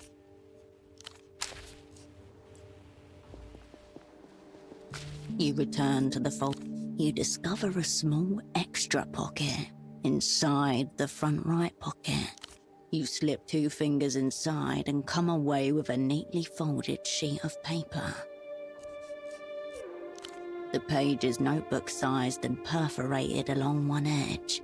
It reads, THA space 7 LES APR space 032 space WIFO space 9W space TBGFLW25. The missing companion to the cipher you discovered in the cigarette packet. Totally meaningless, yet no meaning can be made without it. One that could be applied to the ciphertext you found in your personnel file. As you turn away, a stray thought passes. They may never be worn again. You return to... As you turn away...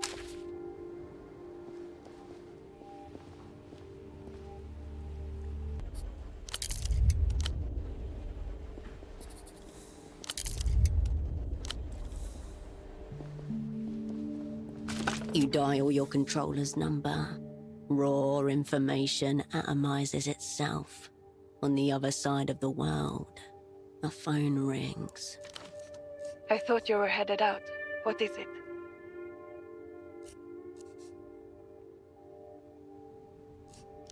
You have your directives. Get moving, operant. The line goes dead.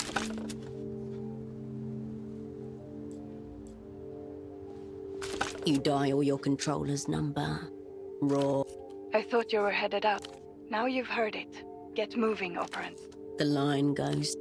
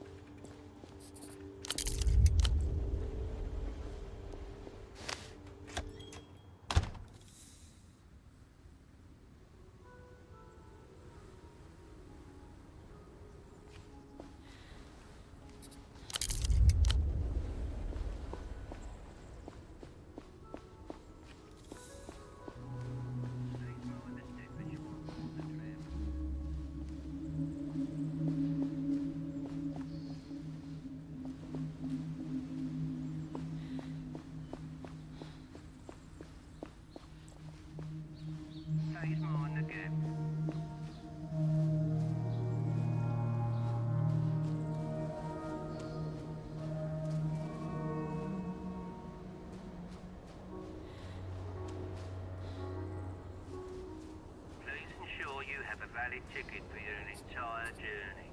If you do not have a valid ticket, you will not be traveling on the tram today.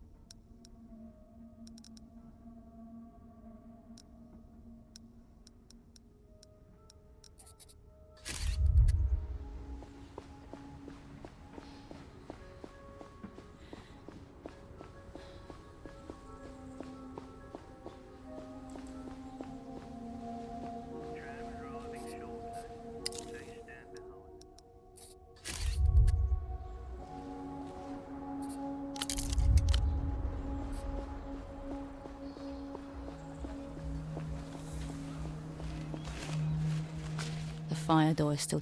The door sits flat.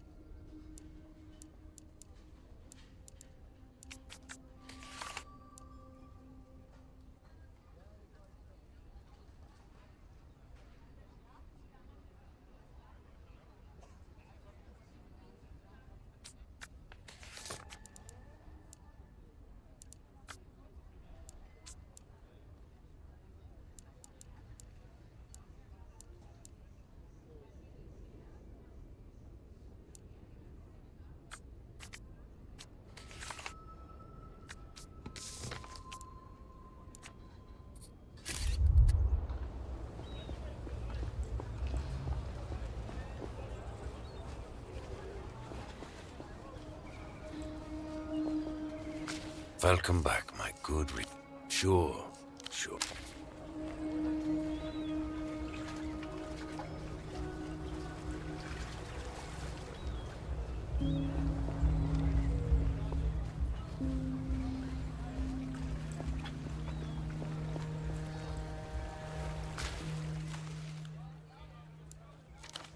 Carmuna saw you scaling that pylon, speaking to the creep at its top. He's been spying on us all, day in, day out. Are you in leagues with him? What is his business? Answer the question. What is that creep creeping?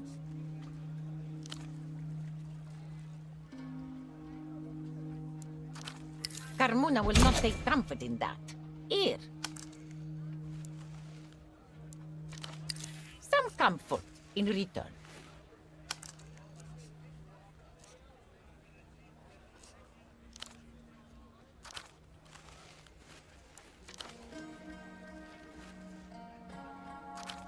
Your heart convulses at their mention.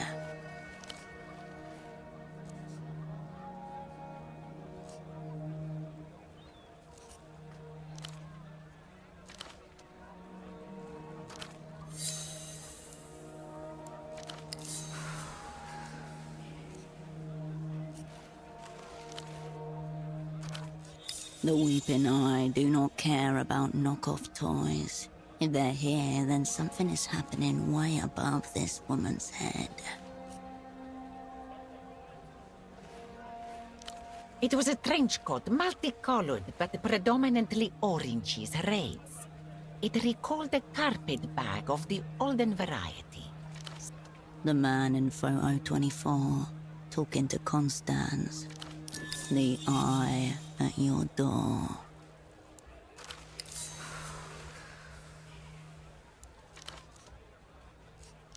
This is all a matter of taste. I'm not having any. I'm afraid so, Menina. Find that coat and fuck it up. Garish? No. This coat was the treasure of the rack. Must not be the same man. Look at these clothes. She wouldn't know Gare in a circus. It's absolutely the same man.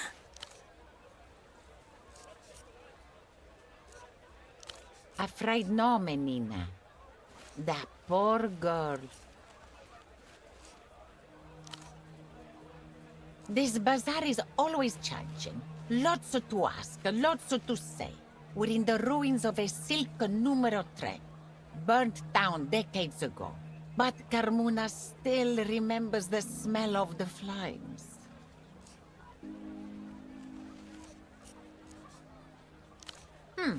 Humoring an old woman, doing your good deed for the day, buffing up your soul. No, Manina. Your soul still looks small and shabby from here. For that, you need the stars. But I'll tell you anyway. It started with the fire in a silk numero 3. Half the city worked for that company, and all of us suddenly out of work. It was very difficult times.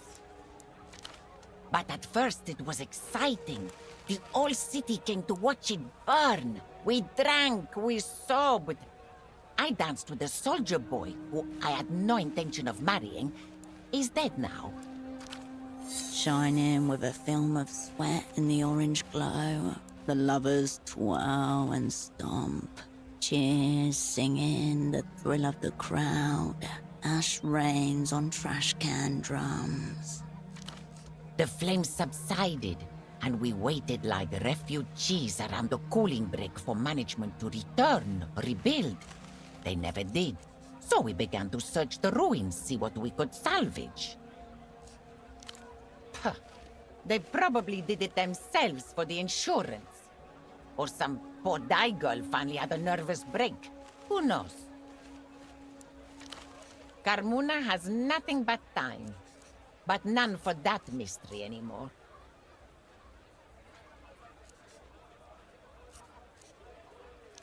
He was never mine, just borrowed him from another. And I don't know, Menina. Drink, work, hard living. We live difficult lives. We expire. It is a silk who stole our health, our hopes, our time. We reclaimed lost wages from the wreckage.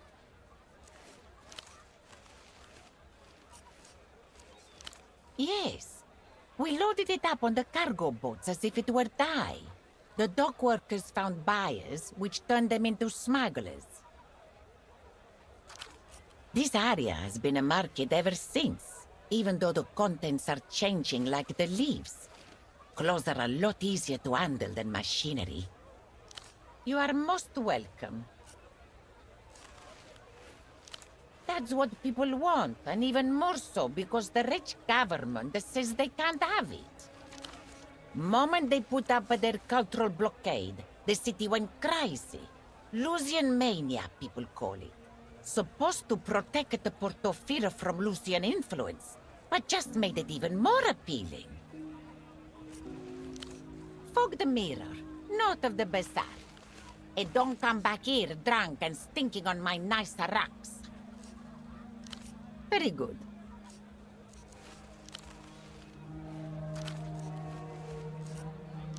Oh yes, bastardo!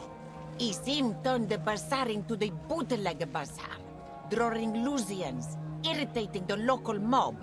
It's all men fighting, while Carmuna sits.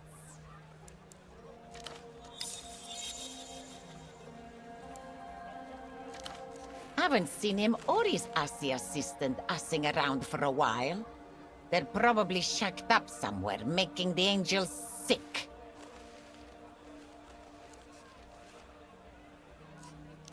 Carmuna doesn't keep track of assy names. Who cares?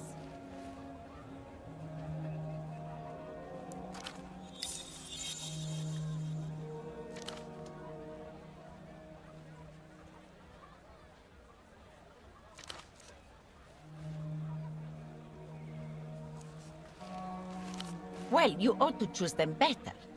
Let him know he's a bastardo next you see him. He's not been himself.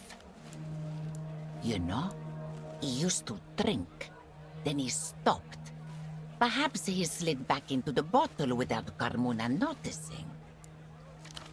Every day he was at the shrine by the west gate, offering and praying. What business has a man like that with the stars? One word is enough. Bastardo. Very good. One word. Very good. Take a look through the rectum. When she points to the rack, you notice that her fingers are several shades too dark, as if stained with ink. Stains from my days in the dye factory. Carmuna was one of the first and the last workers on the line before it burned down. All the old girls have them.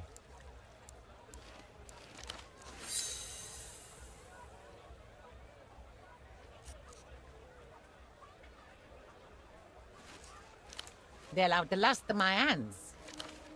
I was here when they first opened the factory, dipping our arms into the scalding vats, dead worms floating on the surface, chemical smell rising up. I was here when the first girl developed a twitch. Neurological affliction from the oxychromes in the dye. Progressive, irreversible.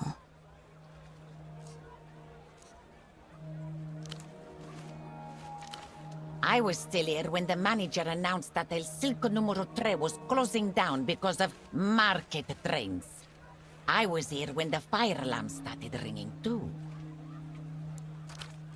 Now ask me, was I here when the first stalls sprouted from the scorched concrete? And I'll say I was. And here I'll stay until the whole city slides into the sea. Yes? Very good.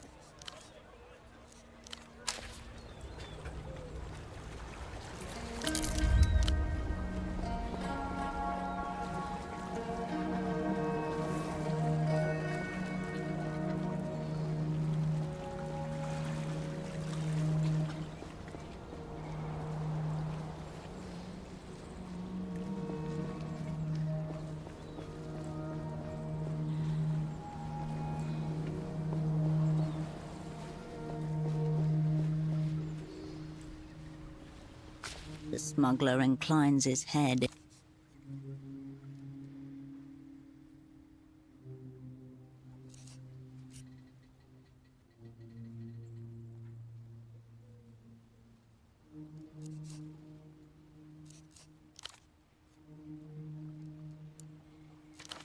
It must be slack. A jolt of fear snaps through you, but you manage to not let it show.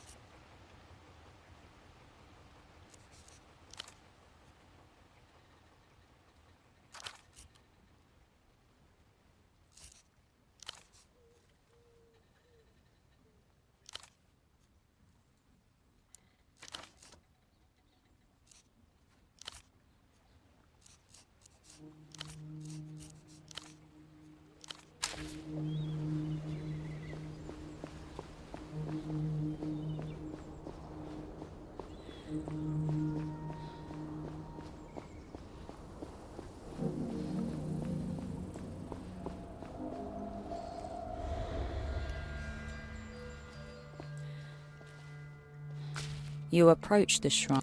Ink stains and knife scratches. In your guiding, we learn. Do you envy our ink stains and in your guiding, you turn away.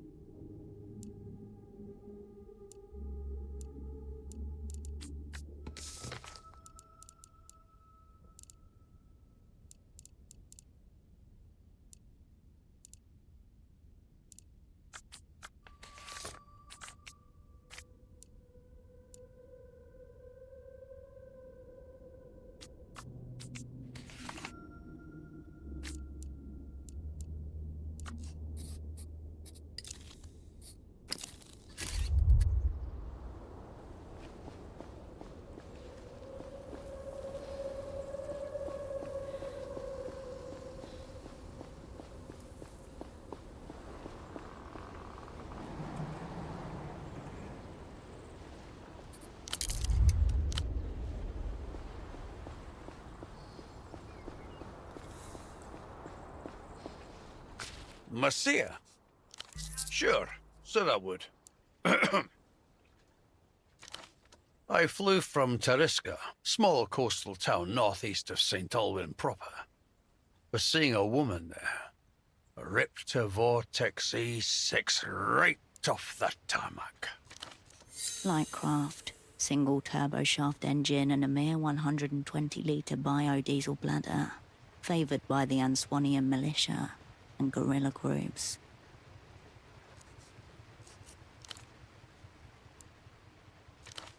Lucian variant in this case, controls near illegible. Couple of days in, they started quelling the uprisings, and I'd heard enough about these things to how it was about to go down. So I hijacked her, right from the hangar. Didn't even fully remove the top. They were going to make an example out of that city. Well, they did.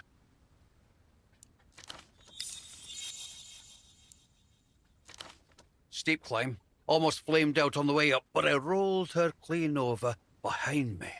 The city sprawled like veins in marble. Beautiful. He edges out onto a thin sheet of memory, like a child on a frozen lake.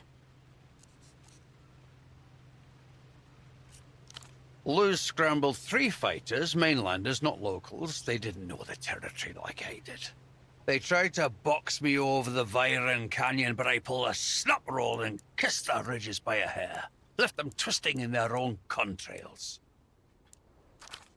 Soon it was just me and the ocean. And then the light came.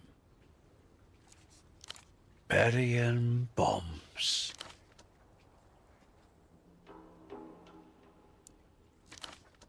Soft. Colorless at first. Then green and violet. Waves all over the shoreline and colors I didn't know existed. Swirling like oil in water. Painter's nightmare, etched in bodies and fire. Those bombs don't leave ruins, you know. Not even craters. Just smooth flatlands covered in fine grey dust.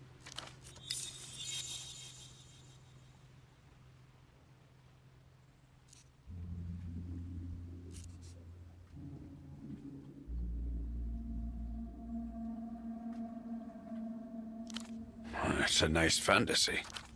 You want more stories like that, sweet cheeks? We're full of...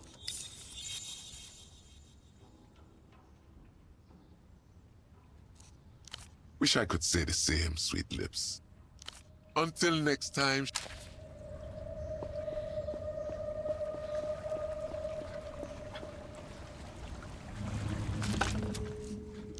Hello there.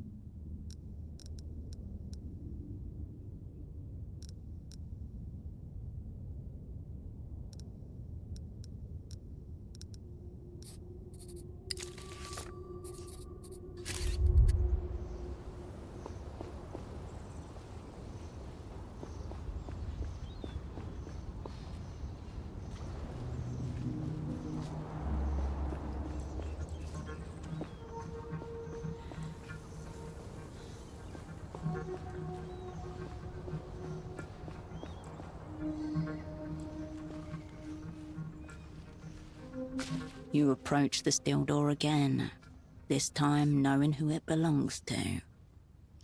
Silence from the below you, the social static of the bazaar muffled by distance.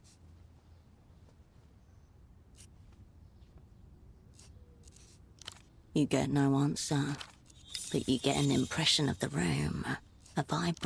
There's still no a whisper beyond the... No answer. Silence. A brief tremor runs through the metal. Humans dominate doors every day. Hurl this one back down the pecking order. Stop. Don't enter. Don't break this seal.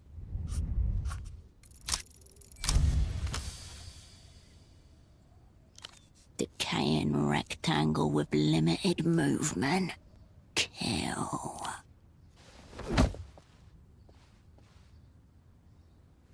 The frame screams in protest, then concedes as you fling the door backwards into the room.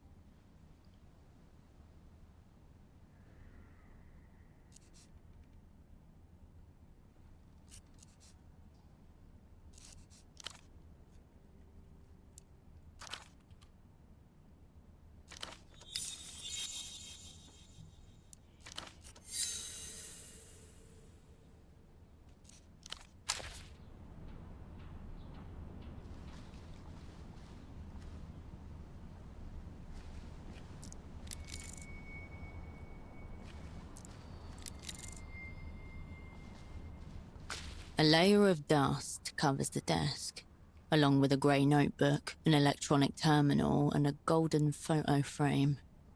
In the middle of it, next to the frame, is an eye with a long single teardrop, shaped out of a fine white powder. The unmistakable symbol of the weeping eye, the secret police of Lelou's.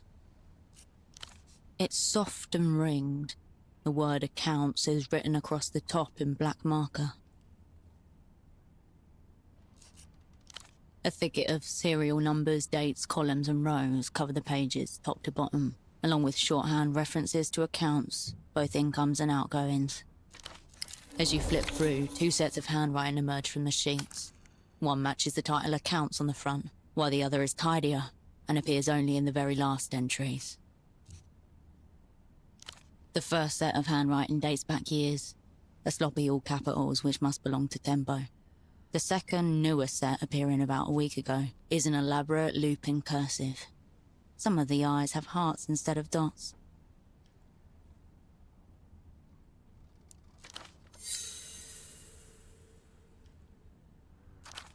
Boring, boring, boring. A list of names, titles and compensation. One of the rows has been firmly crossed out, and payments seem to have stopped a few weeks ago. Ignatz. It doesn't ring a bell. Rent, utilities and other minor operating costs, including travel. Multiple instances of round-trip tickets between Portofino and Acuerda La Luz. Acuerda, a coastal city of the illuminated empire's mainland, a corrupt commercial centre functioning as the launch pad for Lusian goods, directed at the developed world. You avert your gaze.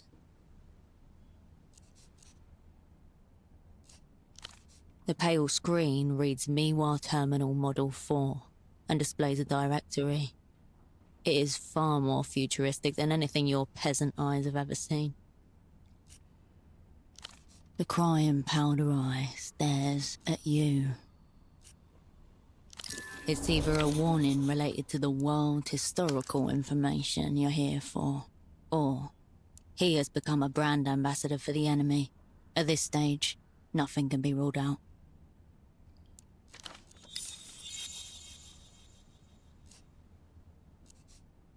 The dial is somewhere between yeah and totally. As you turn the frame around, dust falls and a blade of light momentarily obliterates the row of faces presented. Cutting straight to our heart. Fuck. Rising from the damp cellars of regret. Taxman. Estoc. Virtue. Radiant. Kindred. Holocene. Known to the opera as the whole sick crew. Unknown to you as those friends you left to die 5 years ago. You abandoned them. They were counting on you, but you only thought of yourself. You scared, selfish little cunt. Do you smell the crippling failure oozing from your skin? Do you feel the secret knowledge of your aching shame pulsing in your skull? You slip the photo out of the frame, into your pocket.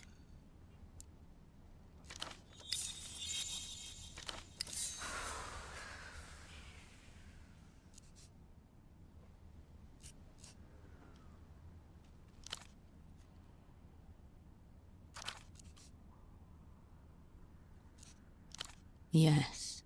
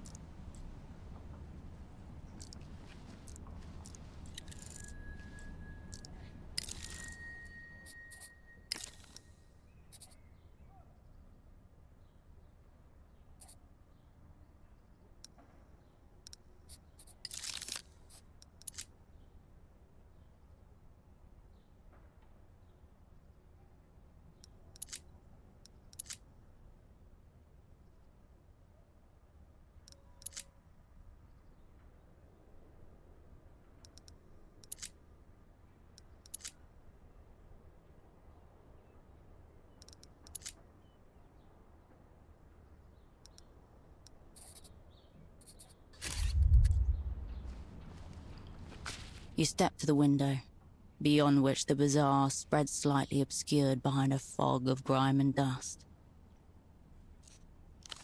You gather up your sleeve and exhale onto the window, where your breath reveals a clear handprint in the dust.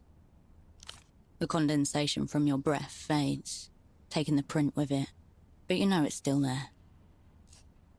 Across the canal is the district of Lower Vudas, a haggling mess of slums, continually sprouting from the defunct ruins of itself. A cross-section of the city would be a cliff face, stacked with evidence of floods, political tides, and fossils of forgotten hardware. You watch the denizens of Portofino as they hum about their routines. Just like the former overseers of S-Silk No. 3, standing at this window, studying the movements of the dye workers, looking for signs of disturbance. Or signs of the revolutionary consciousness organizing itself. No, just human beings making their lives in the cracks and undersides of a disposable...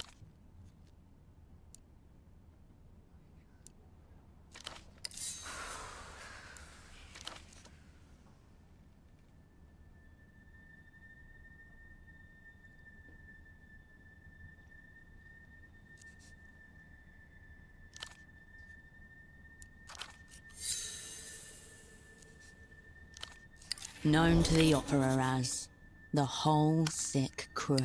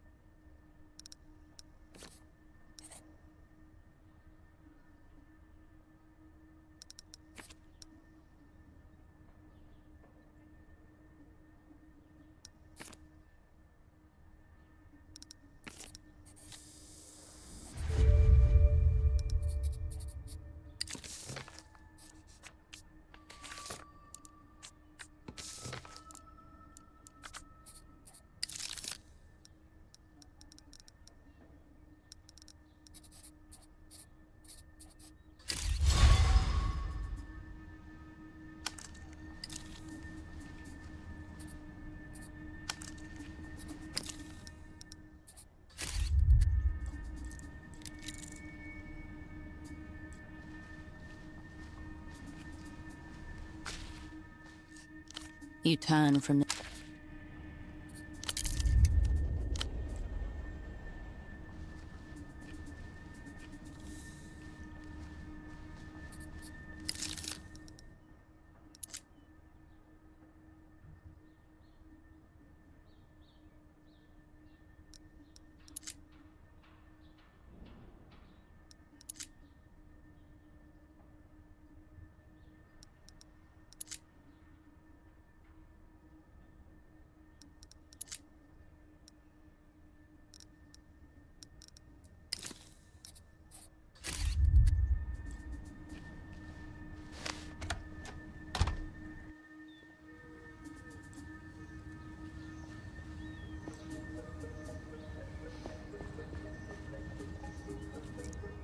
You sit on the railing.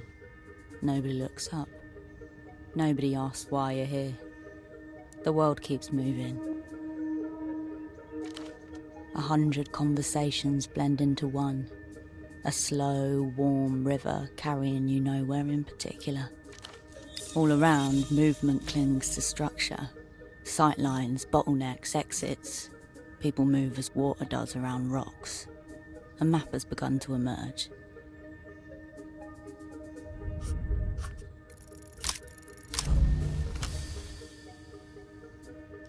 The people here, they're living, moving, laughing and trading, but you're just a visitor, out of town, leaning on a rail, trying to look cool. You should hope to be a dog in the next life then. You're watching. Taking a breather, casing the joint, looking for love. With enough time, you could put down roots, grow more. The smoke rises above the vendors, streets, rooftops and aerials. The world seems less hostile, or more kind. A sharp inhale, then you push yourself to your feet.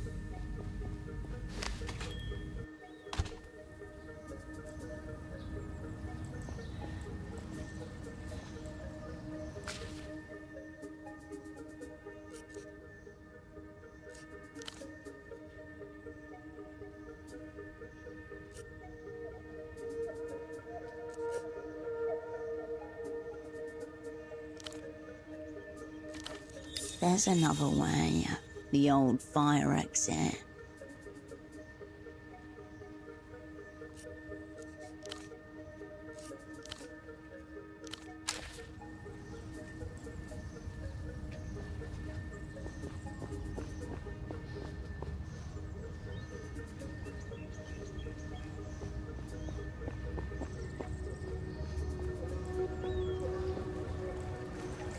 The brightly coloured can, the refreshments remain.